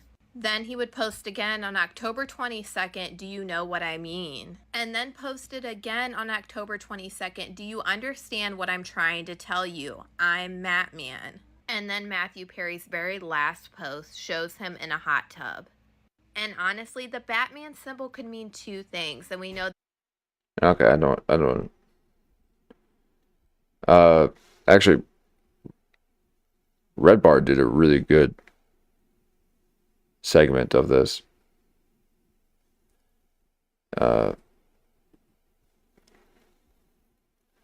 So we should take a look at that at some point. But what basically his videos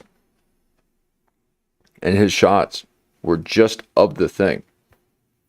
And the video itself was a very slow kind of panning through his room. I can't believe there's not a video of it.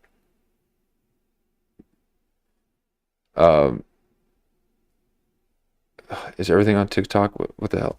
Wait, god damn. What the hell? Jesus. Oh my god. They're like trying to take pictures of me. Like, who's looking them up?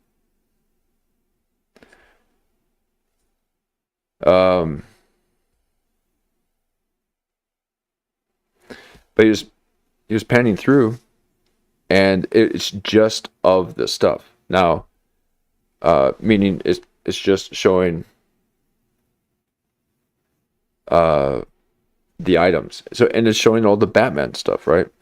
And as you can see there with that last video, it showed that he had done several of those, and they're all showing the bat symbol. Now, in the movie, they shine the bat symbol, and then, it's to get Batman. So maybe Batman is it's a demon that they summon up. I don't know, but the point, what I'm trying to say is that he was filming that, or whoever was doing that. But I don't believe it was him who filmed it, because if it was him that was filming that and filming his bedroom scene, is it was in his bedroom where it had the multiple TVs that had Batman on there, and it had a Batman signal, I think even on the ceiling or something. I mean, it was a bit excessive, like kind of crazy.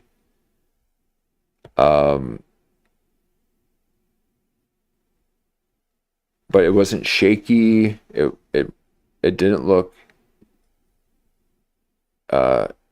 anything like this. Oh god.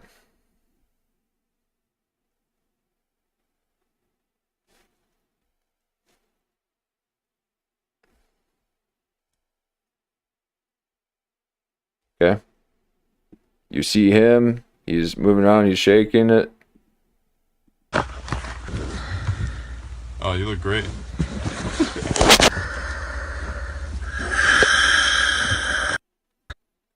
Now it almost looks like it surprised him that,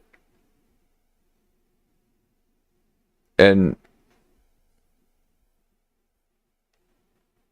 Oh, you look great.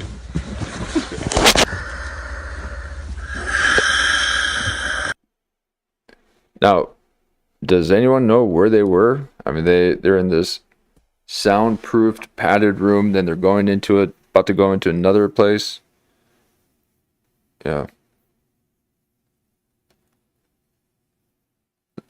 That Mike Cho guy is going in his bag to get his costume.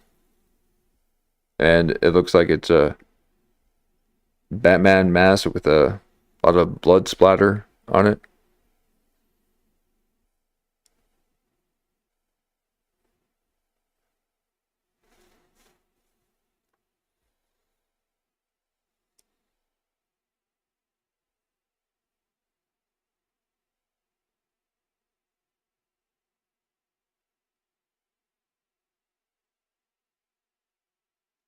So there's a part of me that actually thinks that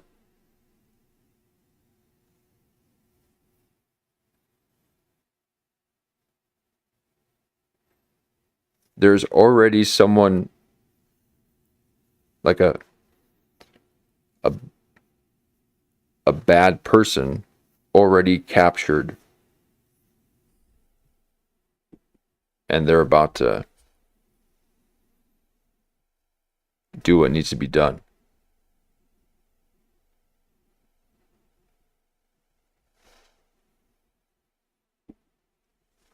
Isn't that the Batman role? You know, where you're cleaning up the streets of these awful people, these criminals.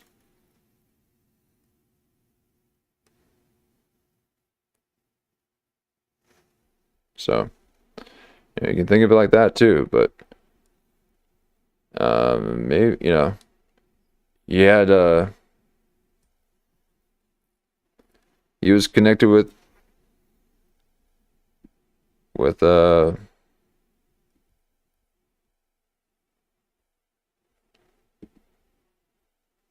Tom Cruise and Nicole Kidman.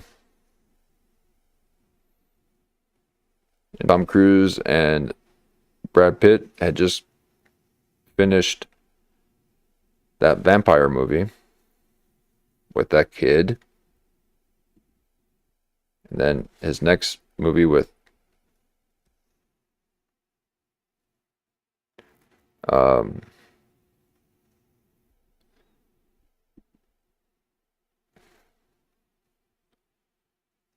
the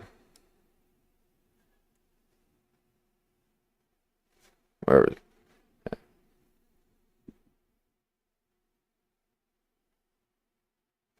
Drew blank there, folks. Oh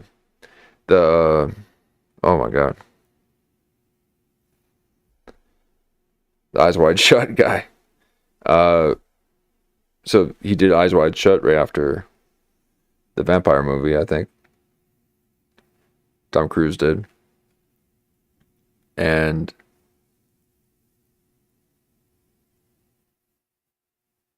then the filming of it took forever. Same thing with The Shining.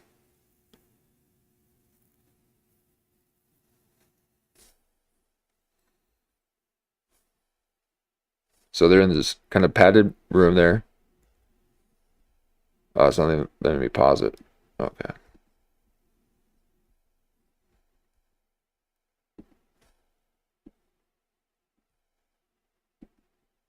For us. It's been a while.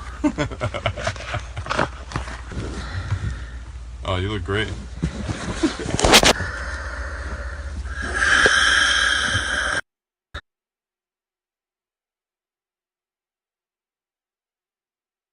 It's got windows in there. And there's a small door. So you have to, he's sitting in it. You have to crawl in it.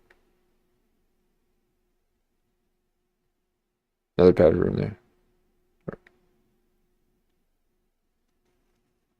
So I don't know where they are, what this is about.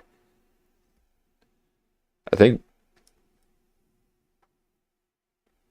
Mike Cho was on Joe Rogan after that, and that might have actually talked about it. Maybe and that might have been the time that he showed up with red face.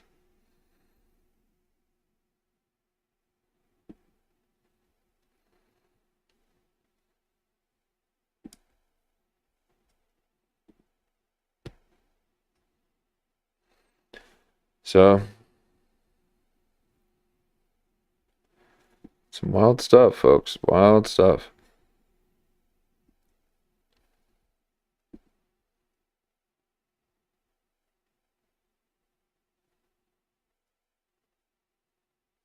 But I wanted to show you that the footage.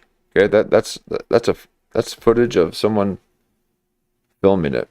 Okay, the person. Now he looked straight at the camera. Let's take a look at that again. He looked straight at the camera, like he was shocked. Yeah, exactly. Why a padded room? See, he's like, oh, and then he tried to be okay with it.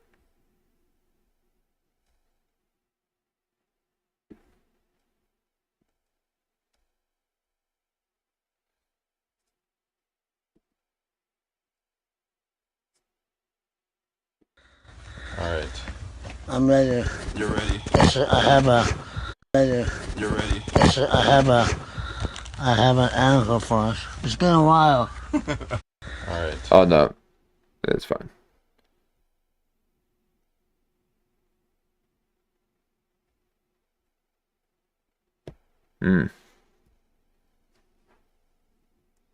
So he said, I have an angle for us. So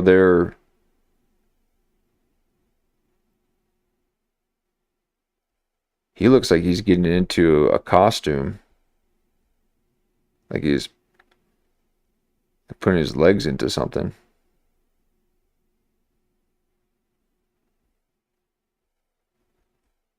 So it looks like they're about to spar it out, or they're about to go into this doorway here. See, and you can see there's a window, a one-way or two-way mirror kind of thing.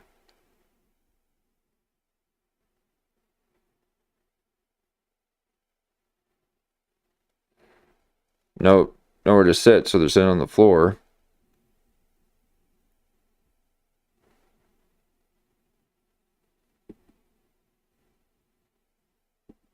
And then this door right here.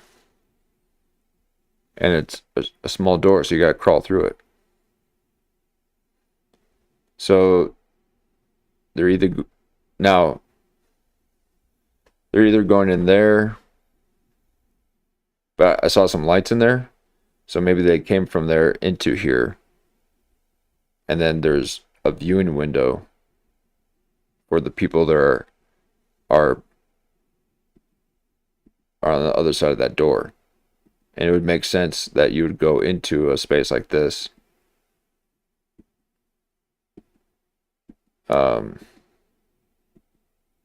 See? And he's sitting down, that's his head, so that's low. So it's almost like a hidden door on the other side that you wouldn't know about, of a home or museum.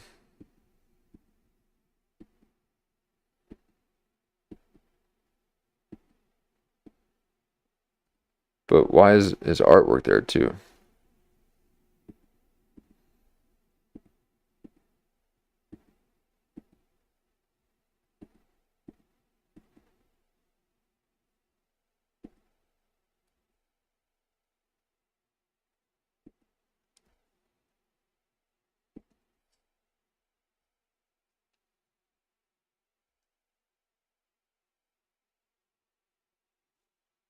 Does he get vampire teeth?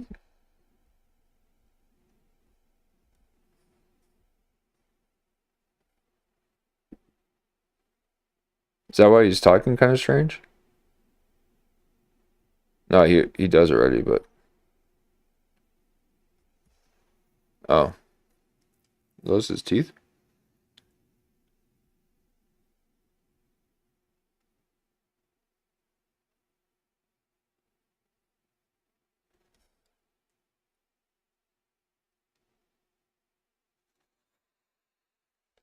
Interesting.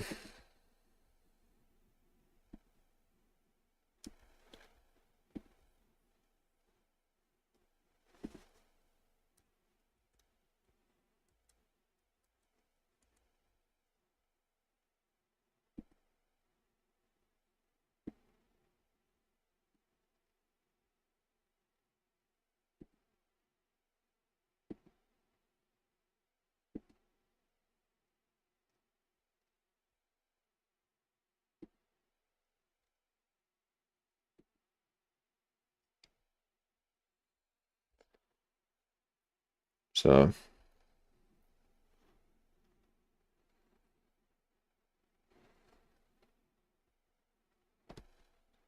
let's do...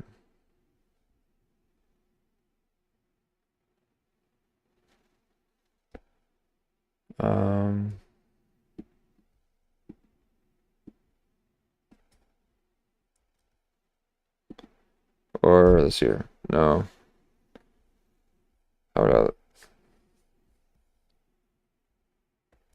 if I did...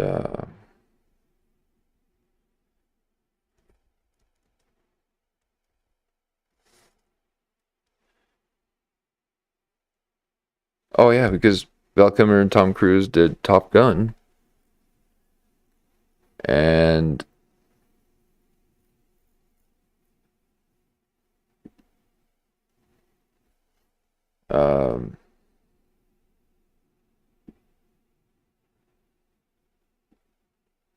let me see here.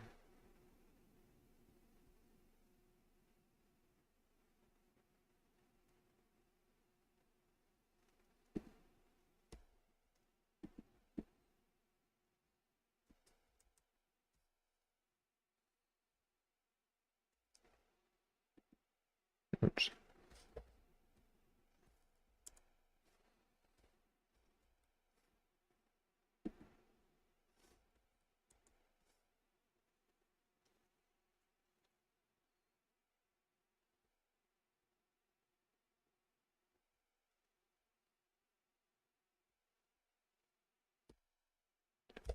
Tom Cruise and Val Kilmer have maintained a close 40-year relationship. Okay. They had, okay.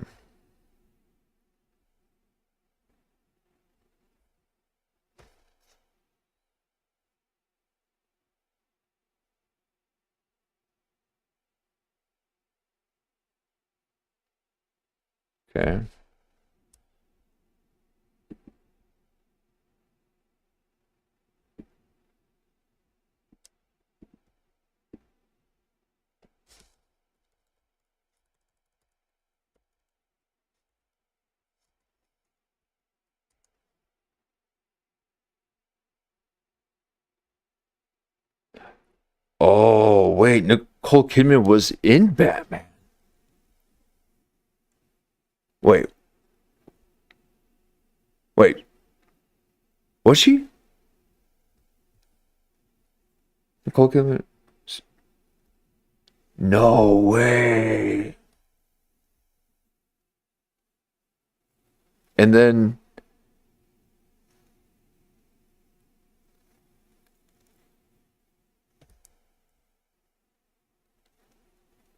what? Oh my god. Had a strictly professional on-screen relationship as co-stars and oh my god. I had no idea. Or I forgot. 95 Batman Forever. Kidman played Dr. Chase Meridian, the love interest of filmers. Okay. She jokingly noted she took the role to kiss Batman and admired Kilmer's lips, while noting he was very hot in his suit.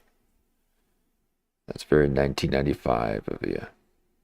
Oh my god. I remember this. Wow, I completely forgot about this. Wow. Well, that's making sense now, huh? Okay, so then they did. When did they do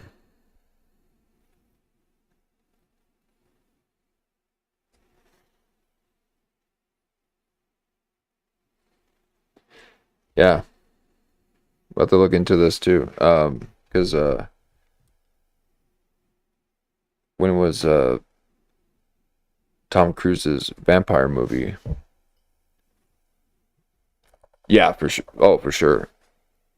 For sure they bang. And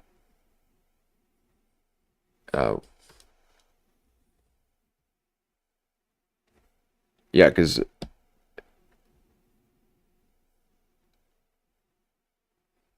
it had to have been later that when was why Eyes Wide Shut filmed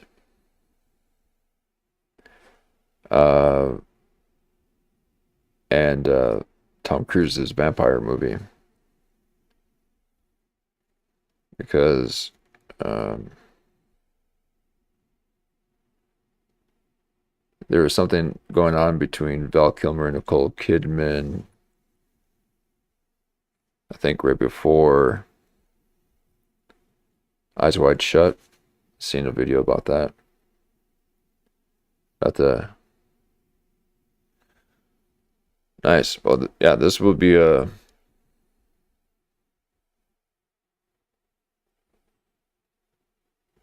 this would be good to go off of because there's definitely a lot here.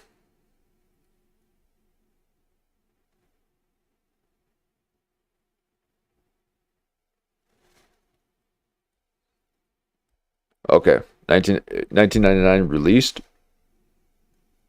because it took interview 1994. Okay, okay, 94, and this was 95.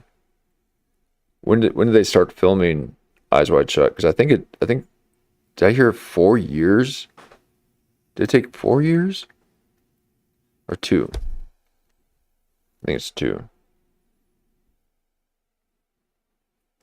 So that's 94 for interview, 95 for Batman.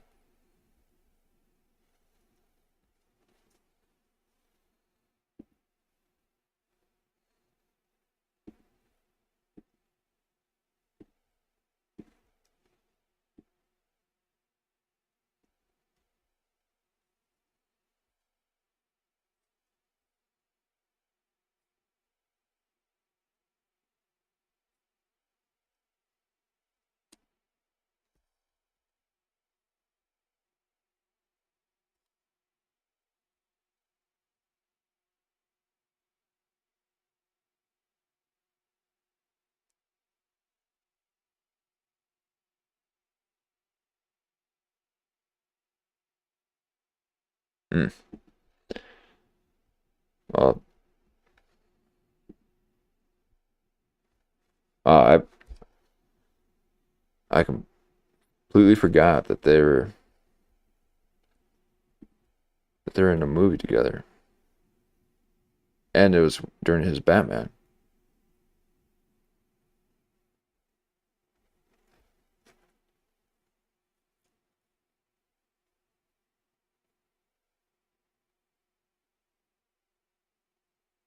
She envied his lips through that.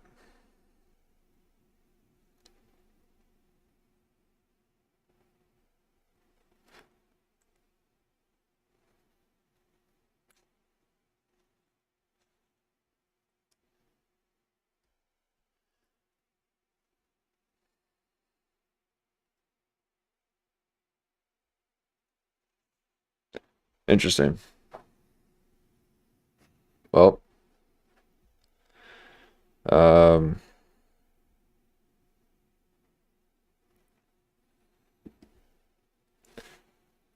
think we got another good project to work on here. This will be a good one. The Batman connection, the Batgirl connection, because what if she had to be there to witness the Batman, do something to someone like on the island or somewhere. So she had to traumatize her.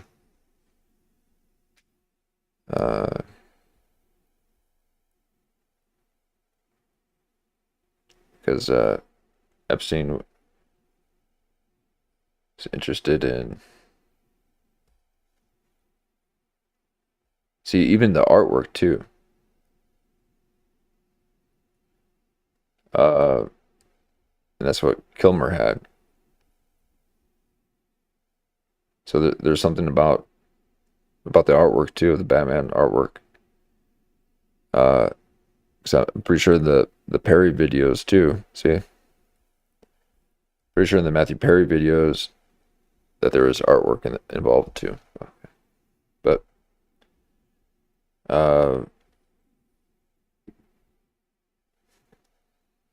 that'd be a good video to do.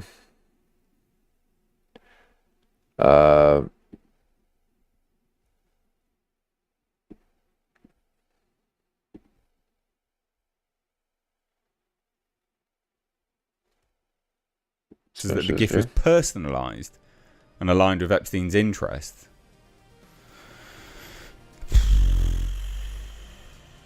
Let's take it back now. All right. Involving Anne Hathaway, presented Ben. I can't believe I forgot Nicole Kidman was in Batman.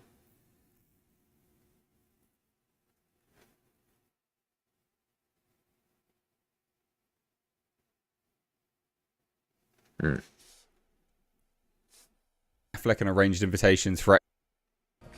Oh, okay. So now there's Ben Affleck, and now there's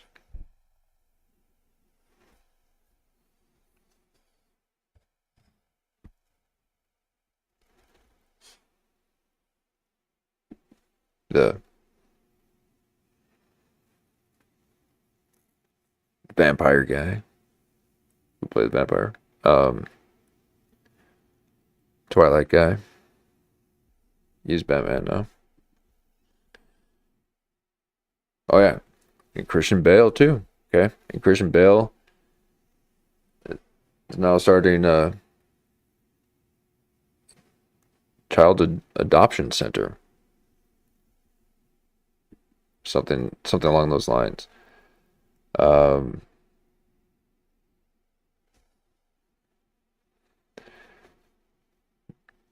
Batman is involved in all of this. His presence appears directly tied to his friendship with Peggy Siegel, who also represented Ben Affleck and arranged invitations for Epstein to attend multiple Affleck film premieres. Disgusting. Siegel also kept Epstein in the loop on Oscar season chatter involving Anne Hathaway, Christian Bale, and Christopher Nolan.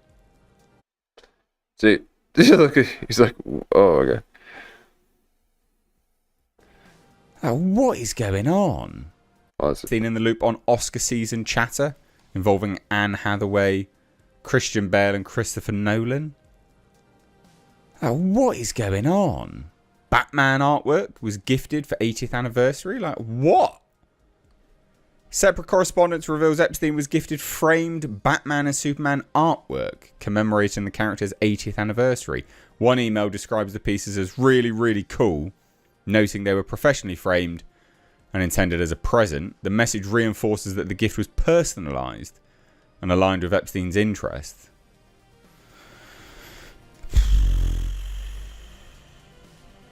Alright.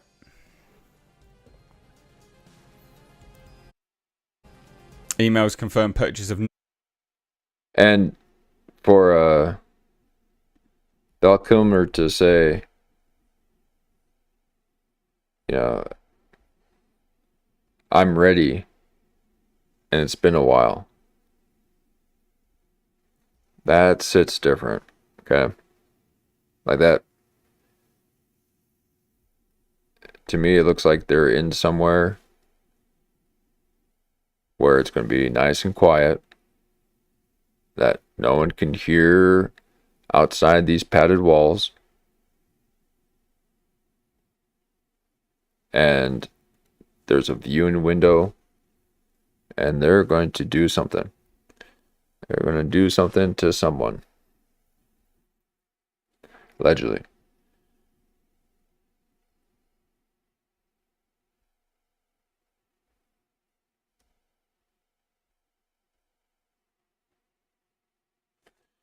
Or, you know,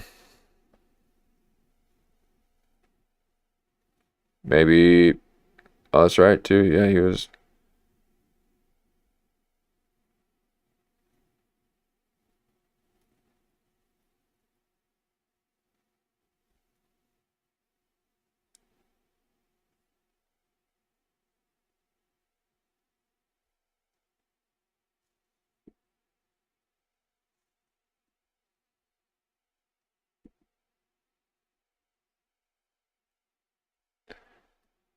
Yeah, or maybe, you know, maybe something happened to him.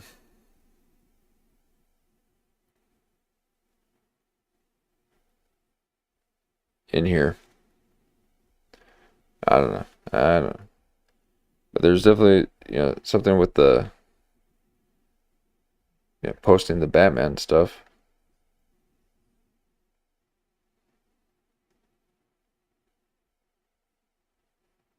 And even this kind of footage here too. I know it's a little jagged, but this is very similar to what Heath Ledger did with the Joker. Okay. Filming him and himself and just, you know, like,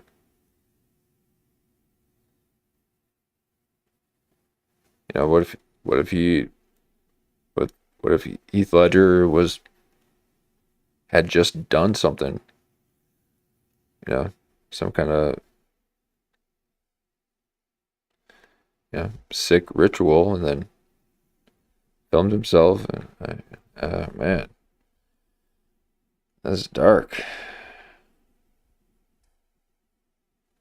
Because again, when Joaquin Phoenix was on Jimmy Kimmel promoting Joker, and Jimmy Kimmel showed a video of Joaquin Phoenix, and he was shirtless without a, you know, he was writing and doing all this with the candle.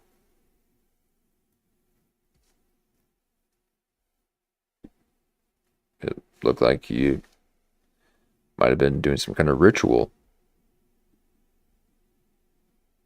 even though, you know, they kind of played it off like it was a little joke or whatever, like a little hidden camera, but you know, I don't know. Maybe. I mean, I'm not sure about the Joaquin Phoenix one, but there's definitely something there.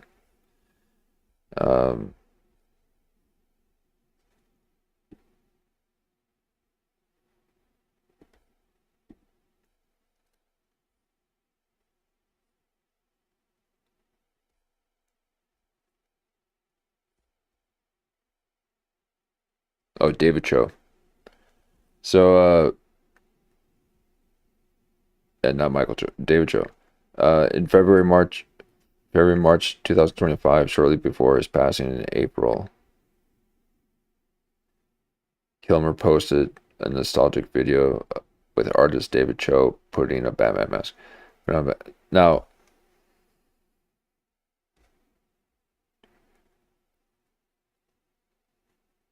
before his passing in April, what if this was when he passed away? And then they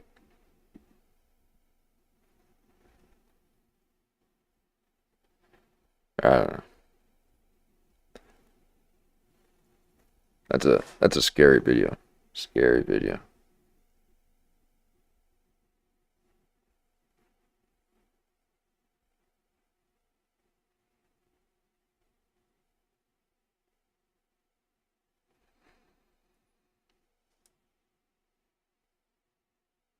And again, the other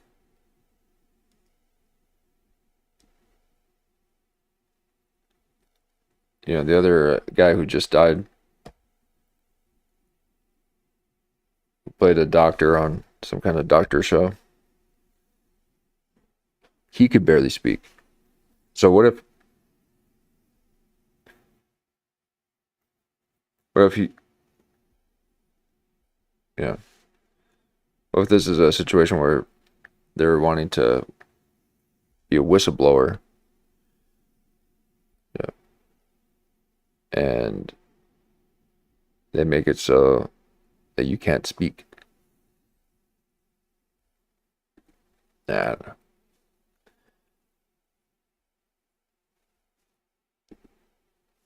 We'll finish this up and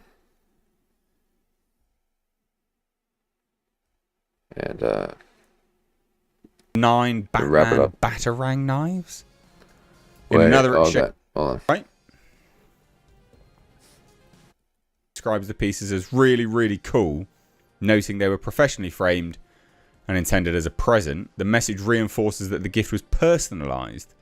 And a email. Let's just take it back here. Siegel also. This is coordinated rather than tickets and event access. A series of messages details the logistical efforts behind Epstein's attendance, assigning staff to pick up tickets, confirming 4 seats and after-party passes, verifying Epstein's name on security door lists, addressing last-minute changes tied to his travel. The email shows that Epstein's attendance was actively coordinated rather than incidental, like they went out of their way to make sure he could attend. Literally, this is going out of your way. Like, Andres, you told me Jeffrey's invite and 4 seats were all taken care of. Why is he emailing about our passes to the after party at Gustavino's, blah, blah, blah?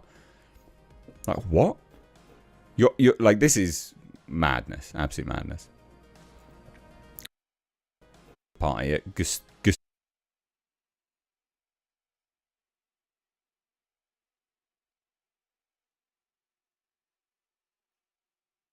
So from Peggy to Jeffrey.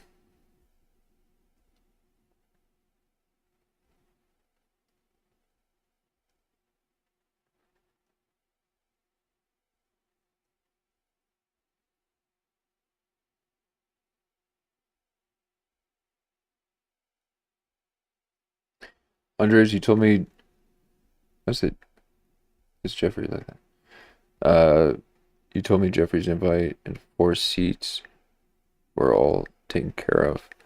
Why is he emailing me about our passes to the after party? Andres, does Jeffrey not have his 4 party passes, or did he not see those included, or do you not see those included? Includes invites.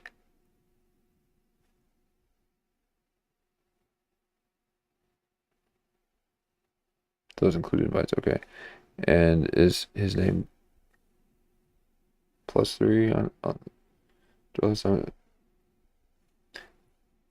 Yeah, I'm just seeing if there's any kind of code.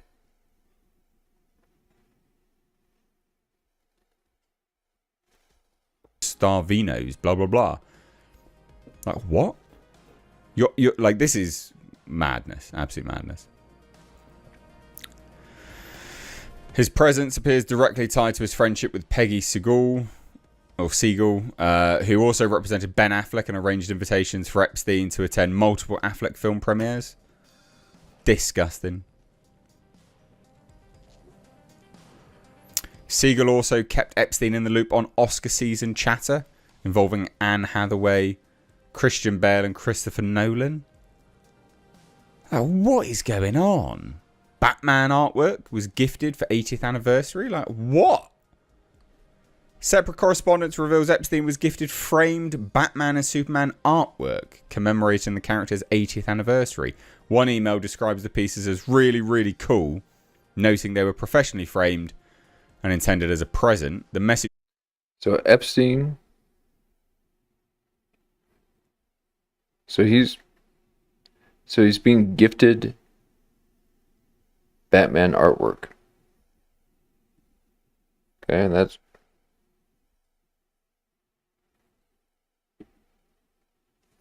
reinforces that the gift was personalized and aligned with Epstein's interest.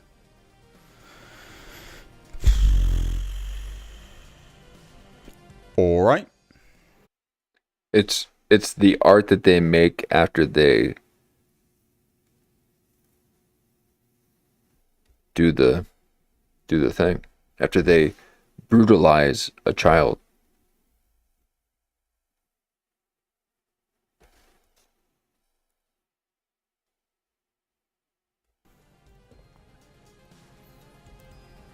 Emails confirm purchase of 9 Batman Allegedly. Batarang knives. In another exchange on Amazon order, confirmation shows Epstein purchased 9 Batarang-shaped knives. The quantity stands out and adds to a broader pattern indicating his engagement with Batman extended well beyond films and events into collectible merchandise.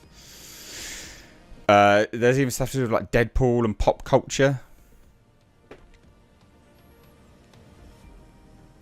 Epstein also forwarded and received Batman-related media updates, including an email announcing the release of the first BVS teaser from Zack Snyder.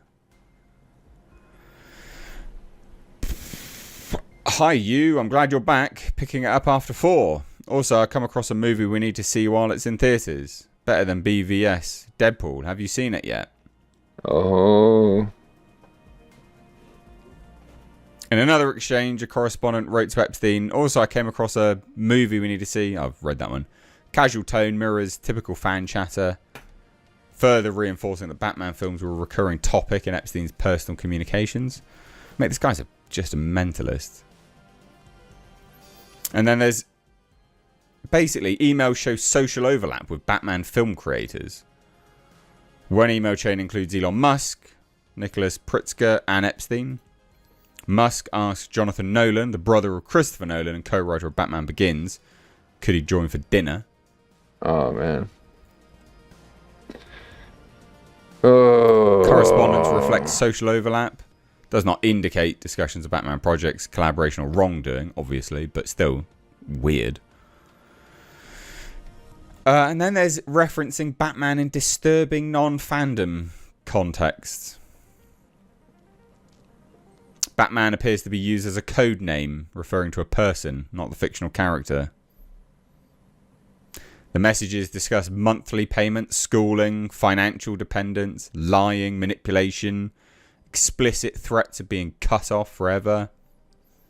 One exchange includes Epstein asserting control and conditioning, continued support on obedience and truthfulness. Another reference is money paid per month by Batman to someone dependent on that support.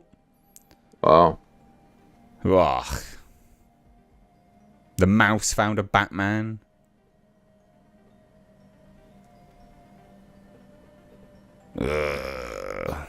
And Well, it would be interesting to search Batman in the files.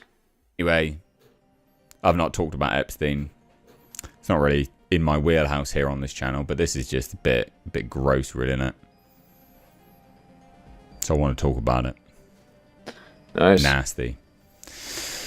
Hollywood, mate, I know you're gross and degenerate, but Dane, why are you inviting a convicted sex offender to film premieres and after parties? What the fuck are you doing? Well, there you have it. That's a good one. 2 weeks ago. Thank you, Mr. H Reviews. Check it out.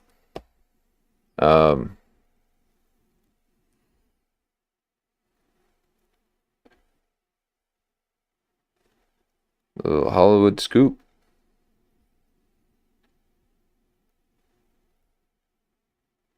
And that took us down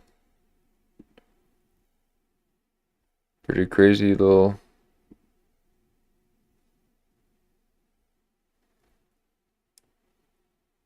rabbit hole here.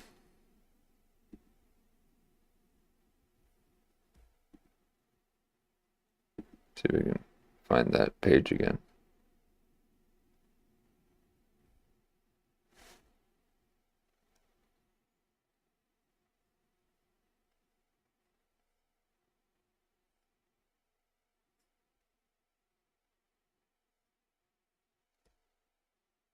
Yeah. Oh. And who was also Jennifer Aniston, who was in Friends.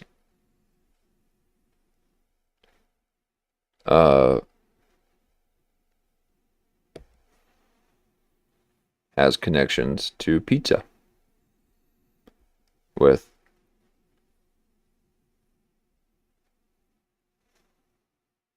Ellen DeGeneres and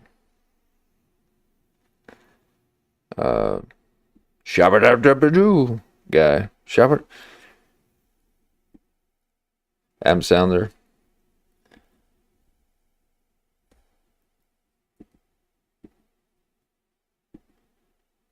Where's the original page? There it is. I mean, this will send chills down your spine.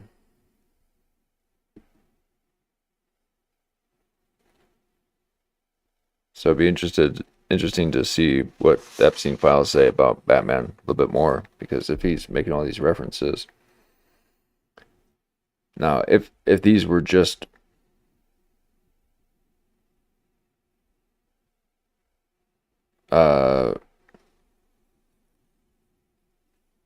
references within the first or the last few weeks of his death, then maybe there's, well, yeah, maybe you could be saying something. But the photos, it was like someone was taking a photo of him in his hot tub and was saying, it had some kind of caption. So what it seemed like was that someone was actually stalking Matthew Perry while he was in the hot tub. We can't watch it tonight, but we'll watch the whole we'll watch the Red Bar segment of it. It's really good. He immediately sensed the eeriness about it, how there was something very spooky about it.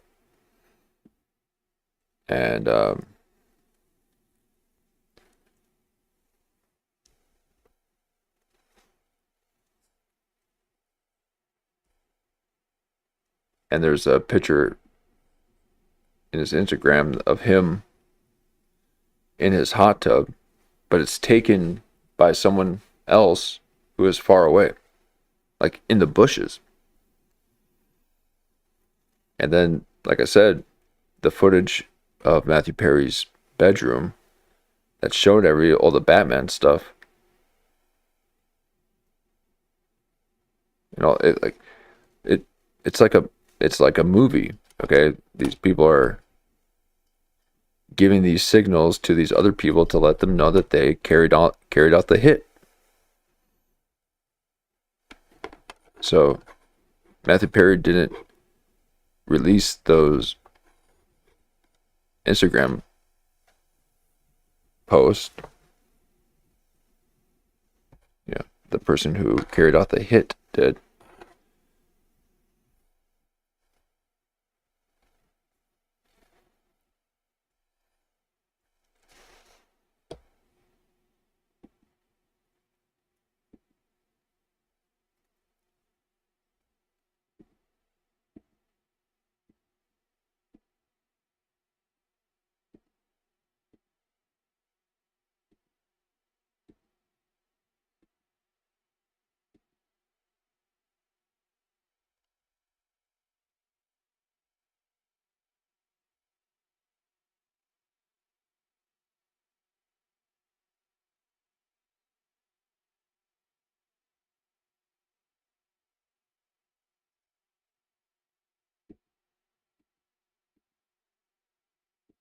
His eyes on the phone the whole time. You didn't look up at Bell or anything? Just the whole time.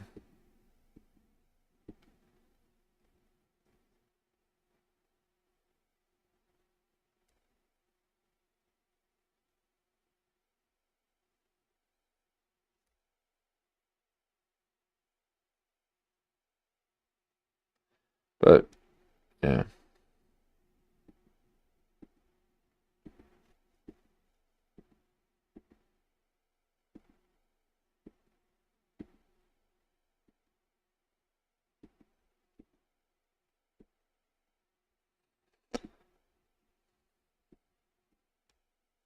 Hmm.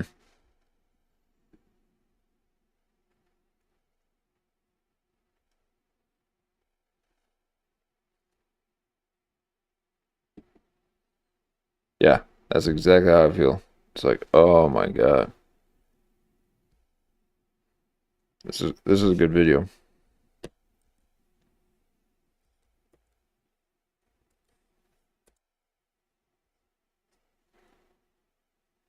Well, this is not what I was. So,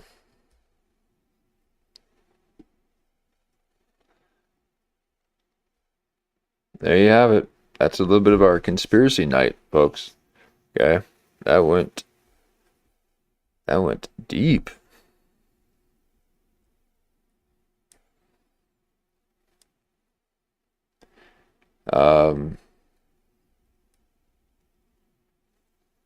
We discovered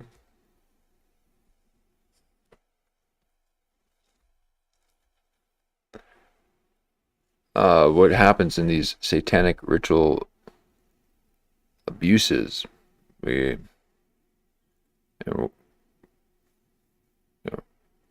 what happens to these children, and then we saw someone, prominent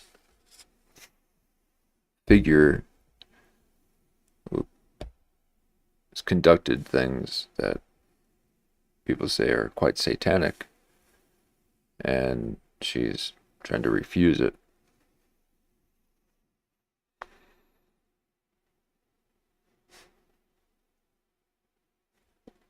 And old Jared Leto's in the Epstein files, saying he did well.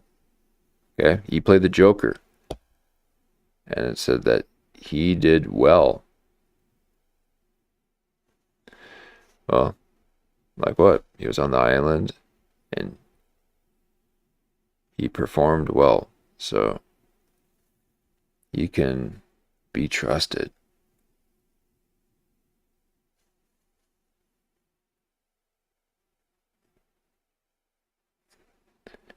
And then we took a look at the men who stare at goats.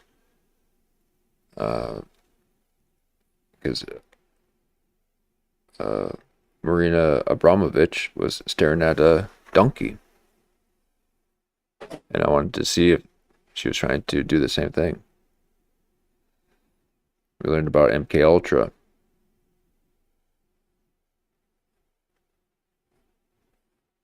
And then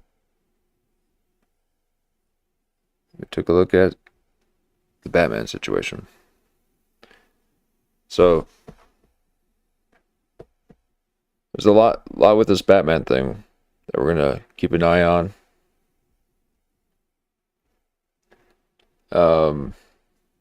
Yeah, this is yeah, between the Batman stuff and you know, Joker and all that. These are rituals. They're just being filmed.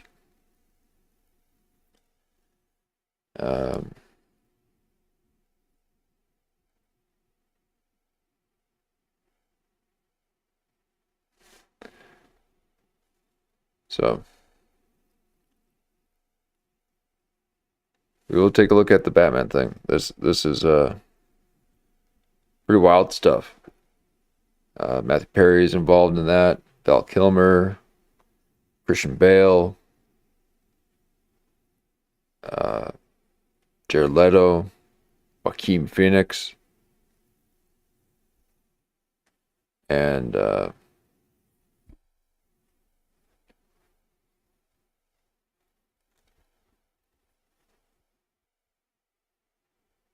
Heath Ledger.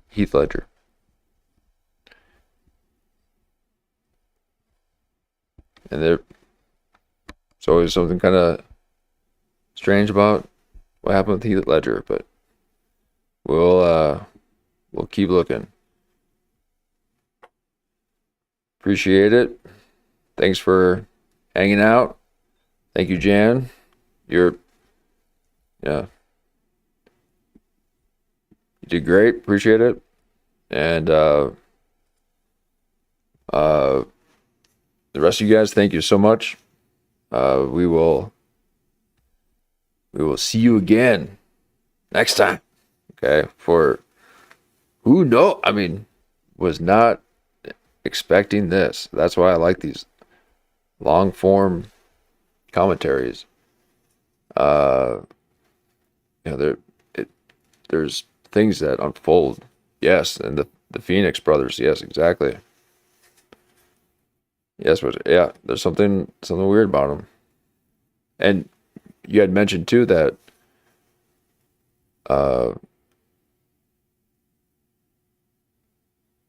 River looks, like you're thinking that River Phoenix was someone else's kid. Like it came from a different dad. That's pretty interesting. I don't know if you had said that or someone else had said that. But yeah, a lot of sick stuff, man. Like that's wild. And you always wonder, how do they get those roles? How do they, because anyone who asks any interviewer is like, so how'd you guys get this together and set up well, I got a phone call and blah, blah, blah. Well,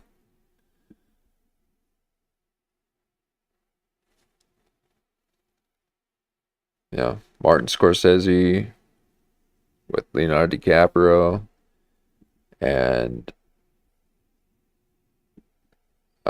Robert De Niro.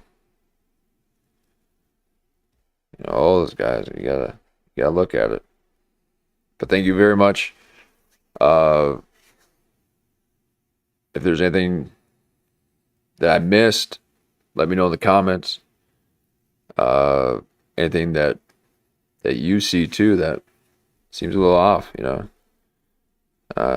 share your theories. But appreciate it so much. Thanks for hanging out, you guys. And we'll do it again. All right. Thank you. Have a good evening.